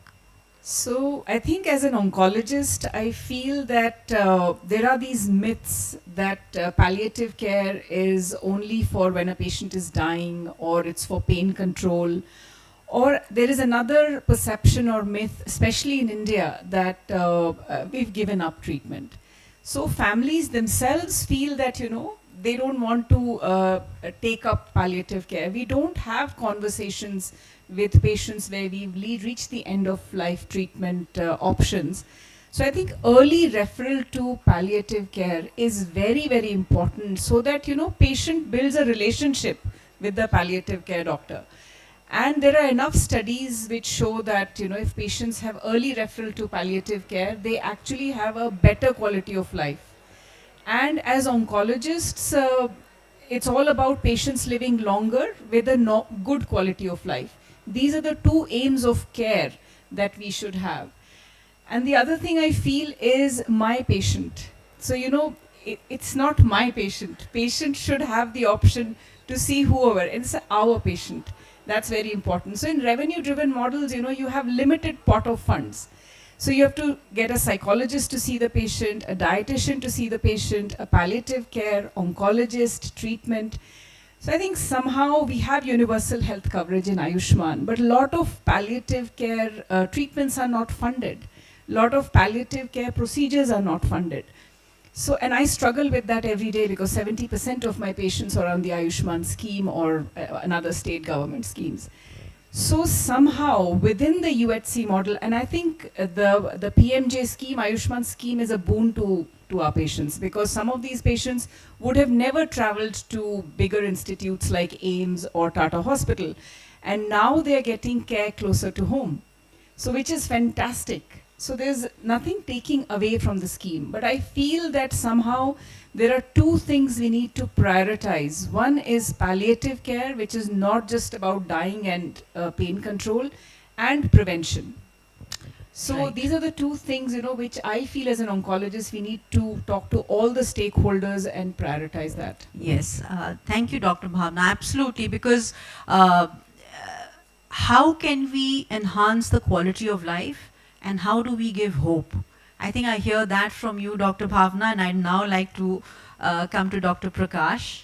Given your experience leading the National Palliative Care Partnership at CIPLA Foundation, what models of cross-sector collaborations, that is between government, NGOs, academia and the private sector, have proved most effective? If you can talk about that, I think that will give us more knowledge on that front and some best practices. Yeah, thank you, Radhika, for inviting us on this panel. I think really partnership is the way forward to implement policies. I think it's great to have the policy in place. And as we've said, on the ground, how do we get it off? I think it's many stakeholders coming together to make that difference. At CIPLA Foundation, we've been privileged in a sense to start a palliative care center in '97 and then support about 45 projects across India who are delivering palliative care, several on this panel as well. And I think that's the key thing really, to see how we work together and bridge different strengths of partners coming together. I think it really struck me when I was in Goa last week and I met a gentleman at a sub-center actually who was in a wheelchair sitting up. And he told me really his story of how he got there. When he was 7 years old, he was taking part in a school play and there was a thunderstorm and the stage fell on him, leaving him paralyzed. He used to be carried to school for a couple of years and then they stopped taking him to school as well. And basically he lived his life lying down and seeing what life was just stretched out. He was eating his meals, which would just be propped up a little bit. His mother used to sell vegetables in the village. And that's when we kind of come back to when he was about 32 years old, which was a year and a half ago. And he had come to the South Goa District Hospital because he had come to change his catheter. And that's when the palliative care team, which has just started there, got kind of saw him and asked him what was happening, and his mom explained what had happened. And slowly they realized that there was much more potential with physiotherapy. They started talking to him about his fear of why he would not sit up, and he said because he thought the catheter would fall off, and so he just was flat. The physiotherapist started working with him, the occupational therapist as well. They got him to sit up for 5 minutes at a time. And that's when he kind of got more confident. They got him to move to a bed as well. Slowly they got him to cut vegetables with the mom, make chapatis, gain his confidence back. A few months later, he was making Diwali cards. He then got into a Christmas party and was kind of making envelopes, and recently did an exhibition.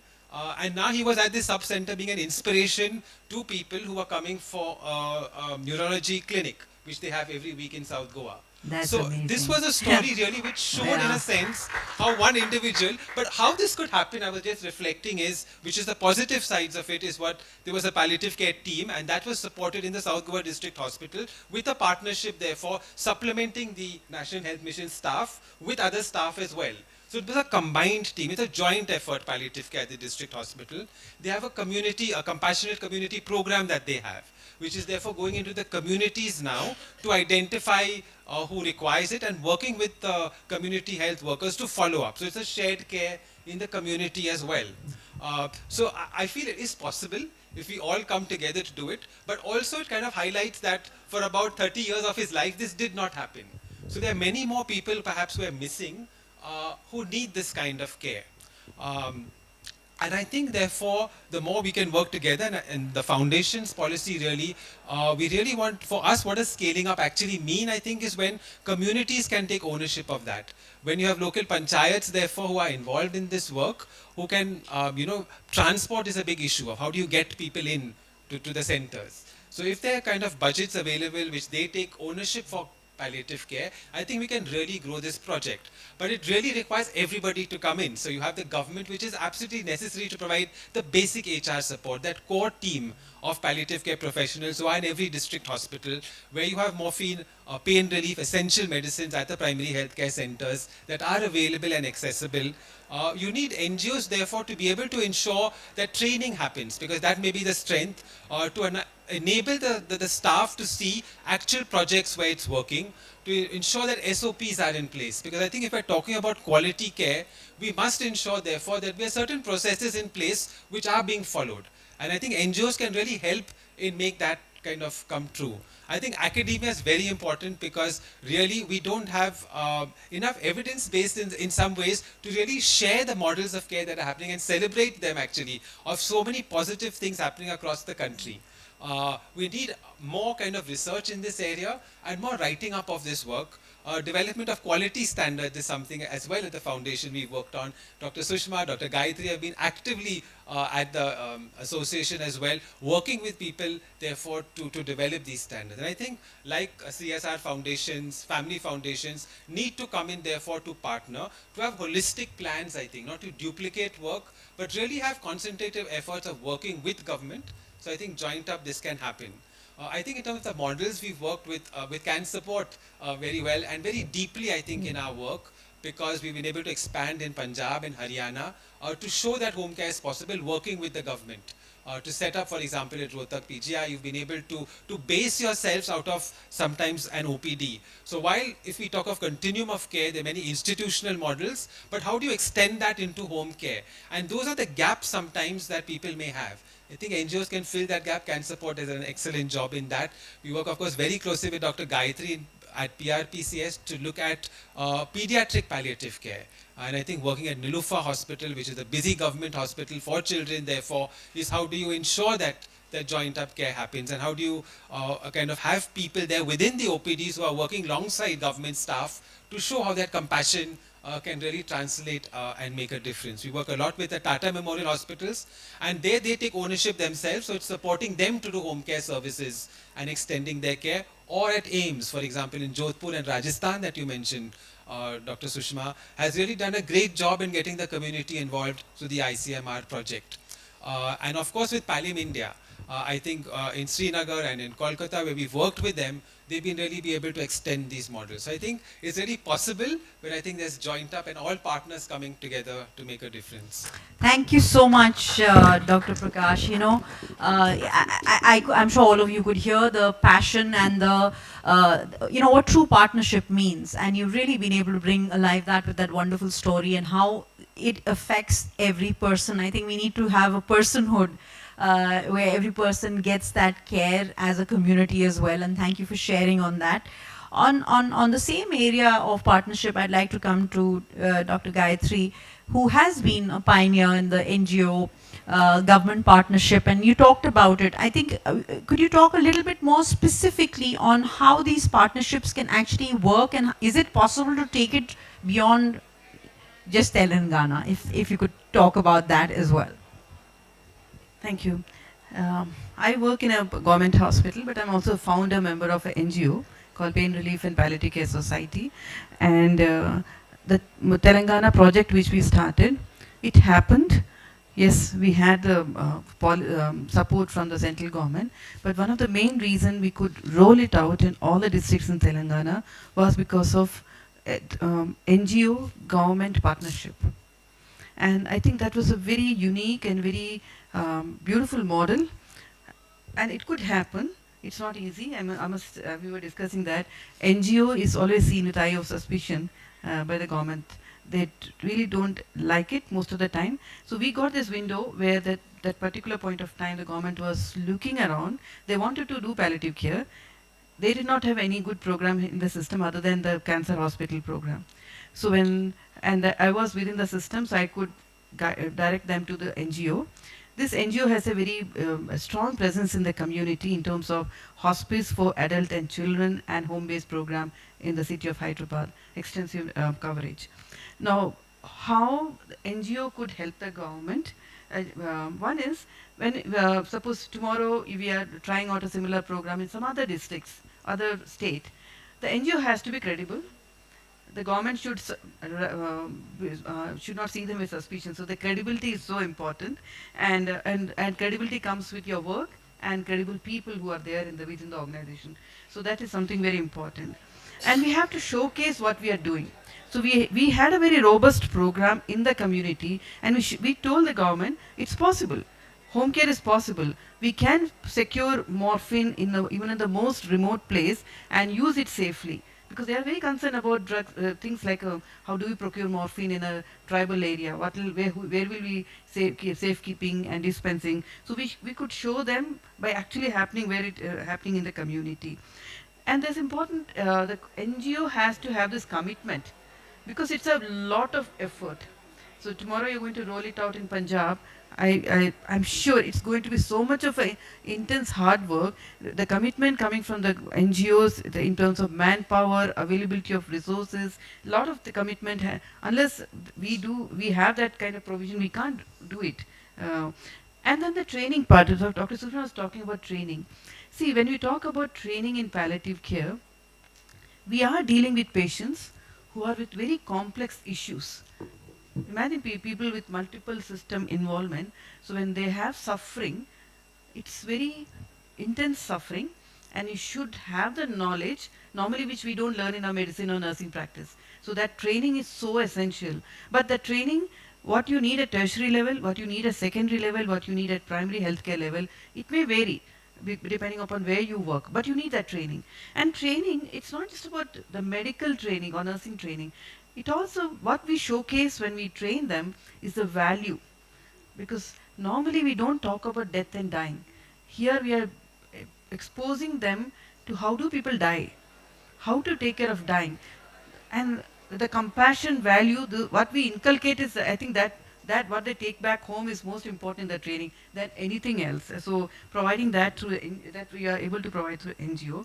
And NGO's preparedness, that they have to invest so much of time and energy. If that is not there, we cannot do it. So NGO, traditionally, historically, if you look at palliative care in India, it's mostly NGO driven. It started NGO driven, then it became little institutionalized thanks to Dr. Sushma's effort.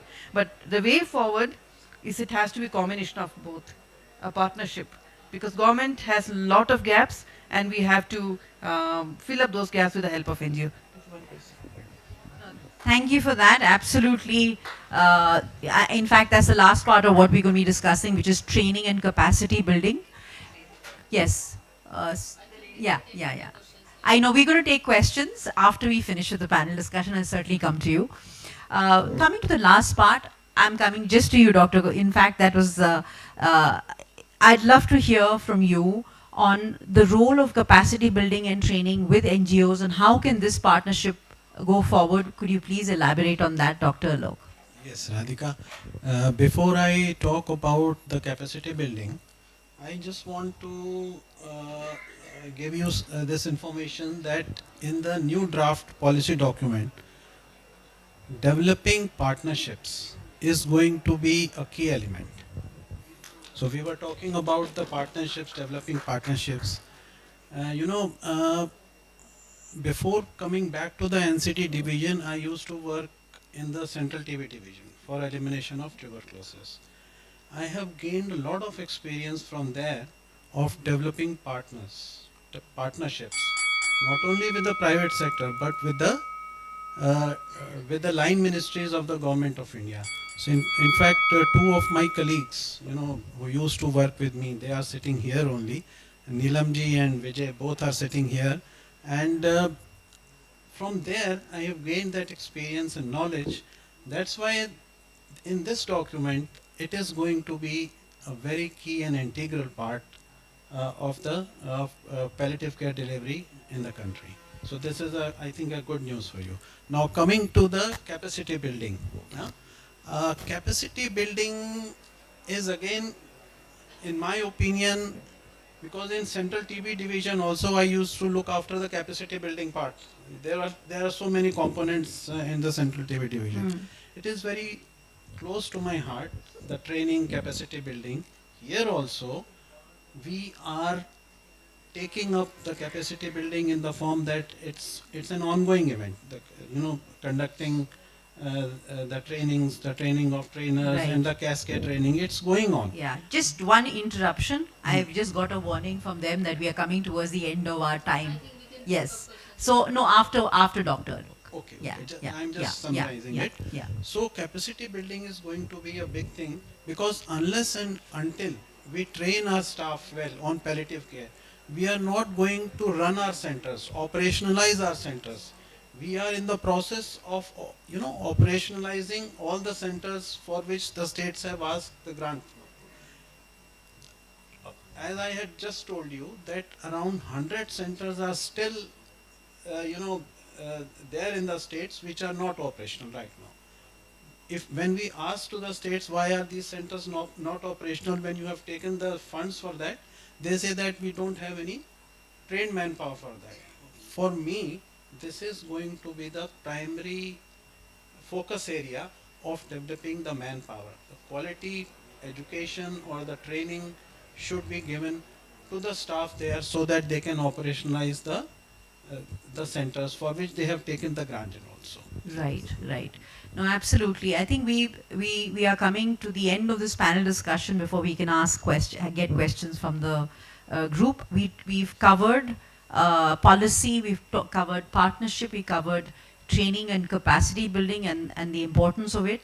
And I think the very key important message is that we as a society, as a community, have to have more heart, more compassion, and really help and surround to make this happen, because this is what's going to happen as the medicine of the future. It's the medicine of today. We'll take some questions from the audience. I can see a hand over there. Can you just tell us your name, your organization, and then the question, specific questions aimed at who would you like the answers from, and I'll help. Yeah, on my that name is also. Parth. I am from Association for Socially Applicable Research, ASIR. I have requests. I have 3 requests for each one of you. I'll start with Dr. Prakash. The number that we use for 4% people get palliative care in India is from 2017. And I think CIPLA can drive the research forward of how many people are getting palliative care in India, considering you have a network across country. My second request is from Dr. Alok. We analyzed the essential medicine list across 27 states and the national essential medicine list. none of the lists have all three formulations of morphine, which is syrup, tablet, injection. 17 state essential drug lists don't even have tablet morphine in them. So can you please push for a update in essential drug lists so that morphine access improves? My third request is for all three of you, which is that you mentioned, in tribal areas you have made morphine accessible, but I was at the Commission on Narcotic Drugs this year as a part of the UNODC, and Global North always says that diversion is the main issue. In India, we don't have evidence on diversion, and I'm sure all of you will agree diversion is not happening from hospitals. There's only one paper from 2001 from Dr. Rajagopal which says no diversion, but there is no other evidence. So if you are already doing it, I would request you all to please document it as scientific evidence that there is no diversion, so that we can then push for better access to opioids. Thank you. Thank you. I think excellent points. Yeah. Great points. We can start with the first. Yes, no, I think that's absolutely essential. In fact, we've always felt there should be a state of palliative care. In India coming out every year, perhaps a report like you have, on education, or you have on different aspects. So I think it's something we would definitely like. It's absolutely, of course, everybody contributing to it. So I think it's something maybe at the IAPC we need to look at, but we do need definitely to do this data. I think that would really make a big difference in a sense to highlight the importance of palliative care. Yeah. Parth can take up this. Yes. With Yeah. Parth is a capable person and he can do this. Great. Yeah, great. no, we were happy to have conversations on Yeah. this. Yes. And Dr. Regarding the opioids, I think opioid. Okay. Yeah, Dr. Alok, yeah. You're right. In fact, in the national list of essential medicines, we have incorporated morphine and fentanyl both. But you're right that there are many states. In fact, I think only 19 states, as per our records, as of now, have the ready availability of morphine, at least at the district hospital level. But there are at least 17 states from which we don't have any record. So we have put up a proposal in this regard that a communication should go from the central government to all the states to ensure the availability of ENDs, at least at the district hospital level. So that is in place. Thank you for that. And Third, yes. regarding the research in opioid misuse or something, I think first MD student of mine, Nandan, we have analyzed 10,000 patients in AIMS, and we have published in Indian Journal of Palliative Care, much like it is 10 years back. So, similar result that we have systematically we have done with the drug de-addiction center, Dr. Shalini. I think she is a very renowned drug de-addiction, is a renowned psychiatrist in working for drug de-addiction program. And what we have found that in a systematically way that there was not a single patient of diversion. So I think there is one more paper 10 years back with Nandan. Okay. So, Yeah. and I think, but there are a lot of research are required in this area, because people is still, even in the biggest hospital where I work, the people straight away they will think patient will die, patient will have respiratory depression, and patient will have a misuse. So I think there are a lot of ways, and we have to, I think if we will continuously, we will give results and research publication. I think we can tell them that this is Absolutely. Pain management is something that is so integral to palliative care, and there's a lot of stigmas around it that needs to be addressed, as what Dr. Bhavna said. And I think that does answer your questions. You'd like Bhavna, Dr. Bhavna? I just taking on your point from stigma. The other thing I think we need a lot of education is the education of patients and caregivers as well. Because we talk a lot about good death, living well, but unless the family is spoken to as a unit, to make because practically I see this day in and day out in my clinics. Yeah. So if a patient has made a wish, but unless the family is on board, unless the caregivers are on board, I don't think we can implement that. There will be a lot of grief and distress if the caregivers are not on board. So I think that is another piece. Education and awareness of caregivers is also very important, which we sometimes forget, I think. No, absolutely. Thank you for that. Would you like to? Okay. I hope your questions are answered. Yes, I have.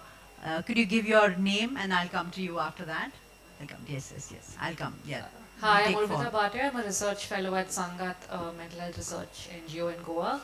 So thank you for this excellent panel. I think when we started, we spoke about how to improve access to palliative care. We require more awareness.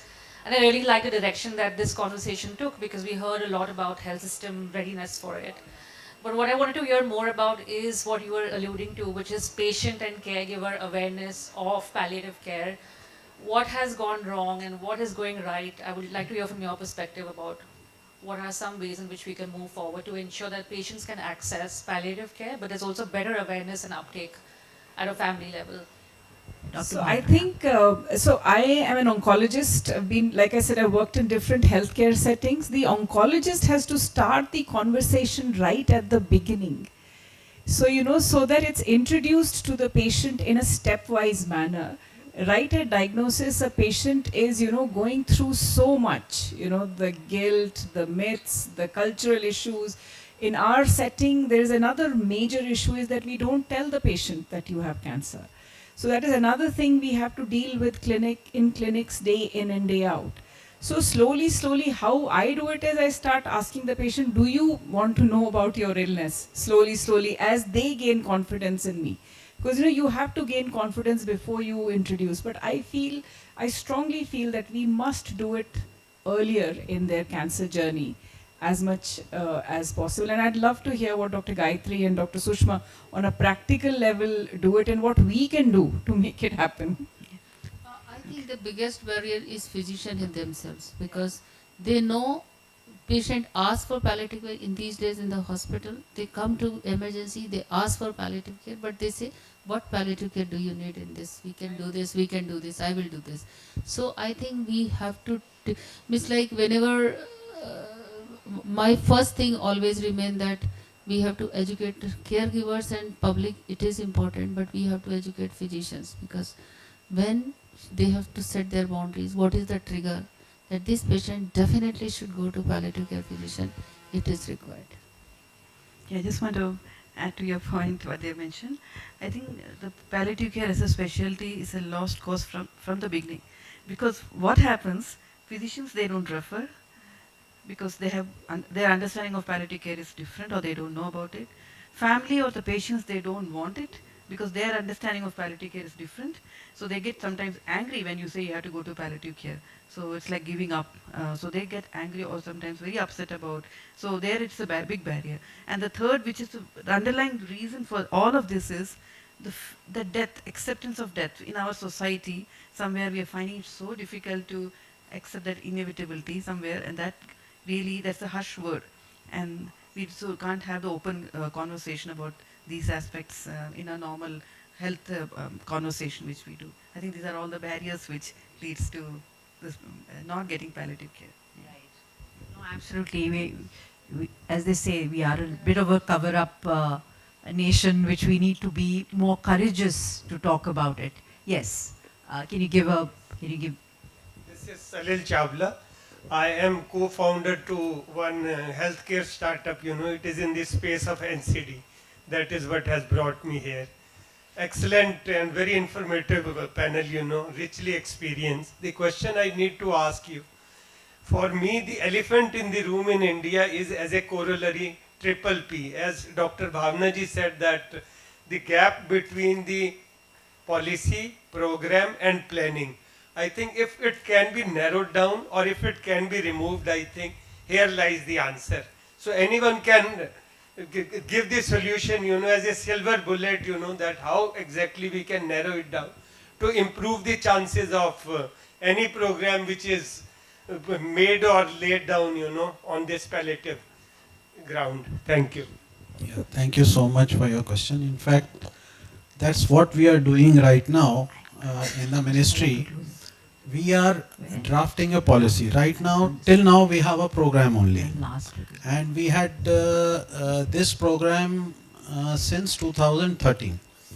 So in fact, the policy should have been drafted before launching the program. There should have been a policy first, then a program. But whatever it is, now we are drafting a policy. Now there we need to bridge the gap between the policy and the program. For that, we are going to work very hard because policy will say something and the program will remain like that, then this won't serve the purpose. So we are going to bridge the gap, what the policy says and how we are going to implement the program. In this direction, we have deliberately put in a section, separate section for implementation of the policy. Usually, the policy document doesn't have implementation. We have deliberately put in the implementation part in it. How are we going to implement this? All the provisions that we have enlisted under the policy document. So we are going to bridge the gap. That is for definite. Thank you. Thank you for that. I think we'll have one last question where I think the lady over there, if you can give this is the last question for the panel discussion today. Can you give the mic?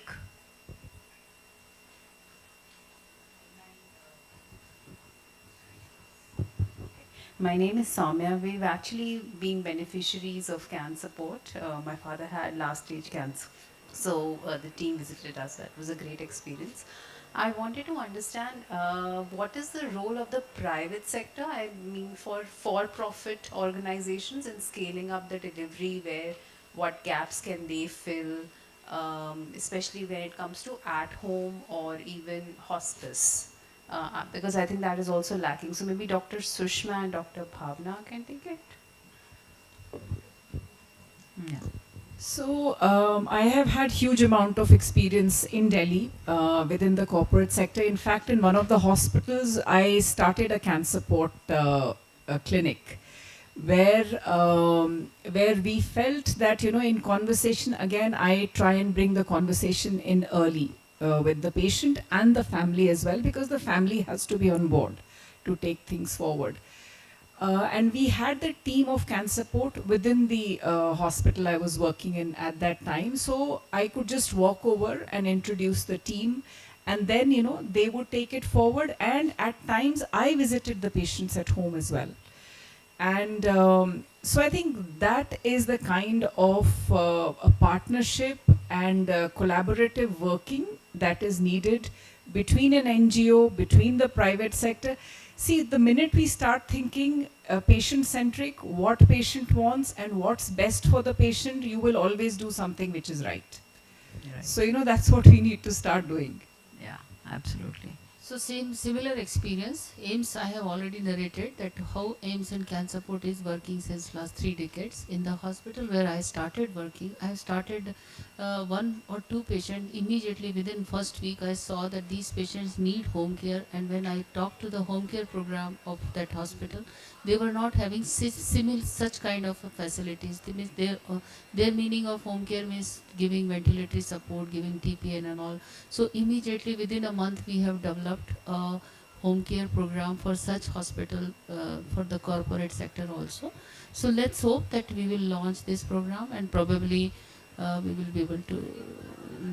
be able to see that this program is successful and patients will get benefited at home also. Thank you. Thank you so much for that. We've come to the end of this panel discussion. I'm just going to summarize some of the key learnings that we've had over here, many best practices that we need to take away. But I think the most important is the collaboration across the private sector, with the government, with the NGOs, and at the heart of it is a heart. When you can trust, whether it is as Dr. Bhavna can trust the palliative care, there's a flow of energy which is good. I think that's what's required, and we need to be more sensitive to palliative care and its institutionalization. It's a long way out there. We're hoping that the policy will come into place first and foremost, and then the gaps will come in. So there's still a long way to go. But I think if the heart is in the right place, this journey will go in a manner where it's supposed to go, with so many more people coming into needing palliative care. I would also like to say that CAN support gives all of this free of cost. So all the work that CAN support does for their patients is free of cost, thanks to the the AGs, the support, the sponsorship of the private sector mainly, and a lot of individuals as well who contribute. And in fact, there's a latest publication from CanSupport, which is the guidelines on home-based palliative care that is being shared as a best practice that can be taken and scale can happen. So there's a lot of work on that front. And of course, CanSupport has been recognized by WHO as a change maker and have been awarded many recognitions. And on that note, I will close this panel discussion. I thank all of you for your wonderful questions, very thoughtful, very added to the value of this panel discussion. And most importantly, I have to thank all the panelists for their heart, for their knowledge, for their expertise, and the fantastic work that all of you are doing. And thank you so much for that. Thank you all for being here. I hand over to Anand. So thank you everyone for a very thoughtful and very thought-provoking conversation. So now I invite Radhika for the felicitation.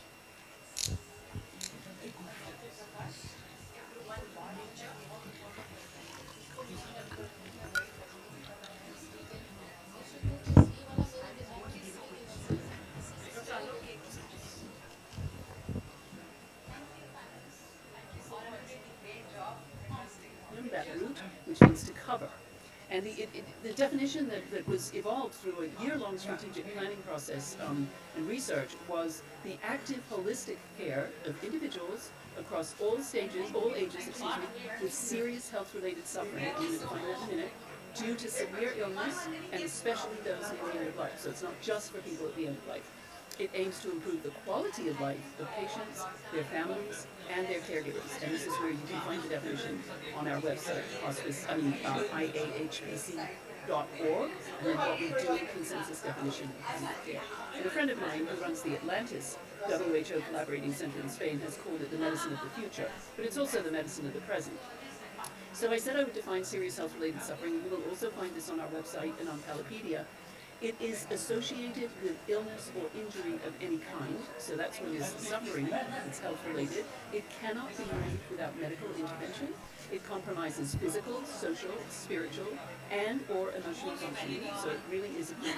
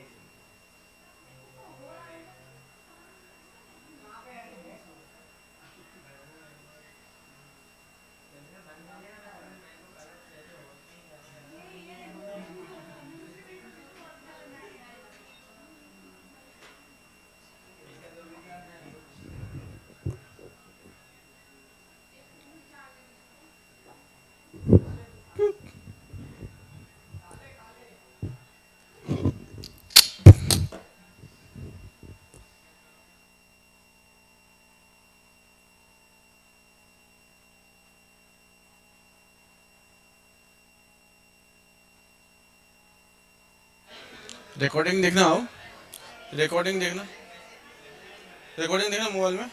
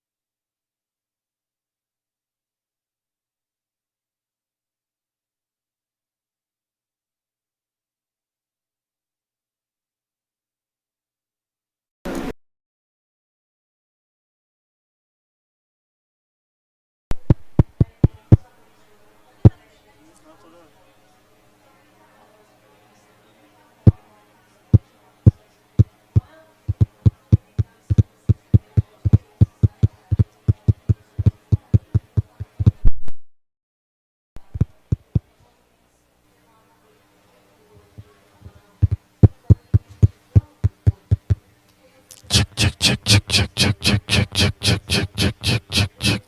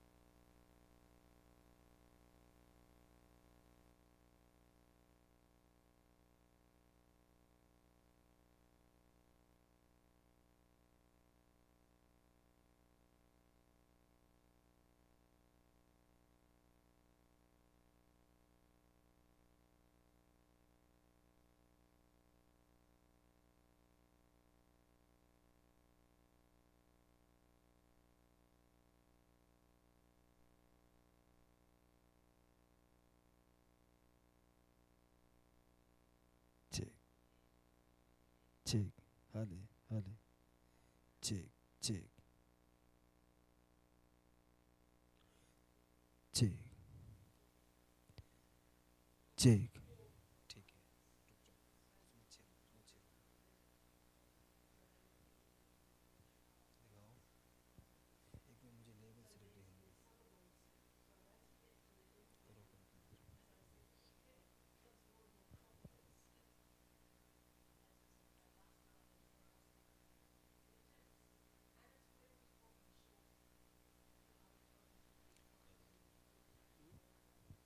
Check.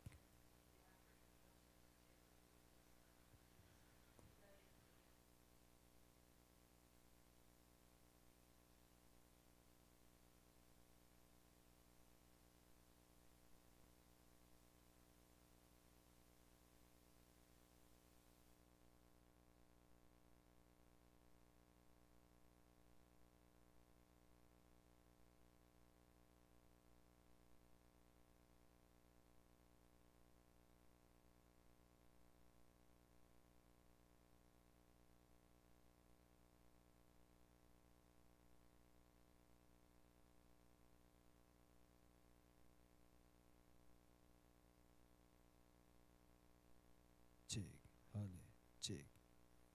Mic testing, hale, check, check, hale.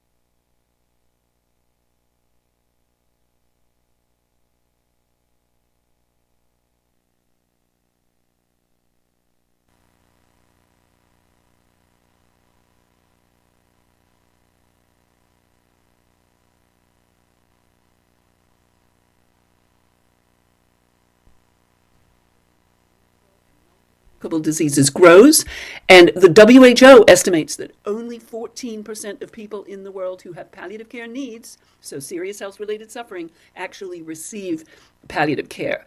So the burden of SHS is expected to double by the year 2060, with the fastest increases in low-income countries. Around 7.2 million Indians are noted to have serious health-related suffering every year.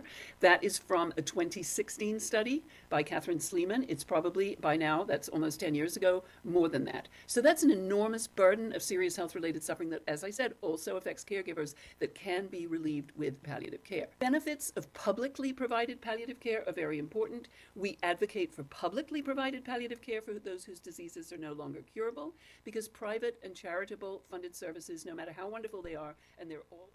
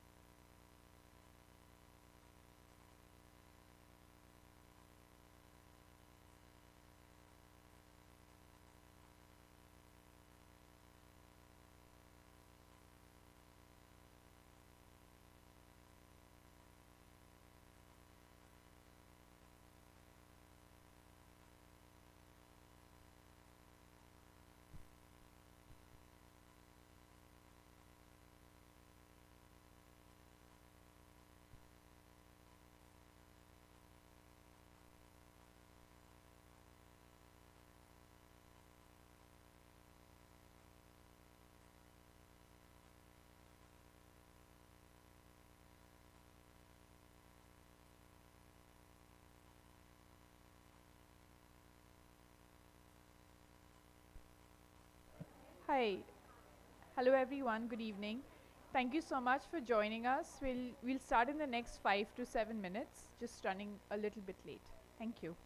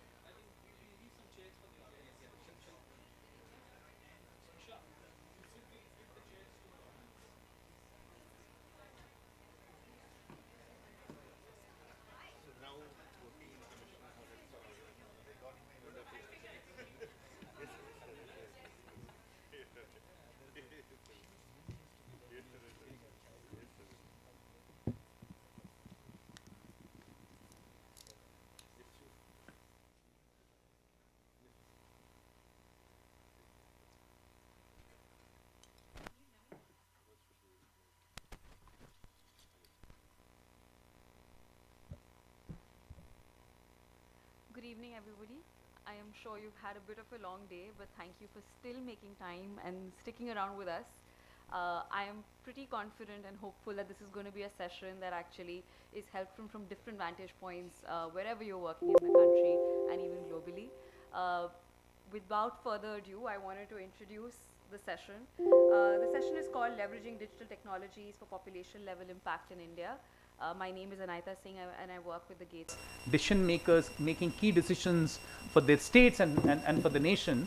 So I'll have a set of questions for them, but then I want to make this a little more participatory, so I can see some colleagues here from a variety of other agencies. So I will try and keep more time for you guys to ask some very interesting questions.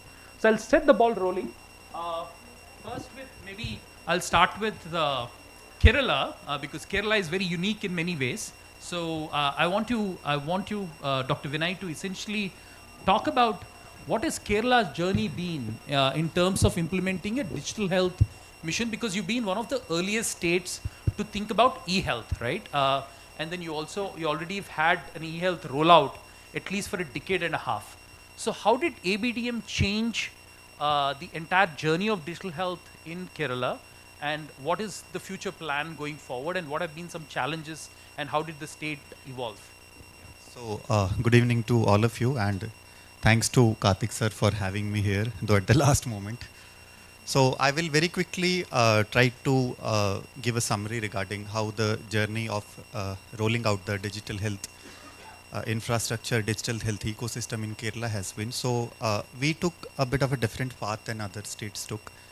So, and now we've completed a decade of entering into this ecosystem. So our story started somewhere around 2014-15, where the state government took a conscious decision of moving forward with rolling out the digital health ecosystem, and we had set up a e-health PMU in the state, and we started making our own HMS system, hospital management system, and started working on certain public health apps also at our own level. So ABDM came into picture quite a bit later. Like, to be very precise, the government of Kerala joined the ABDM journey somewhere around 21-22. But before that already, since we have our own HMS, we have rolled out it successfully in around 750 plus institutions, the HMS system. Then if we talk of, for example, the surveys with respect to public health, when we go further in the field, we have our digital surveys being done by the ASHA workers in the field. So we have an app for that. If we come to digital health apps being used by our field staff, mostly like at the sub-center level. So we have at sub-center level a cadre of JPH and JPHIs, and then mid-level service providers. So we have been working with the PH module there, and working on a PH app also. So this is what government of Kerala has done on its own. And since 21-22, as I told, we have been part of ABDM. So since ABDM as part of the national ecosystem of digital health talks about laying down the standards with respect to your digital health interventions, and then it talks about the interoperability. Kerala also joined the journey. If you see the figures with respect to our ABDM journey, now we have started creating the ABHA health IDs also, which are mandatory as part of ABDM. Though earlier Kerala had its own unique health ID, we call it UHID, and the integration process of UHID with ABHA ID, that has also started, and we are doing quite good. We are a population of around 3.5 crore, so around 2.5 crore health IDs we have already created. And then when you talk of ABDM, we have the standards like M1, M2 and M3, which lays down the standards and interoperability. There also, we've just started. M1 we have completed, M2 and M3 are in progress. So that is one part basically where like we have already reached. Now, what will be the future roadmap from here for Kerala moving ahead? Obviously, like, we have to complete the ABDM integration, because all the data which the health system of Kerala generates needs to be integrated with the central data, with the central portal. So that is one track where government of Kerala is moving. And obviously the another track is integrating what we have right now. For example, integrating our public health surveys with our HMS so that we can track the patient seamlessly. So this is where we are right now in terms of digital health. Thank you. From Kerala, can we now go to Meghalaya?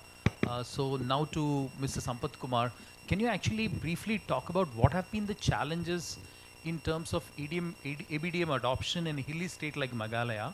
And most certainly, how did you really think about customizing some of your ABDM compliant applications to Meghalaya? And have there been any applications that the state has developed on its own, or is it thinking of implementing? And why do you think you would have to develop those applications even when there is, let's say, a central government application? So if you could delve a little bit about it and give us some insight, that would be very helpful.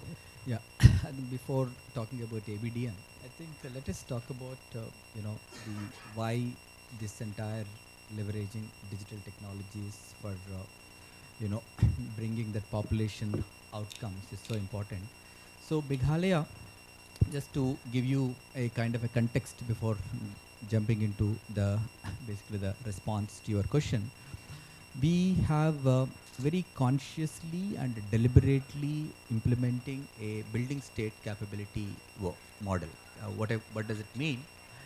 We are we have basically we have come up with based on the experiences, what has been working, what has not been working, why our state has been doing well in some sectors like rural development, why we were not able to do in the human development sectors. So we understood, we did a kind of a deep dive analysis, and we have come out with a project like the State Capability Enhancement Project in 2020. In fact, this was as part of that, we have been following 5 pillars of approach. One of the pillar is that effective use of data and research.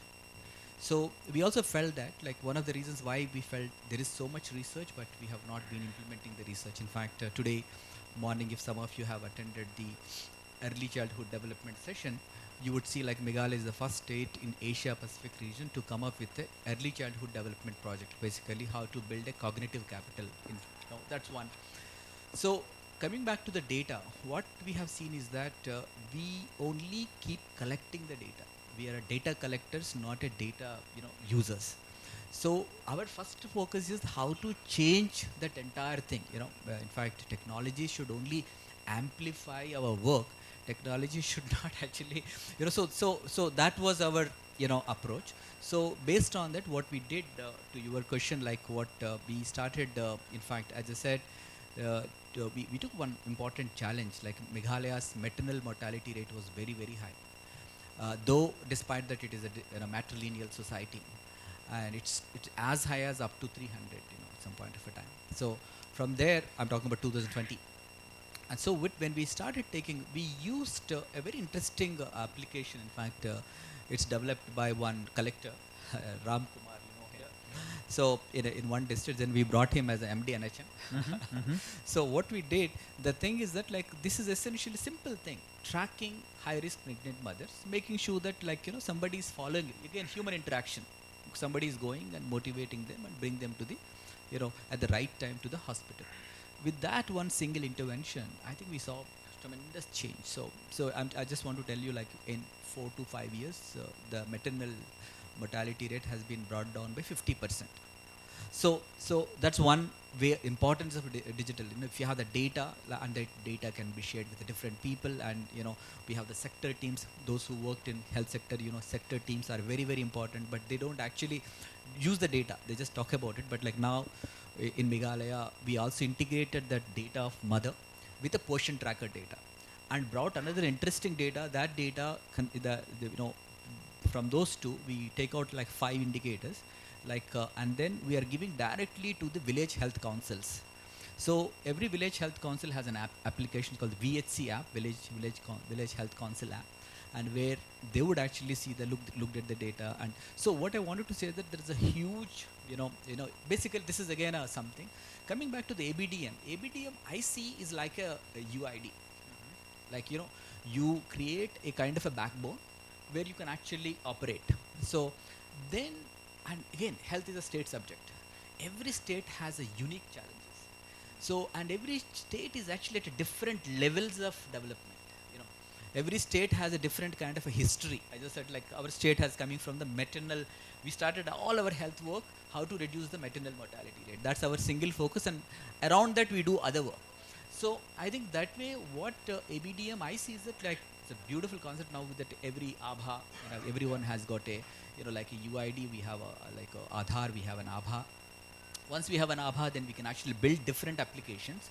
Currently, we are actually, looking at in the process of doing something very interesting. I want to tell all of you. In 2021, we brought a Meghalaya state health policy, and the state health policy is actually, if you look at, we have put a lot of emphasis on addressing the socio-economic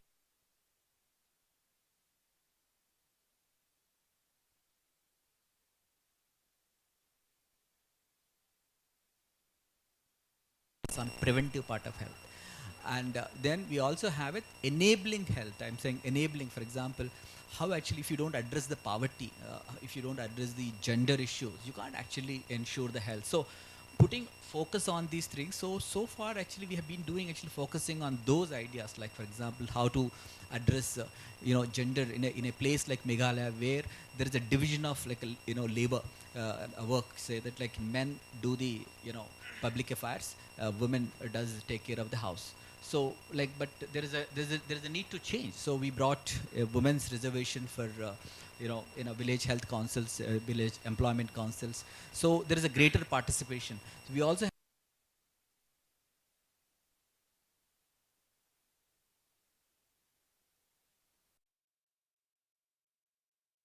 economic.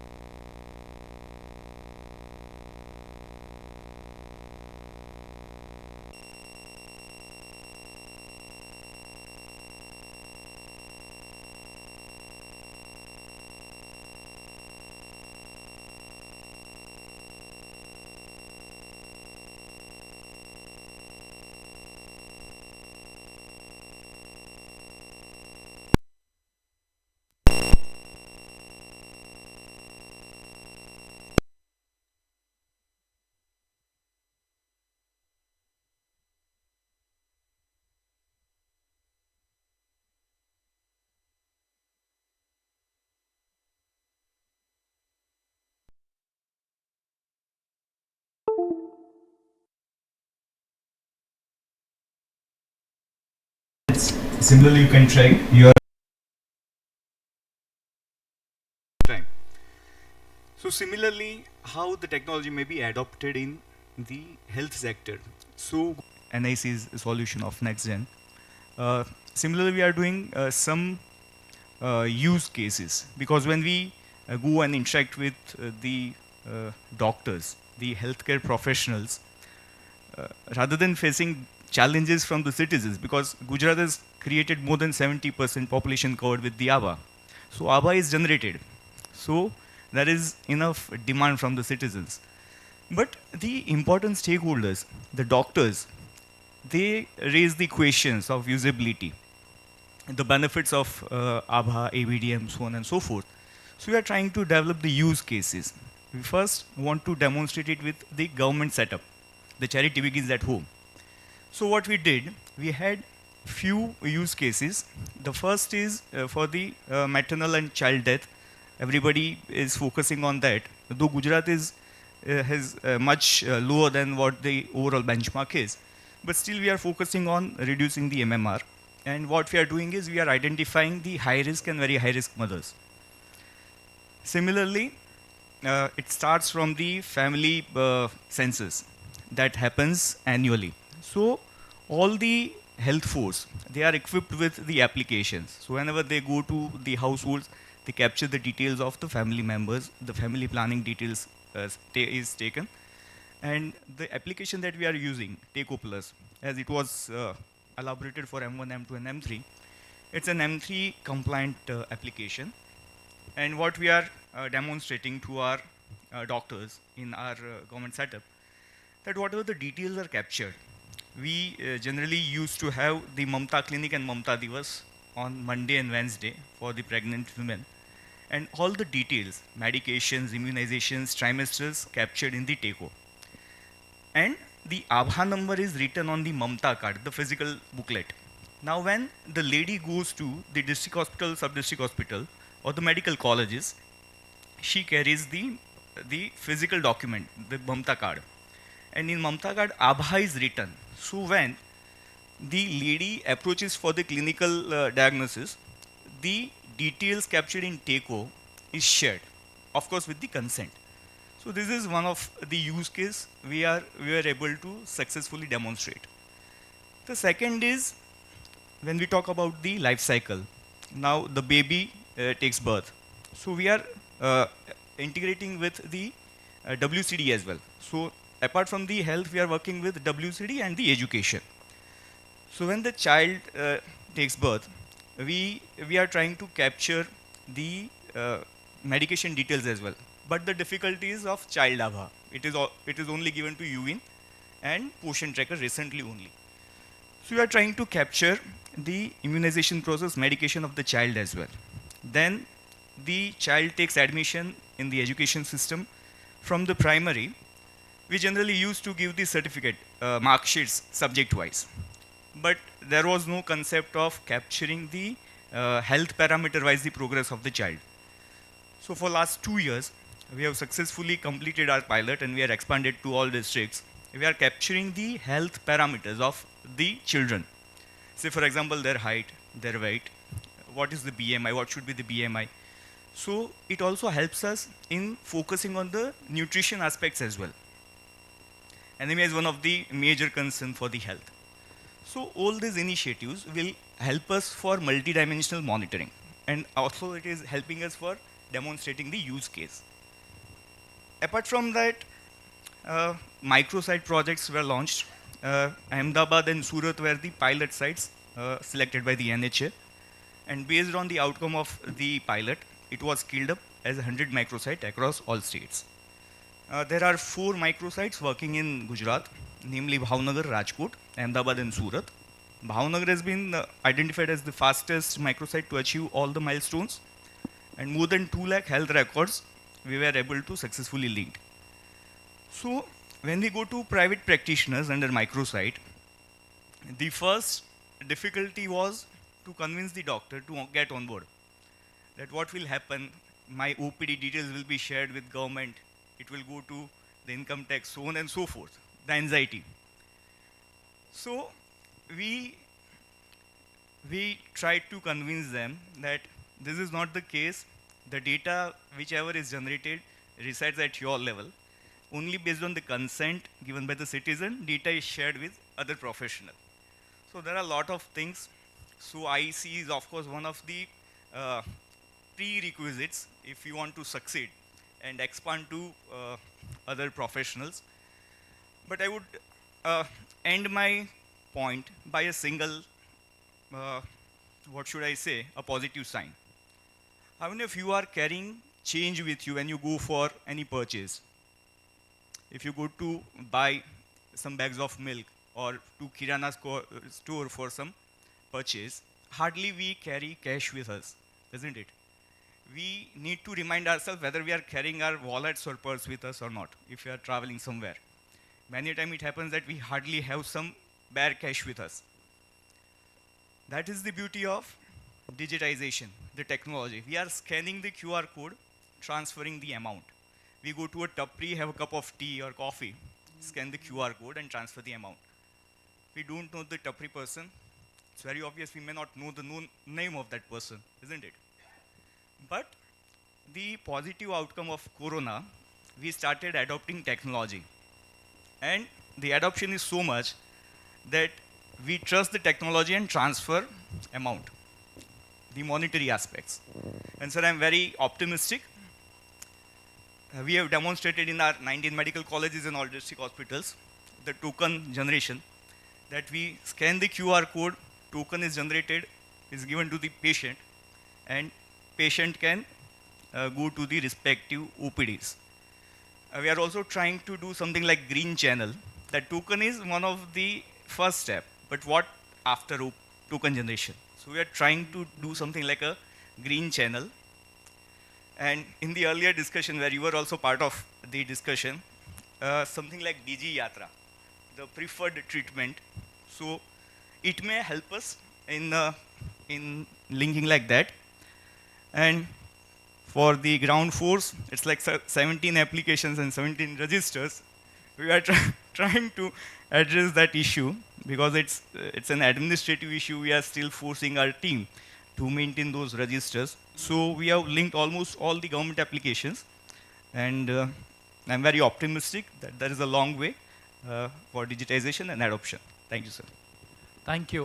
So Karnan, now I'll put you on the spot for multiple reasons. I come from Telangana. You've been my collector of my home district. Now it gives me all the reason to trouble you a little more. Let me ask you this very troubling question that I have more as a digital health and a public health practitioner. Now the fundamental problem that we have, which is where I'm picking up from the statement that we heard, is our healthcare workers today do have apps from the state government, they are from the central government. So essentially a small study that was just presented on 2 days back from Madhya Pradesh, the MD NHM of Madhya Pradesh quotes that there are 172 applications that a healthcare worker needs to remember both the usernames and the passwords, right? So she essentially was smart enough asking her husband to create a single sign-on for her. Okay, so as MD NHM, she was smart asking, because her husband was the MD of the IT department, and said, create a single sign-on. Now certainly our ASHAs and ANMs are not going to have that leverage, right? So what do we do with this? I mean, with state governments, and please feel free to share what you want to, because I know Telangana and the central government is a very interesting dynamic. So I also want to be very careful here and not put you all completely on spot. So all I want to just say is, what is it in Telangana? How many applications do our healthcare workers have in Telangana? Well, I think you're putting in spot because I'm son-in-law of Telangana. That's an additional added reason then. Yeah. So so I'll come to your question. Like, it's a tricky question to answer. As sir was mentioning about, we call colloquially as collectors. In field, we are doing data collectors. Whatever data, I completely agree with him, we are collecting a lot of data. And what are you doing with the data? That's a very crucial question. So, for example, sir, Telangana was, as Tata was mentioning in the last session, we started doing this NCD survey, like we would have our own NCD survey around 8 years back. And continuous 3 years, we have our own NCD data with other linked. And Telangana is one of the pioneer in even getting other linked with all other schemes. So now we started doing our NCD survey of Government of India. So it's completed, it's a common one we are doing for across everyone in India. The problem is right now, access to data is a crucial thing. I have my own LIMS called Telangana Diagnostics. So we are around 1.32 crores data with their own various test results. And same NCD with ABA number, I'm having around more than 1.8 crores. So that both the data will not talk with each other. Because it's the issue, the very crucial issue, why we are not able to use ABDM in a full spread. And ABDM we are not able to implement it. These are practical difficulties we are facing it. So the interoperability is the issue. That is a very crucial issue. And access to the data also is a crucial issue. So whether it's state government is not ready to give, that some states are willing to give, that is a crucial issue, sir. That help us to not maintain if we want to create a EHR for our state citizens. And we are of standalone data, more than 1 crore population. But we are not able to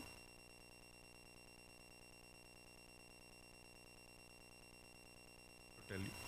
And finally, coming to your very tricky question of how ASHA workers able to do this one. Some states are pioneers in using the ASHA app, like some states have started recently, and now we have a common app throughout the country. So that's the problem lies. So we have our own MCH app running it for the past 8 years. And right now, recently we are going to implement RCH app. That integration happens. And MCH app is right now, it's usually a well-oiled machinery in our entire state. Our ASHA worker ANM will do it. Now, she has been trained this one. Now we started not having any MCH record in register form. Whatever she do is in a tab form, where she have the record. Now, we are going to another platform we are going to integrate, then the issue comes. Same thing with like each program have a different level of verticals, like from ASHA worker up to the MD NHM. So all these things can be integrated in a single platform, will help us make our life and make our frontline workers life easier. Still, as you said, mentioning, we used to have, still they are maintaining 35 registers offline for various reasons. Now we are reducing to 17, but still because incentive based, the way we are paying them, there should be some record to ensure that it will be paid. So all these things, the administrative issues helping us, not helping us to make integrated in a single way. Finally, it starts from ASHA. As you said, ASHA might be having less number of apps, but as MD and HM have more number of apps and more number of portals to log in. So these are the issues we should definitely, I'm agreeing with you, the practical difficulties are facing it. So coming to another thing, because sir was mentioning about how we are going to leverage this technology. Help us, what do you want to achieve? Help us to reduce out-of-pocket expenditure. First and foremost important thing. In health sector, the most important thing, whatever technology we are going to use finally is going to end up as like, calculate as a mean of how we are going to reduce the out-of-pocket expenditure for the common citizen. So that way we should move forward. That is we already have a use case, very a proven model of Telangana diagnostics. For the past 5 years, we spent around 456 crores. Same with the help of diagnostics, we have reduced out-of-pocket expenditure of around 1,400 crores. So this way, we have to calculate and we have to quantify how much out of expenditure we are doing by converging all this technology. That's the one thing. Another model I just want to tell you, because with the help of ABDM, how we can going to detect anti-fraud in our insurance and assurance based universal health schemes. Like you might be well aware about it, Telangana is the pioneer in United Andhra Pradesh pioneer in launching this Arogyasri scheme. It was from 2007 onwards. It's an assurance based model right now. So same we were adapting PMJY. It is also insurance based model. So how we are putting anti-fraud systems within our existing system, and really ABDM is helping us to do that. So these are the two important things I personally feel, how we are going to leverage technology to reduce out-of-pocket expenditure further for the citizens, and how we are going to help us in running our scheme and integrating all in a single platform. Thank you, sir. Sir, just one point. I mean, just to add more pain to what Kannan sir has said. So in Kerala, more weight. There is a lot of weight to add, please. So in Kerala, we recently started this small register rationalization exercise in our health centers, and I'm quoting the message which I got. So their findings highlighted the following: there are about 147 registers in use. Sub-center, one of the sub-center 23 register, another sub-center not attached to the main center 61 registers. Family health center, we commonly known as a PHC or FHC, 63 registers, and there are close to 1100 data elements excluding data from lab and pharmacy against which health staff needs to record the data, and 99% of this is in paper format, which they have to do manually. So I mean, this is the pain and this is the problem statement. I mean, if some of you are from techie side or from those backgrounds, I mean, like, I definitely invite you to please take this as a priority. We will have the next speaker essentially give us some insight. So from local to global, so we have Smisha Agarwal. Now Smisha, essentially, in all this gloom, what I want you to talk about, what I want to talk about is for ABDM, essentially is done this 5-year journey, right? It's just come in, the blueprint came in 19, and just to get the context, the project got kicked off in 2020. and with COVID. So it's essentially been about 3.5 years of ABDM implementation, right? So what I would just want you to reflect on is, could you actually talk about what do you think India has done well in ABDM in its 1.0 version? And then we can kind of steer you also, if you could also steer on what should India do to in its ABDM 2.0? Yeah, thank you, Karthik. You know, when you're so close to all the problems, when you're so close to it, you see all the problems and don't enough appreciate the things that are being done well. So as context, I'm a professor at Johns Hopkins, and we partner with research universities in several countries to study what those countries are doing, including India, to digitize their primary healthcare sectors. And so some of those countries, as part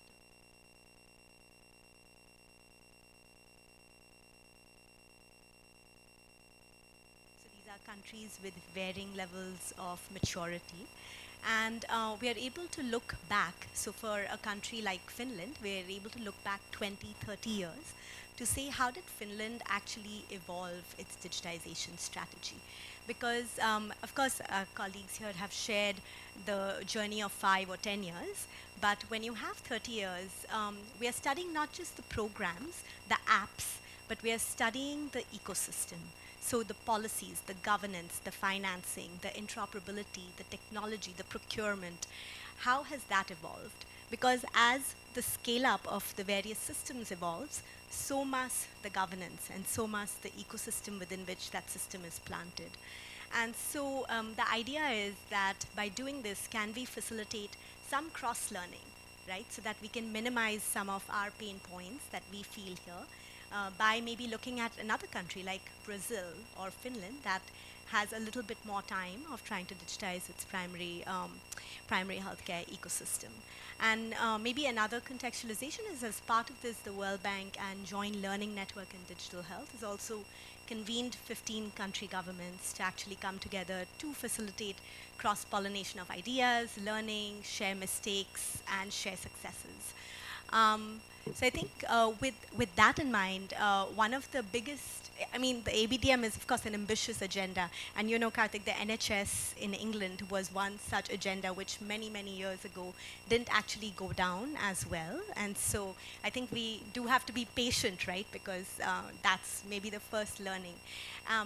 In a perfect world, we would create interoperability layer first. We would, I think several people you heard have shared about the multiple journals, registers, and how the data doesn't exchange between those registers.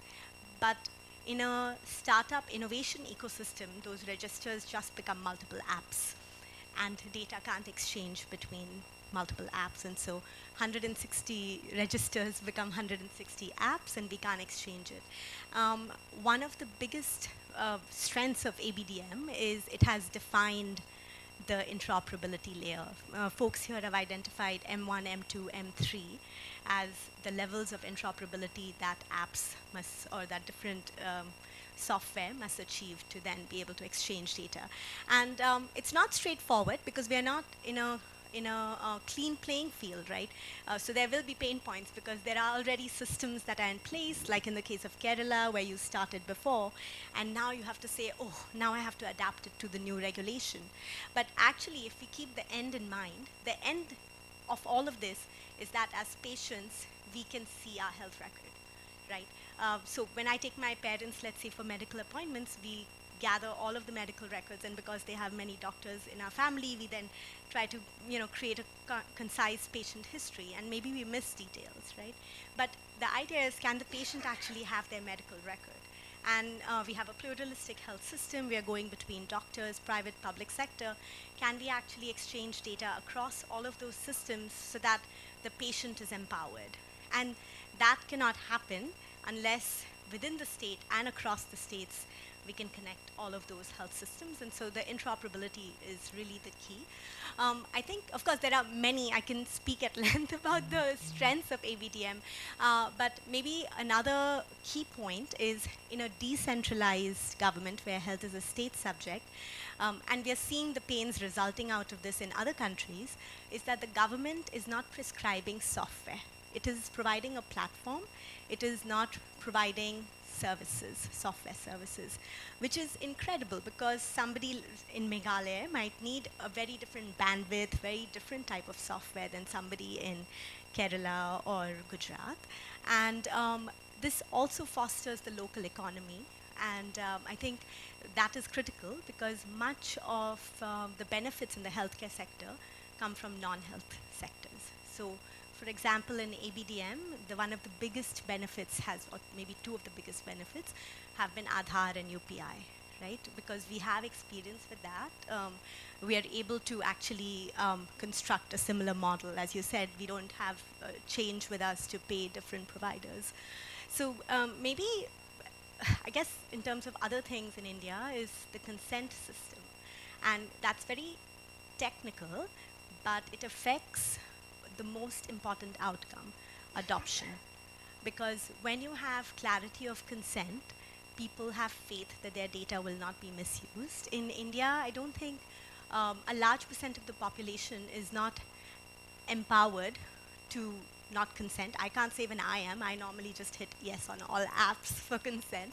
But the citizen is not empowered to understand what consent means. And so the government has that responsibility to ensure, especially in a private sector ecosystem, that citizen data are leveraged in a secure way.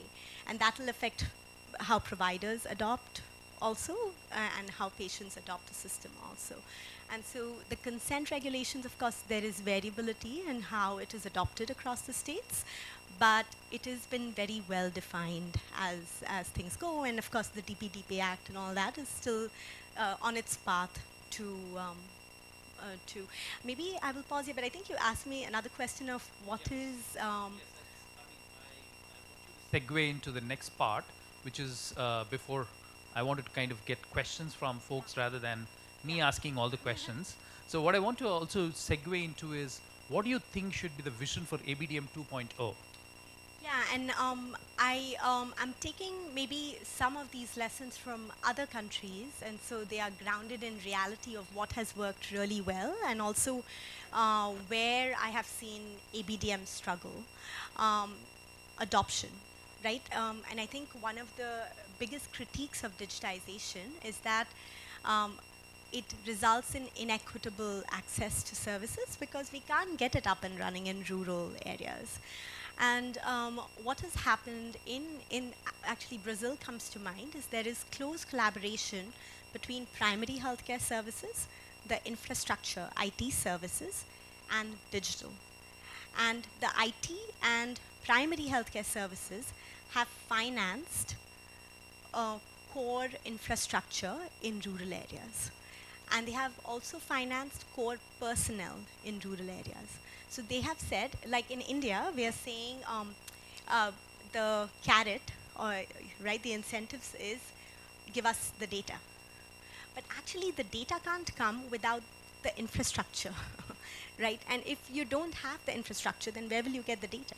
And so instead of the data, the infrastructure has been incentivized through cross-ministerial collaboration, and the personnel, the workforce, as they've done in Meghalaya, has been incentivized. So only when facilities can demonstrate that they have the core infrastructure and they have the core personnel, the teams in place, that they're able to tie into the incentive scheme.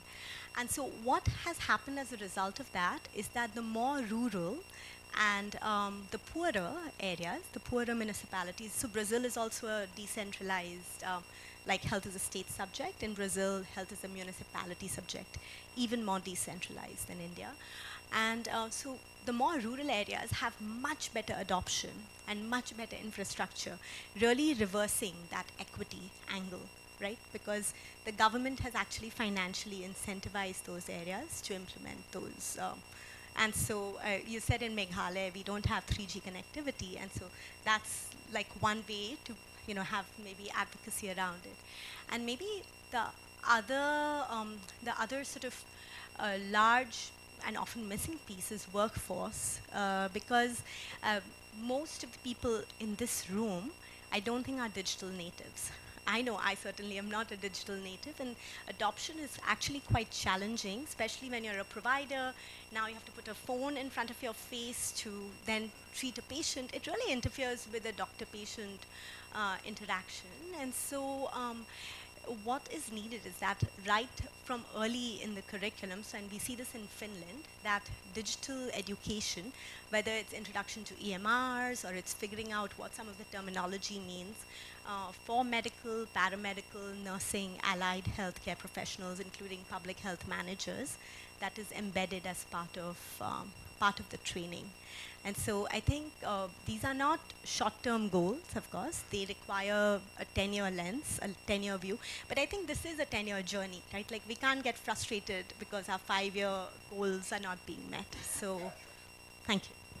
Thank you. So very typically in most panel discussions, folks get an opportunity to ask questions at the very end when there are just 5 minutes. So what I want to do is I want to change this other way. I would want to give you guys opportunities to ask questions to them, and then I'll probably go in the end if you don't have questions. Is that okay? Go for it, please. Please, ma'am.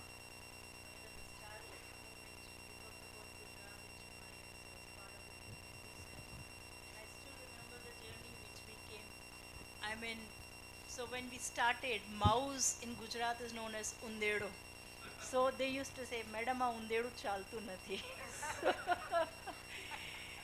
Coming from there to integration that we were talking about, how challenging it was, even NIC apps that we were trying, DLIMS to HMIS or bringing NABH to HMIS, and how challenging it was. That architect that we tried to draw it, and it was so complicated that we were like, how are we doing this? So my question to you all, because I've been on that side of the table and now I'm on this side of the table, and then done this data quality audit, I want to understand from you all, we've been talking about interoperability and so on. One of the blue that the private players actually have been trying to is, I mean, they're like, okay, we don't want to have a profit because collaborating If you could with limit your government- question, ma'am, Yeah. just stay on the question, That's please. just my question. So collaborating with government, we want to, but it's about the risk that they are talking about, the risk that it comes. There was an example that was cited by somebody saying that I want to have my telemedicine solution, that I want to have it from government, but maybe one of the clauses like, if the government doctor does something, the risk comes to the solution provider. Want to understand your thoughts onto this, the ecosystem or the enabling thing for private players on that. Thank you. Any others? Question? Okay. Yes, Seema. Dr. Seema, Country Director, Noora Health. My question is to Dr. Shri Sampath Kumar. Amazing. I mean, the 50% reduction in mortality is amazing. Want to understand what was the tech you utilized, and was there any geolocation that you adopted because of the terrain? We'll come back to. Yeah, please. So it's a very simple app developed by CDFI, I think Center for Digital Financial Inclusion, and just like what we have done was, like, again, it's a lot of human intervention. We brought sense of purpose. Like every week we used to have maternal death audits. We used to ask them, like, please put the data, identify high-risk mothers, put it on the app so that, like, we can share with not only with healthcare workers but the CDPOs, but the BDOs, because it's a collective. So it's a, if you ask me what how the technology, it's a simple technology, but it has a dashboards, like Chief Minister very proud of seeing that one every time, and it's an open health data portal. So everyone can see in which village where there is a high-risk pregnant mother, where there are teenage pregnant mothers, so that like, more care can be provided. So we make sure that, like, in the 3rd trimester, go there, persuade them to come to the health facility, because in those geographical terrain, in the 30-minute rule doesn't work. That means when you get labor pain, you can't actually take the mother to the. So what we have done, we have every facility has a transit home now. So we are basically bringing them to the transit. I just said, basically it's a human intervention, but supported, amplified by the digital technology. Yeah, please. Hello, I am Dr. Mahua from Indian Institute of Science Center for Public Health. This is an interesting panel. Also, just to point out that I'm a Hopkins alum and Dr. Smisha was my faculty and Dr. Vinay my batchmate. So coming to the question, at IISc we see a lot of innovation in digital health happening, but the gap that we see is that it happens in silo. The technology people are not very aligned with the public health space. That's where maybe the problem of integration in the public health space comes in, and a lot of the startups die their natural death after piloting maybe here and there. So as a decision makers, as implementers, I want to ask, like, what are your guidelines or framework, how when you make a decision on, there are a lot of options available of digital technology, because we see EBDM compliance is not sufficient for technology to get integrated. So what are the other things that can handhold them towards a better development for a sustainable model? Thank you. Raghu, and then we have a gentleman here. Go for it, Raghu. We can hear you. My name is Raghu Dharmaraju. I'm CEO of ARPA. Been working at the intersection of tech and health for 15 years. I heard Smisha say it's a 20-30 year journey. So we are, I'm in 15 years. So wondering, is it at all possible? I think of all the IAS officers who do this as superhumans, right? It's just amazing what they manage to do despite all the chaos. But it is challenging when these gentlemen and women move on, and then there are other officers that come in.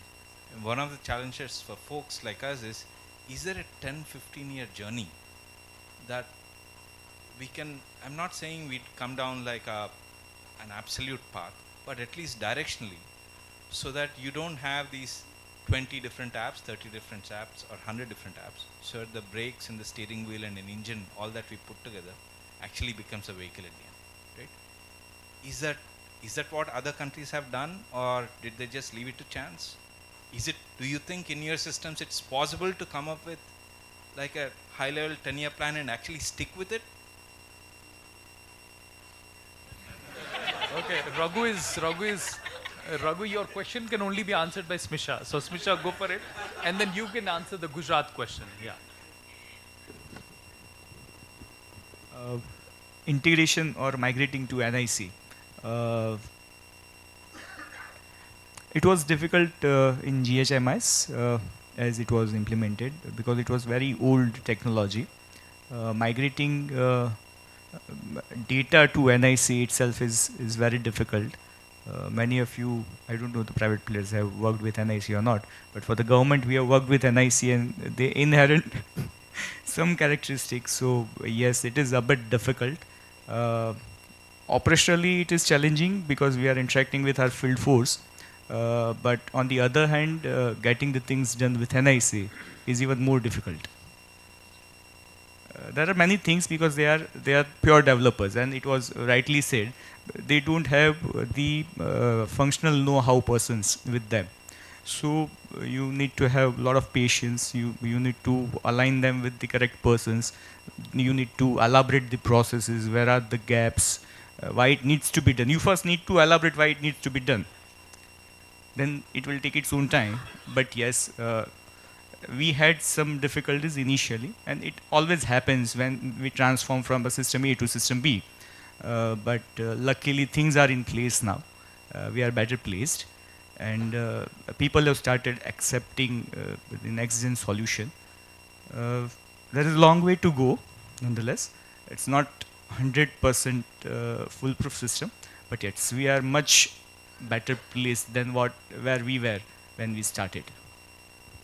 Yeah, just to add to that question, just to responding to that, you brought in an element of this public-private partnership also.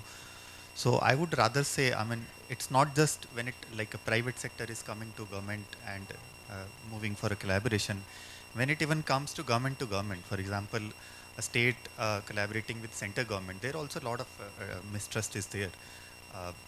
Like if I can give a small example, so this central government came up with this NCD portal and all this program, and then all the states were given some targets, and then doing the screening and sharing the data. So Kerala was not on this NCD portal again. When I don't know, we have a habit of moving and taking a different track. So again, we took a different track. We're doing screening through a different portal, and we were asked to share the data, which obviously, I mean, conscious decision was taken at the state level itself that we can share the data, but we are not getting anything in return. Even in fact, Kerala's data, Kerala was not getting by sharing in that way. Then why should we share? And now it's not just state versus center. Sometimes within the state government, it becomes one department versus other department. So when we were trying to expand our this Abha ID creation program, we thought of having this bulk data from PDS, because PDS data is very clean, very sanitized. We thought it will help us. So I have to follow up multiple times, first at my level, at director's level. It didn't work. Then I have to rope in my secretary of PDS department, get a meeting done, and somehow I was able to sort it out and get this data. So, I mean, at government level, it is so challenging. I mean, like, I can't just imagine like how we can just accommodate and how the collaboration will work at private. It is definitely challenging for us. Raghu, and maybe another question on the risk for private sector. Maybe I'll first pitch that we actually have a learning series on private sector engagement in digitization that is coming up. I think the challenge is very real, and no force can change, as we're seeing in the United States, a change of government. Right? It is the truth. So, but one thing, and maybe the difference that I see is where regulation has been clearly defined and the rules of engagement have been outlined, the private sector then has a direction to move in. And so I think defining this M1, M2, M3, some of these things are likely to stay, right? Because they're quite technical, even with the change in who the decision makers are.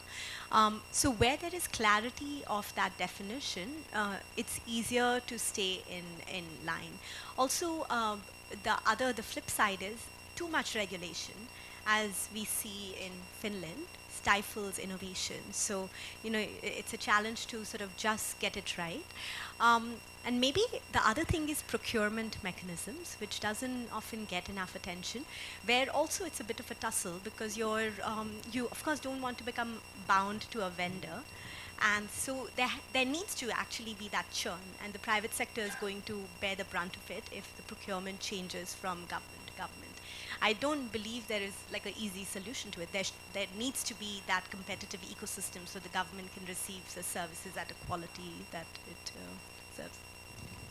I would like to add point to two questions for private participation. The good part of the public digital infrastructure, and when we talk about particularly for the health infrastructure in the ABDM, by and large, government is just a facilitator. As Smisha said earlier, the government is not promoting or providing any solutions from government side itself. So if you go through the ABDM system, largely it is from the private practitioners. So we encourage private participation. There are a lot of interaction from the state level as well as from the central government level, and they are motivated, and there are many incentives for the private practitioners as well. Government have guys its own application Abha for the Android and for the Apple, but if you see the utilization, the private practitioners or the private apps are more used than the Abha application is used, and it is ultimately used by the citizens. So if the application is good, it would be accepted. Acceptance would be very high among the citizens. And there is again on the other side, when about from the PHR, you have the HMIS. One may focus for the single doctor clinic or a small nursing homes, which are largely untapped area, and it is between the private developer and the single doctor clinic or the nursing home for the commercials, the negotiations. So government largely is the facilitator as far as the ABDM is concerned, and the things are very clear with the responsibilities as well. Thank you. Okay, if you could just keep your questions limited, please. No big long sentences. make them short and I crisp. can please. quickly respond to Maua's question Please, also. please. I Oh, think yeah, that yeah. got Cohort mate just to lost. cohort mate. Yes, Yeah, please yeah. do. Please do. So the question was like, so many innovations are going on and a number of products are coming into market. So what are the basic factors which goes into when decision makers or policy makers decide like which one should I take? So I guess there is a big mismatch between the speed at which these innovations are happening and the pace or the systems within which we work. So we work within all sort of limitations. I mean, a small purchase like a stationery You're and giving all. away a lot of secrets, Vinay. So Yeah. So I mean, the limitations within which government functions, I think that is one most important factors for decision makers. There is a product and suddenly I can't go and purchase that product and like implement it in my systems. It has to go through all the checks and balances which are there, and obviously with a lot of innovations coming up in this market, a lot of products coming up, new and new technologies coming up. My team, like I mean, starting from as important as like preparing the tender document, vetting the tender document, I need to ensure that the product is not vendor locked. So I think these are the main limitations. I mean, from government side, which comes to my mind, and obviously like scalability. Whether I am having, because government follows a typical funding cycle where you submit your proposals for 1 year and then suddenly a new product comes into market, and I mean your entire budget is upside down. So these are the factors, I guess. Yeah. go for it, young man. Yeah, hi. My name is Ganesh. I work with CGIS Foundation and we work with state governments. Fully empathize with a lot of the problems you were talking about. Just two aspects I wanted to highlight is one, while ma'am said that ABDM is just a framework, but it has implications on another aspect, which is public finance, which is a lot of the NHM money from Government of India to states already needs inputs from the states, let's say in HMIS. But now with Abha adoption, do you see any challenges on fund flow from Government of India to you? And the second aspect I wanted to ask was, are there any low-hanging fruits that you feel ABDM should change or HMIS should change, which may help you in the public finance problem? Excellent. Okay. Any other question? Yeah, please. Hi, my name is Ibrishi. My question was to Smisha ma'am, and what I wanted to understand is you mentioned resistance from providers in adopting digital health initiatives. Are there any frameworks that have looked at behavior change addressing this resistance for providers? They've not been able to solve it really well in the US itself, but I'll let Smisha answer it. Okay, anyone would want to answer the public finance question? Go for it. The very tricky questions I'm getting it, I don't know. So, see, you should understand how we get finance from Government of India, especially it's that except some special states we 60-40 ratio across the main land of country. And the major issue is like, it's not about any disbursement linked incentives. Disbursement linked indicators will be there in some World Bank or any other multilateral banks. They do that. Proper indicators will be there. Based on that, we'll get finance. Even though we're getting loan, we'll get it based on DLIs. So it's not the case in NHM funding. It's about based on a proper pre-planned cycle will be there. We have a proper PAP in place, program implementation in place, and we'll get 2 years before in advance we plan. These are the various heads we'll get to try to get money. Majorly on HR. HR is a major part. In addition to the HR, based on diagnostics and drugs and everything we'll get. So I don't think so. ABDM is still not altering our finance from any, especially in NHM point of view. But in future, like it will be a good indicator, help us to motivate. Finally, he's asking a very valid question about, I will come to his question also. Why there is a change? The MD NHM changes, there will be a change in the apps also. So my thing is about, because there is no incentive or no mechanism to follow what previous guy has done. So if proper mechanism is put in place, especially related with public finance, if related with finance, then things will have a common, at least for next 10 years, we can do the same apps or same technology, or we can add or delete something to it, but we cannot completely take a tangent view. That may happen in the system. System will understand based on what basically on NHM will function based on the finance we get it from those. So that will be a major indicator. Can course corrections. So that is my view. And other is about other NHM can probably Kerala guy and sir can explain better because the experienced guy can do better this. I think just like I want to add Raghu, right? So I wanted to same thing that what Karnan has mentioned. So when you say that this entire continuity, do we have a long-term plan? First of all, when we talk about any growth or any development, first we should build systems and then work.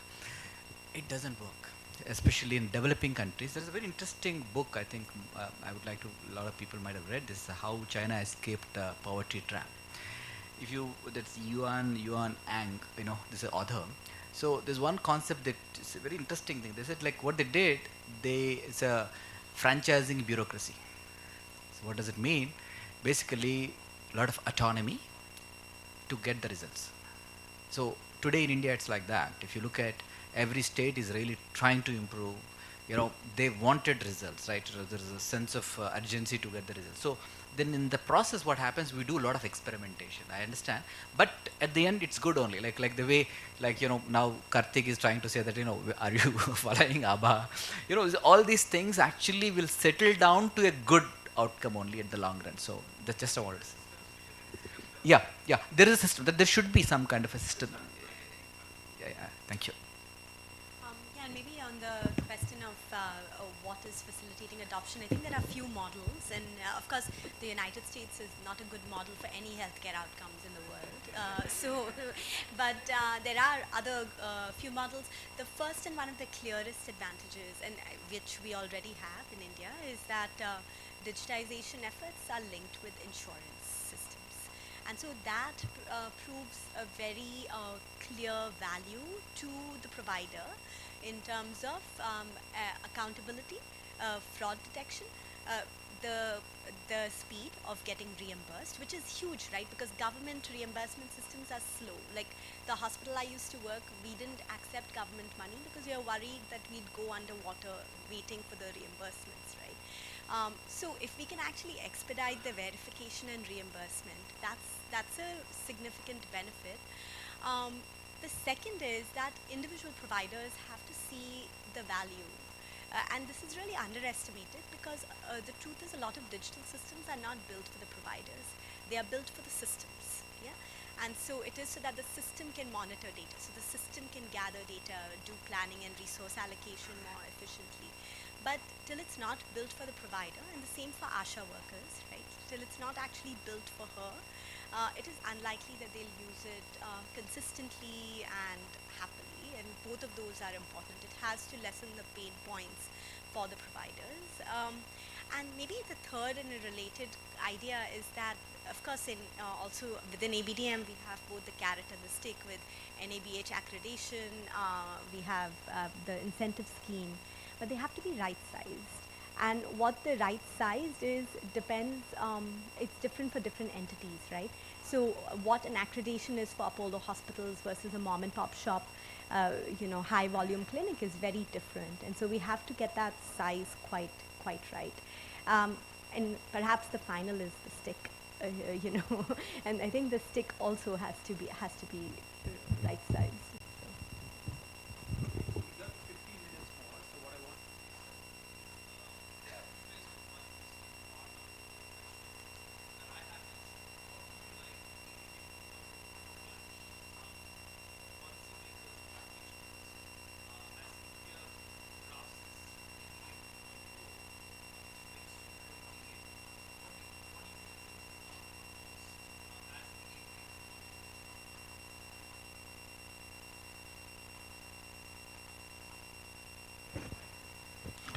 Sir, like someone was mentioning about UPI, how UPI became successful, it didn't start with the government side. It came with the private sector in place. So ABDM is mostly driven still from government side. And I personally feel ABDM too should involve more of private sectors. And I personally feel ABDM should involve more private insurance companies. And that will be the game changer. then it will definitely become UPI.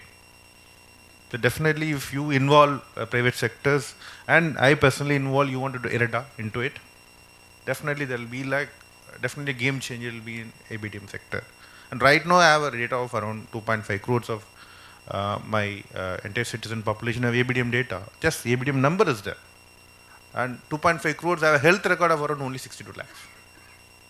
So without ABDM linked with EHR, there is no value for it. And there is no zero private participation. Whatever 62 lakhs is done from our government sector through our own tertiary care units. So then ABDM too should be strongly involved private sector. There will be a lot of people who should be involved, and majorly involved private, as I told, private insurance companies and also private health sector should be put in place. I completely endorse what Karnan has mentioned. I think it should be used as an enabling system. Like Aadhaar was an enabling system. Like UPI has come up, like maybe because of this entire. So I think it should be like that. It should be it's an infrastructure based on which different experiments can grow. And I also say, like John Hopkins professor, I think we should learn from other basically the countries which have a long basically which have been working for a long time. So, thank you. So I would answer it in terms of like more of us strengthening the system, like rather than focusing on the outcome. So ABDM 1.0 mentioned regarding the standards, setting the standards of the digital ecosystem in the entire country. As project director eHealth in Kerala, the most challenging thing for me is like to have my team ready to implement those sort of applications or those sort of digital solutions in the field.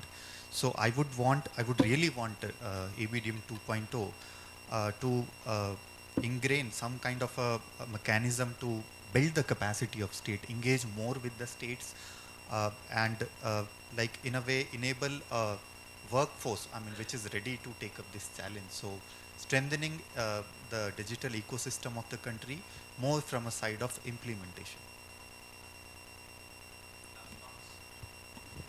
Sir, based on the experience of ABDM 1.0, there are many gaps, and it may be a multi-dimensional approach which needs to be executed.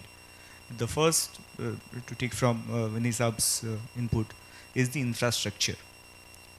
When we talk about the token generation and scan and share, we find it very difficult at the peak time.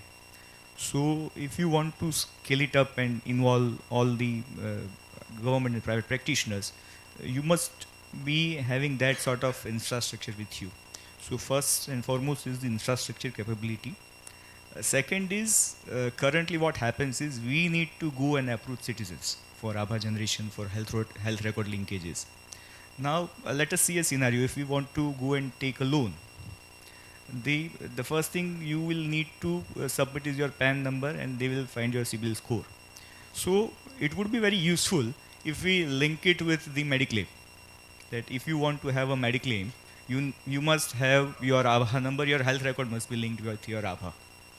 Second, it should be linked with PMJY, that if you want to process your claims, it should be linked with your Aadhaar number, health record linkages, or the private hospitals, they must be compelled to upload the documents. As Sir has rightly said, it will also reduce the fraud practices. And the ultimate objective is of linkage of data. So as we could see where the file is pending in the revenue system, it will help the citizens to see where the claim is pending. So insurance will reject your claim.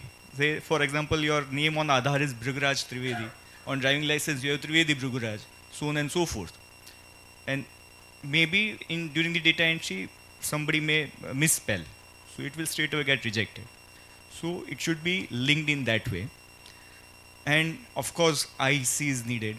It needs more interaction with citizens. It needs more interaction with the private practitioners. When we interact with various associations, medical associations, local chapters, surprisingly, they are not much aware about the digitization process and its benefits. It's not that they don't want to get on board with us, but they have their own anxieties. They're not aware about the mission itself. So it needs multi-dimensional approach, and there is no negative sides for acceptance. That's what we have observed so far. Thank you. Maybe the only thing I'll add to these very good points is actually the goal of all this is to ensure that citizens are empowered with their health information. And we're still quite a ways from that, right? Because the PHR side of things are not yet well developed. And even if it was developed, it would not have good utility because the doctors have to input the data first. And that has to be connected. So the citizen's not going to see the benefit till the doctors are compliant. And to get the doctors compliant, as we've seen in the US, and you've pointed out, took 30 years and they were still struggling.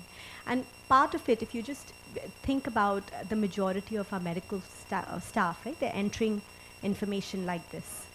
That really slows things down. Of course, it adds, let's say average mom and pop clinic sees 100 patients in a 4-hour evening block.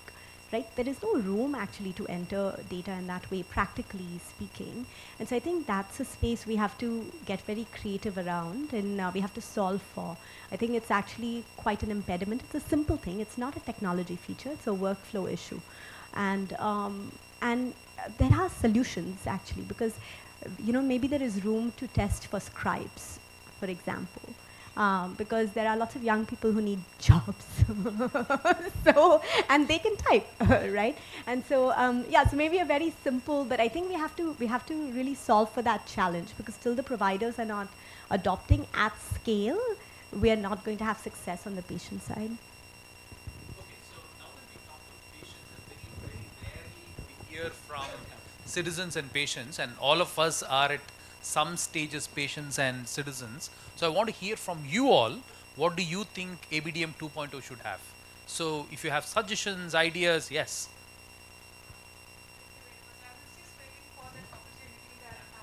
Talked about ABDM being very system focused, and but often in healthcare I've realized in India we do miss the point that the patient is the real consumer, and after the patient it is the health practitioner who is the second consumer. So as someone who has come back to India, and in the last 6 months I've personally myself had a couple of doctors visits to different, from primary to secondary healthcare providers, and I've done the same with my parents. I proactively created an ABHA ID for me through this IIT. I think Bombay has done this, Quetta Center, they're running this program. So it was very nice. In theory, it all felt like super, like we are at par with Australia with My Health Record. But when it came down to implementation in a tier 2 city like J&K, where people are educated, doctors, specialists are doing a great job in sort of coming at par to what is happening in Delhi, for example. But the uptake is very very low. My parents had no clue what an ABHA ID means. I thought maybe it's just my parents. So it's obviously that age group I'm talking about.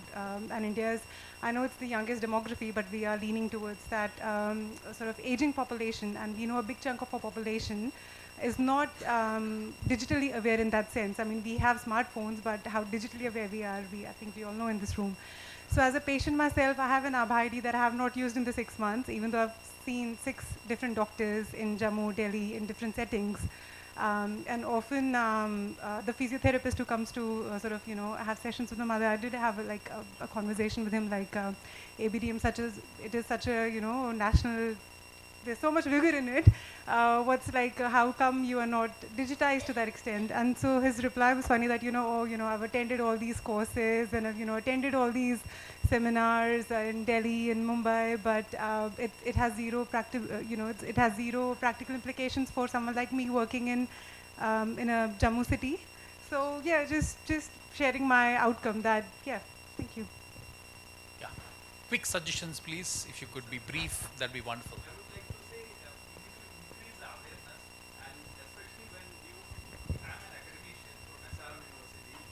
Also have a data science students, but if this awareness can be built from the younger generation, from the school, colleges, and can be part of the curriculum, that will add lot of encouragement. Even my wife recently being a NMC mandated it, she created, and I also created one. So this is how it even percolating to our MBBS students also. Thank you. Raghu? Would you include primary care into ABDM? That's the first place. Yeah. Already there. Okay, it's already there. Okay. Pri- I'll have primary someone- health care I'll have consultation? I'll have some new voices, yes. The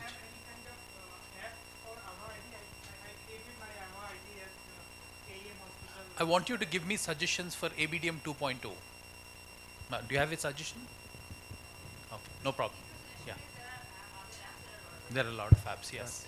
Just a quick point, AB 1 focused on the private sector with microsite approaches, but largely 2.0 also will request the approach for private sector engagement and addressing their concerns, like in terms of their losing their cases, etc. Because they are the one. But public sector, the eminent leaders are there, they can drive the public sector, but private sector still remains crucial. Okay. The ladies in the front and then the lady behind. Yeah, please. One single user interface for Ashas. I'm a fan of Delhi Metro app. So WhatsApp bot, right? They don't need to access like 10 or hundreds of portal in the behind, but something interactive like chatbot, and maybe something like ChatGPT, which extracts from anything for people like MD and HMs and all. They don't need to visit the portal, but chatbot interface just to extract data and get the data analytic. Kind of an extension to that, can AI help with the data capture, either from physical records or the typing made easy?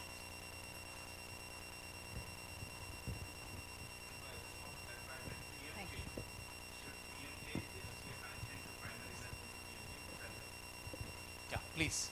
Good evening, I'm Pallavi Jain and I lead an initiative called as the Youth Ownership of Digital Health.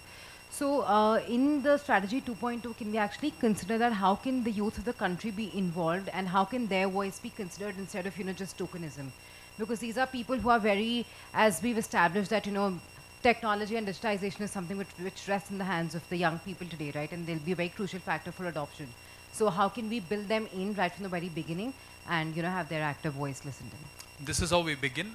We hear your voice and so thank you all so much.